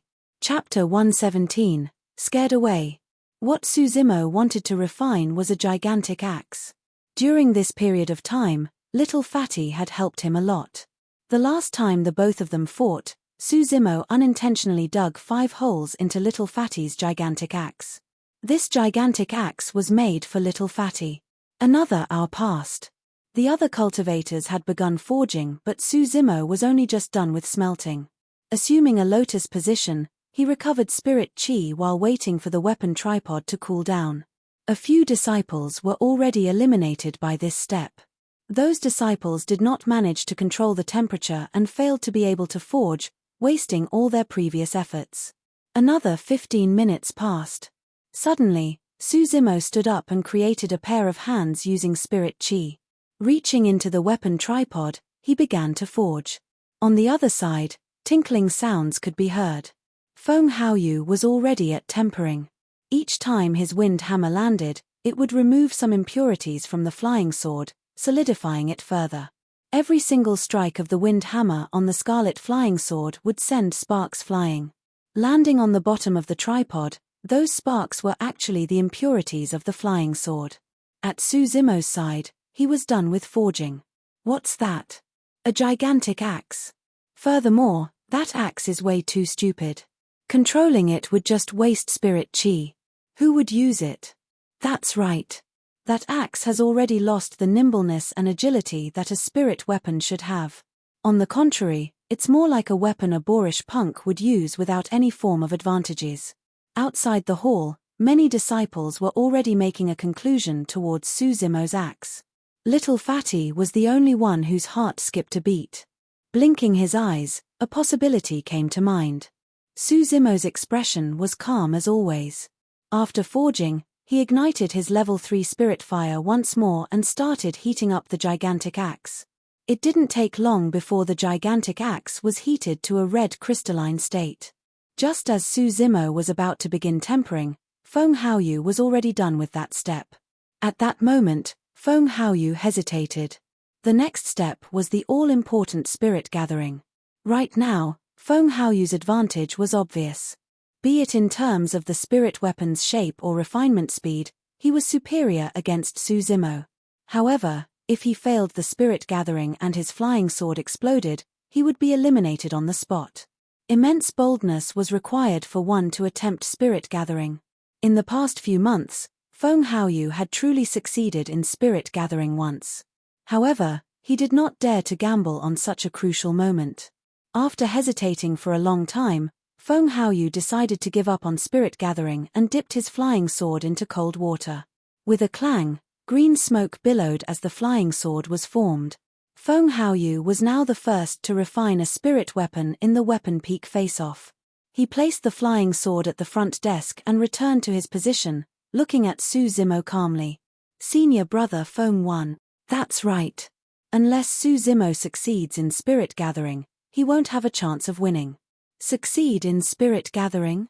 Fufu, can that even happen? Don't forget, he just joined the sect for less than a year. In such an intense situation, even an advanced weapon refinement master would have a much lower success rate of spirit gathering. Many of the spirit peak disciples spectating outside heaved a sigh of relief. The second person to complete his weapon tempering was Shuiyi of Weapon Peak. With a level 2 spirit fire in his possession, Shuiyi's weapon tempering speed was superior compared to others too. The next step was spirit gathering. Unlike Feng Haoyu, Shuiyi did not give up and chose to attempt spirit gathering. When the disheveled old man saw that, he nodded to himself. To be fair, Feng Haoyu was indeed quite talented in weapon refinement, even more so than Shuiyi. However, he lacked the boldness. If Feng Haoyu had chosen to attempt spirit gathering, the disheveled old man would have thought better of him. Even disciples who did not have knowledge of weapon refinement, they knew how difficult it was to attempt spirit gathering. Therefore, Shuiyi's choice attracted quite a bit of attention. With a solemn expression, Shuiyi controlled the spirit qi within the weapon tripod warily and channeled it towards the flying sword. Crack! A crisp sound rang out from within the tripod, reverberating through the hall loud and clear. It was broken. Shuiyi realized that something was wrong. The disciples watching shook their heads. That was the sound of cracks forming on the sword. True enough. The next moment, yet another crack sounded out. A boom echoed out from Shuiyi's weapon tripod as his flying sword exploded. Shrapnels shot against the inner walls of the tripod, producing tinkling sounds. The spirit gathering had failed. Shuiyi chuckled bitterly before putting away his weapon tripod. He bowed to the 5 peak masters and left the weapon refinement hall. The explosion of the flying sword meant that he was eliminated. Following that, other disciples were finishing up with their weapon refinements. Apart from Shuiyi, no one else attempted spirit gathering. Right then, Su Zimo heaved out an air of relief as he was done with his tempering. Swoosh, swoosh, swoosh. Everyone fixed their gaze on Su Zimo. Some of the weapon peak disciples had looks of anticipation. Su Zimo was now weapon peak's final hope. If he failed, that would mean that the number 1 of weapon peak would be taken away by disciples of other peaks. Even though they were all of the same sect, it wasn't an honor for disciples of weapon peak. Su Zimo paused for a moment and suddenly, he did something that shocked everyone. He removed his weapon tripod. What is he doing? Is he giving up on spirit gathering? I'm not sure. If Su Zimo wanted to give up on spirit gathering, all he had to do was take the gigantic axe out of the weapon tripod and dip it in cold water.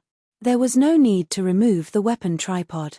Right after, in front of everyone, Su Zimo started channeling the surrounding spirit qi towards the gigantic axe with a solemn expression. Spirit gathering. He had chosen to attempt spirit gathering. However, this was quite a bizarre scene before them. All through history, there had never been a weapon refinement master who would remove their weapon tripod while conducting spirit gathering. That was completely pointless and way too dangerous for the weapon refinement master. If the spirit gathering failed and the spirit weapon exploded, the first person to suffer would be the weapon refinement master himself. When the disheveled old man saw that, his heart skipped a beat as he stood up instinctively, wanting to stop Su Zimo. However, Su Zimo had already begun. If the disheveled old man said something to distract Su Zimo, the spirit gathering may end up failing. Frowning, the disheveled old man hesitated for a long time before sitting down. He was extremely tense and was prepared to save Su Zimo immediately. Feng Haoyu, who was initially standing beside Su Zimo, was shocked by the latter's action and dodged aside right away. Right then, Su Zimo turned his head while spirit gathering and gave a fake smile. "Why are you running? You're afraid." That statement caused an uproar outside the hall. When it came to spirit gathering, one would usually have to focus intently to prevent mistakes. No one would behave like Su Zimo. Not only did he remove his weapon tripod, he was even chatting with others. Wasn't that just courting death? However, no one knew that Su Zimo's spirit gathering method was based on his spirit perception. Even if he was distracted, his spirit perception would warn him immediately about any signs of incoming failure. Su Zimo would then naturally stop. "Lunatic." Feng Haoyu scolded coldly before retreating a couple of steps more. There were initially some other disciples besides Su Zimo. Some of them had just finished refining their weapons. However, they did not even bother to submit their flying swords before they dodged him like the plague. Some disciples were still tempering their spirit weapons. When they saw what happened, they ran off without caring about their weapons in the tripod, hating their parents for not giving them an extra pair of legs. It was chaos within the weapon refinement hall. In the blink of an eye, other than the 5 peak masters, there was no one else left around Su Zimo.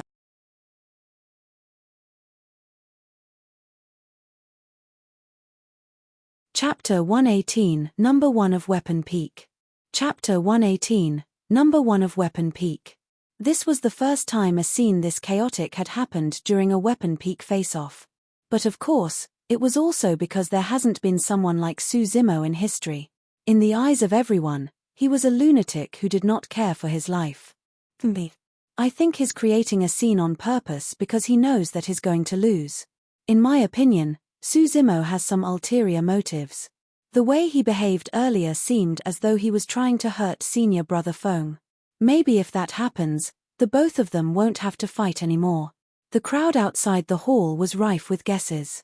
"Su Zimo, are you going to attempt spirit gathering or are you giving up? Why are you doing something so strange?" Spirit Peak's master, Wen Xian, asked harshly with furrowed brows. Su Zimo laughed. "Of course I'm attempting spirit gathering. Why are you removing your weapon tripod for spirit gathering?" Wen Xian asked again. "Why not?" Su Zimo reversed the question, rendering Wen Xian speechless. Indeed, there was no such rule that stated that spirit gathering had to be conducted within a weapon tripod. Su Zimo's actions were merely so strange that no one could comprehend. Right then, Su Zimo turned to look at Feng Haoyu while spirit gathering, chuckling and asking, "Feng Haoyu, did you think that you were going to win?" "Humph." Feng Haoyu harumphed coldly, "I don't believe you can succeed in spirit gathering." "Very well. I'll show you." In truth, during that short conversation, Su Zimo had already attempted multiple spirit gatherings. However, he stopped in time after sensing danger. This time round, a faint imprint of a spirit pattern appeared on the axe without any warning alerts. Su Zimo was elated. Success. Buzz. With a tremble, the axe glowed brightly, emitting a bedazzling light. A spirit pattern. The discussions outside the hall gradually died down. Many disciples watched dumbfounded with agape mouths, their eyeballs nearly dropping out of their sockets. He had managed to succeed in spirit gathering? Didn't they say that spirit gathering was difficult? How was it that Su Zimo had managed to create a spirit pattern even while chatting idly? Not to mention the many disciples outside the hall, even the 5 peak masters were stunned and filled with questions. Was it luck? Coincidence? What had just happened? At the end of the day, the other 4 peak masters did not have a deep understanding of weapon refinement. All of them looked at the disheveled old man questioningly. Pondering for a long time, the disheveled old man could not come up with an answer and shook his head as well. With Su Zimo's success in spirit gathering, there was no doubt about his status as the number 1 for this face-off. Feng Haoyu's face turned ugly instantly. Even if he was faster in refining his weapon, it was a pseudo-spirit weapon without any grades. He won. Haha. Our peak won. Well done, junior brother Su. After a momentary silence, a series of cheers broke out from the crowd. Those Spirit Peak disciples who had initially thought highly of Feng Haoyu lowered their heads in defeat. Even at this moment, they were still confused as to how Su Zimo had managed to succeed in spirit gathering. Furthermore, he looked as though he was extremely relaxed.